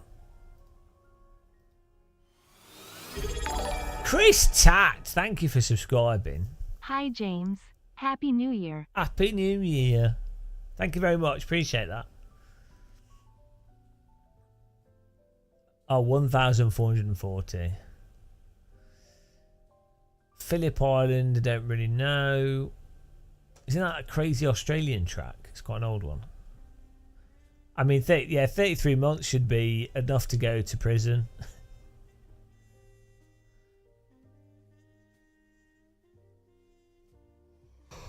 I might just have a break. We have been streaming for 8 hours, so I think that's probably enough. Week. Yeah, I might have some pasta. Attending to tortellini. You can all watch my video, guys, if you want to. Let me link it. You probably don't want to watch it, but like, why are they? What's this thing about women bending over? A counterintuitive way to become mobile. What's this advert? It's got women and men bending and squatting and stuff. This is just like weird. This is just for like 14-year-olds to look at a woman's lower half. YouTube adverts. Why is that being advertised on my video? Bloody hell. Is some squatting for you guys.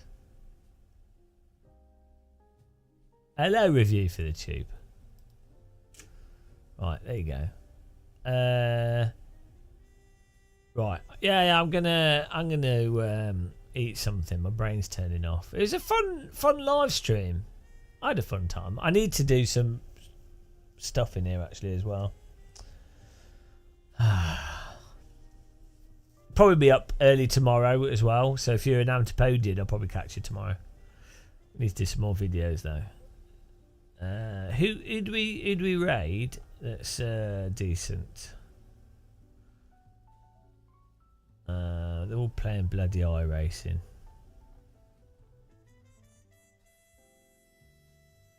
Anyone I know? Who are we following? Oh, Random Call Signs live. There we go. Right. Give Call Sign some love. He's a sexy beast. Why is he wearing glasses? He doesn't normally wear glasses. Oh well. Now he's Random Glasses Sign. I will catch you all soon, guys. Thanks for watching. It's a fun stream. Thanks for the subs and memberships and stuff. Appreciate it. Till the next one. Goodbye. Give Call Sign a follow. He's a good guy. Goodbye to a good guy.